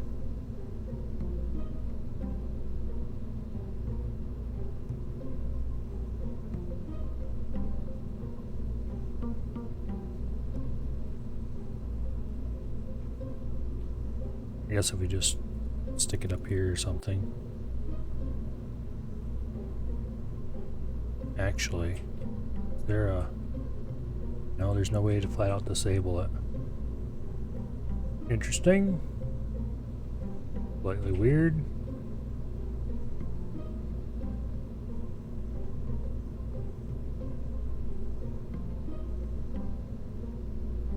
Oh, I remember there being a way to...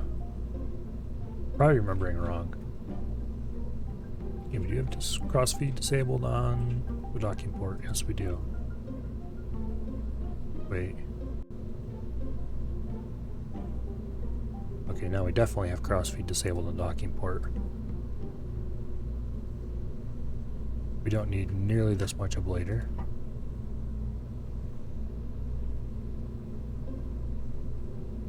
What's my thrust to weight ratio? That's for the MUN. So let's do Kerbin. Like 77. 124 seconds of burn. That's probably plenty for a deorbiting and return stage. More than plenty, actually. We don't really need any scientific instruments because they're all on the lander. Okay, decoupler.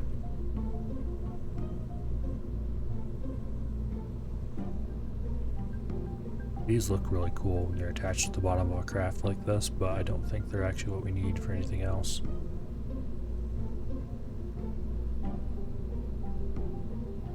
TD18, I think, is what we're looking for here.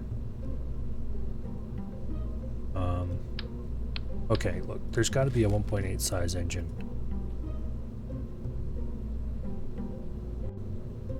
This is really tiny. That's small. Cheetah is the right size. However, what's the ISP in vacuum? 355. 45, okay. Cheetah's actually not a bad pick then. Everything else is bigger. You know what? We'll just run the Cheetah. Okay. Now, under this, we're going to want to put a fairing. Specifically, we're going to want a large fairing. Where are the fairings?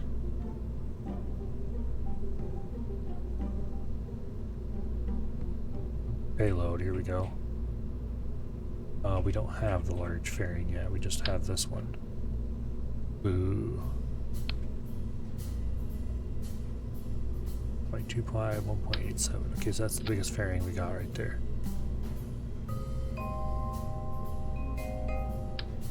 Sort of the right size.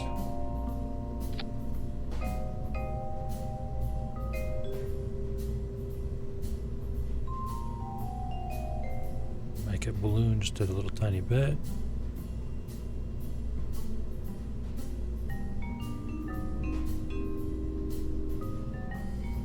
And we'll just taper it in for the end.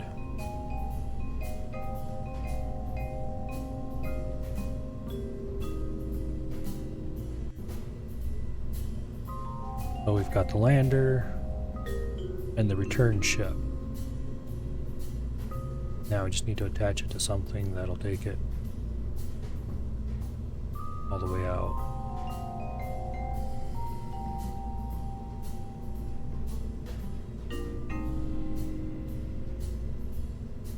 Okay, that looks about right.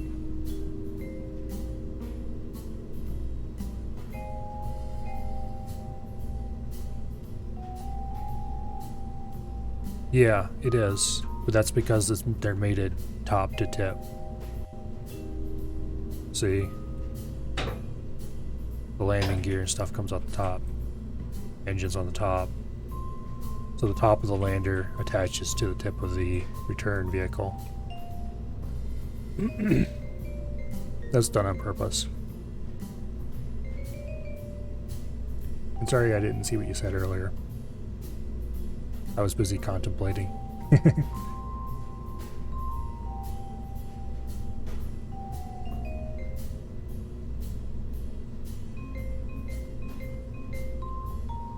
Okay. I think this cargo's ready to go. So, we'll start with new. And did I buy the X64 fuel tanks or not? It looks like it's or not.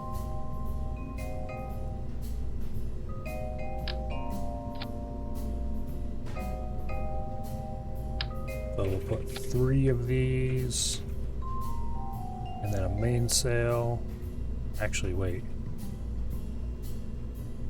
Yeah, the mainsail's got way more thrust than that does.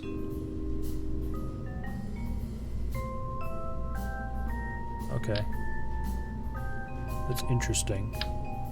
Oh, okay, the Kodak is a lot smaller than I expected it would be. I thought it was another 0.25 engine.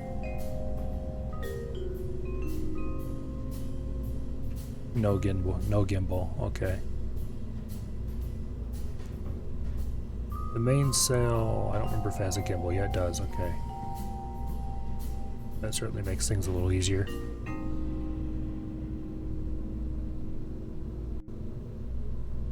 We don't need anything up here. Oh yeah, we kind of do actually. We'll worry about that later.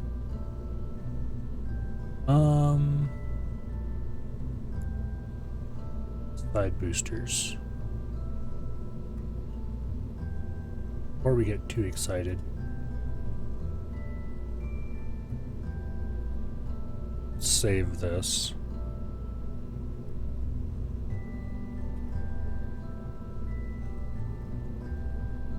Let's go ahead and get the lander mated to this.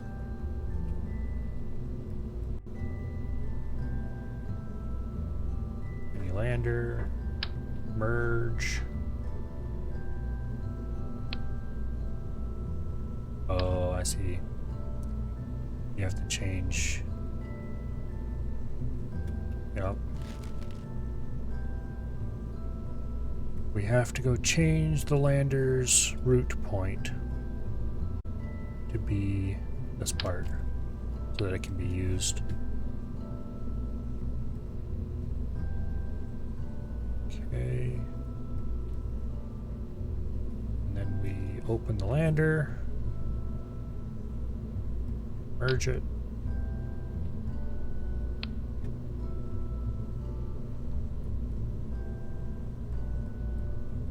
Take the Rockomax adapter.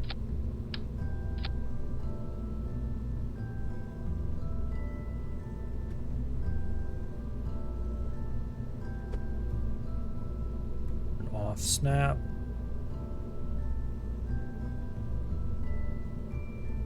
There. And that is how you get a 2.5 to 1.8 adapter without actually having one. Snap back on. I do believe Yeah, everything's seriously messed up here.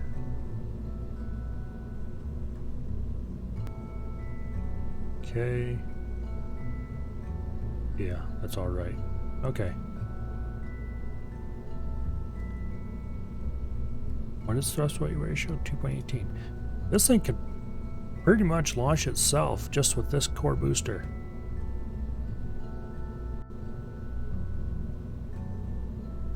Oh, we do have Delta V set. Oh, it's set to vacuum, no wonder. Urban sea level. It actually doesn't make much difference at all. Okay. If you put some small asparagus boosters on this thing, that would be all that's needed and then some.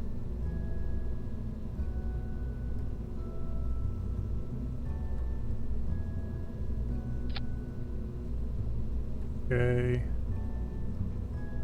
Fuel tanks. FLT 800s. And let's get some 400s. Where is the FLT 400? Come on. There we go. Put a 400 above and below. Tack on some, not swivels, we want the Reliance.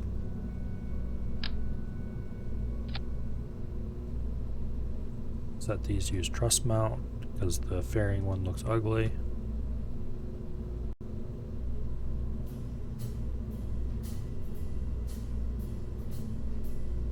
We'll do mid.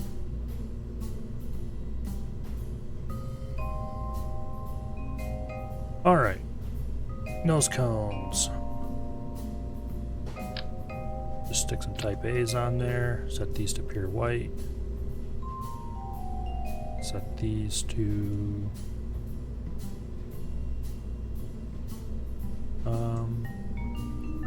that looks vaguely cool, maybe? Okay, that does look cool now. Aerodynamics. Delta Deluxe winglets. We'll put them right here on the main body. Launch gantries. And go on the outer stages.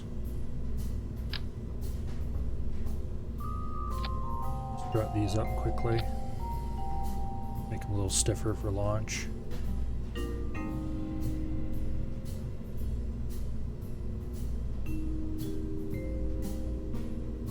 Okay.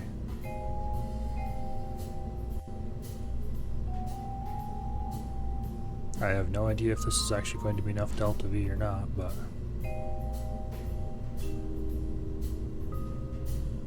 I guess we'll find out. After I actually turn these into asparagus boosters instead of just saying I was going to.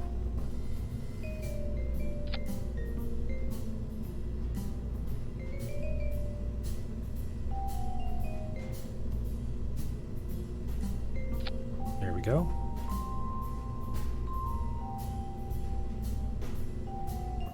No solid fuel boosters.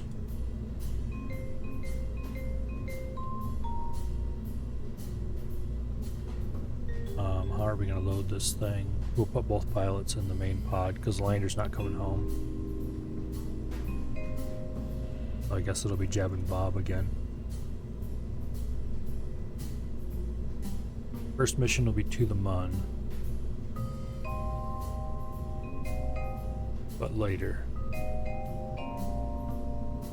Because I have been going for very close to 8 hours and I desperately need to eat something before I starve to death. Although it is only 9 o'clock, so...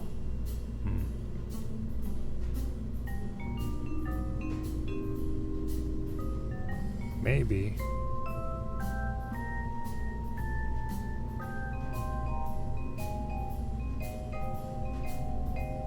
Yeah.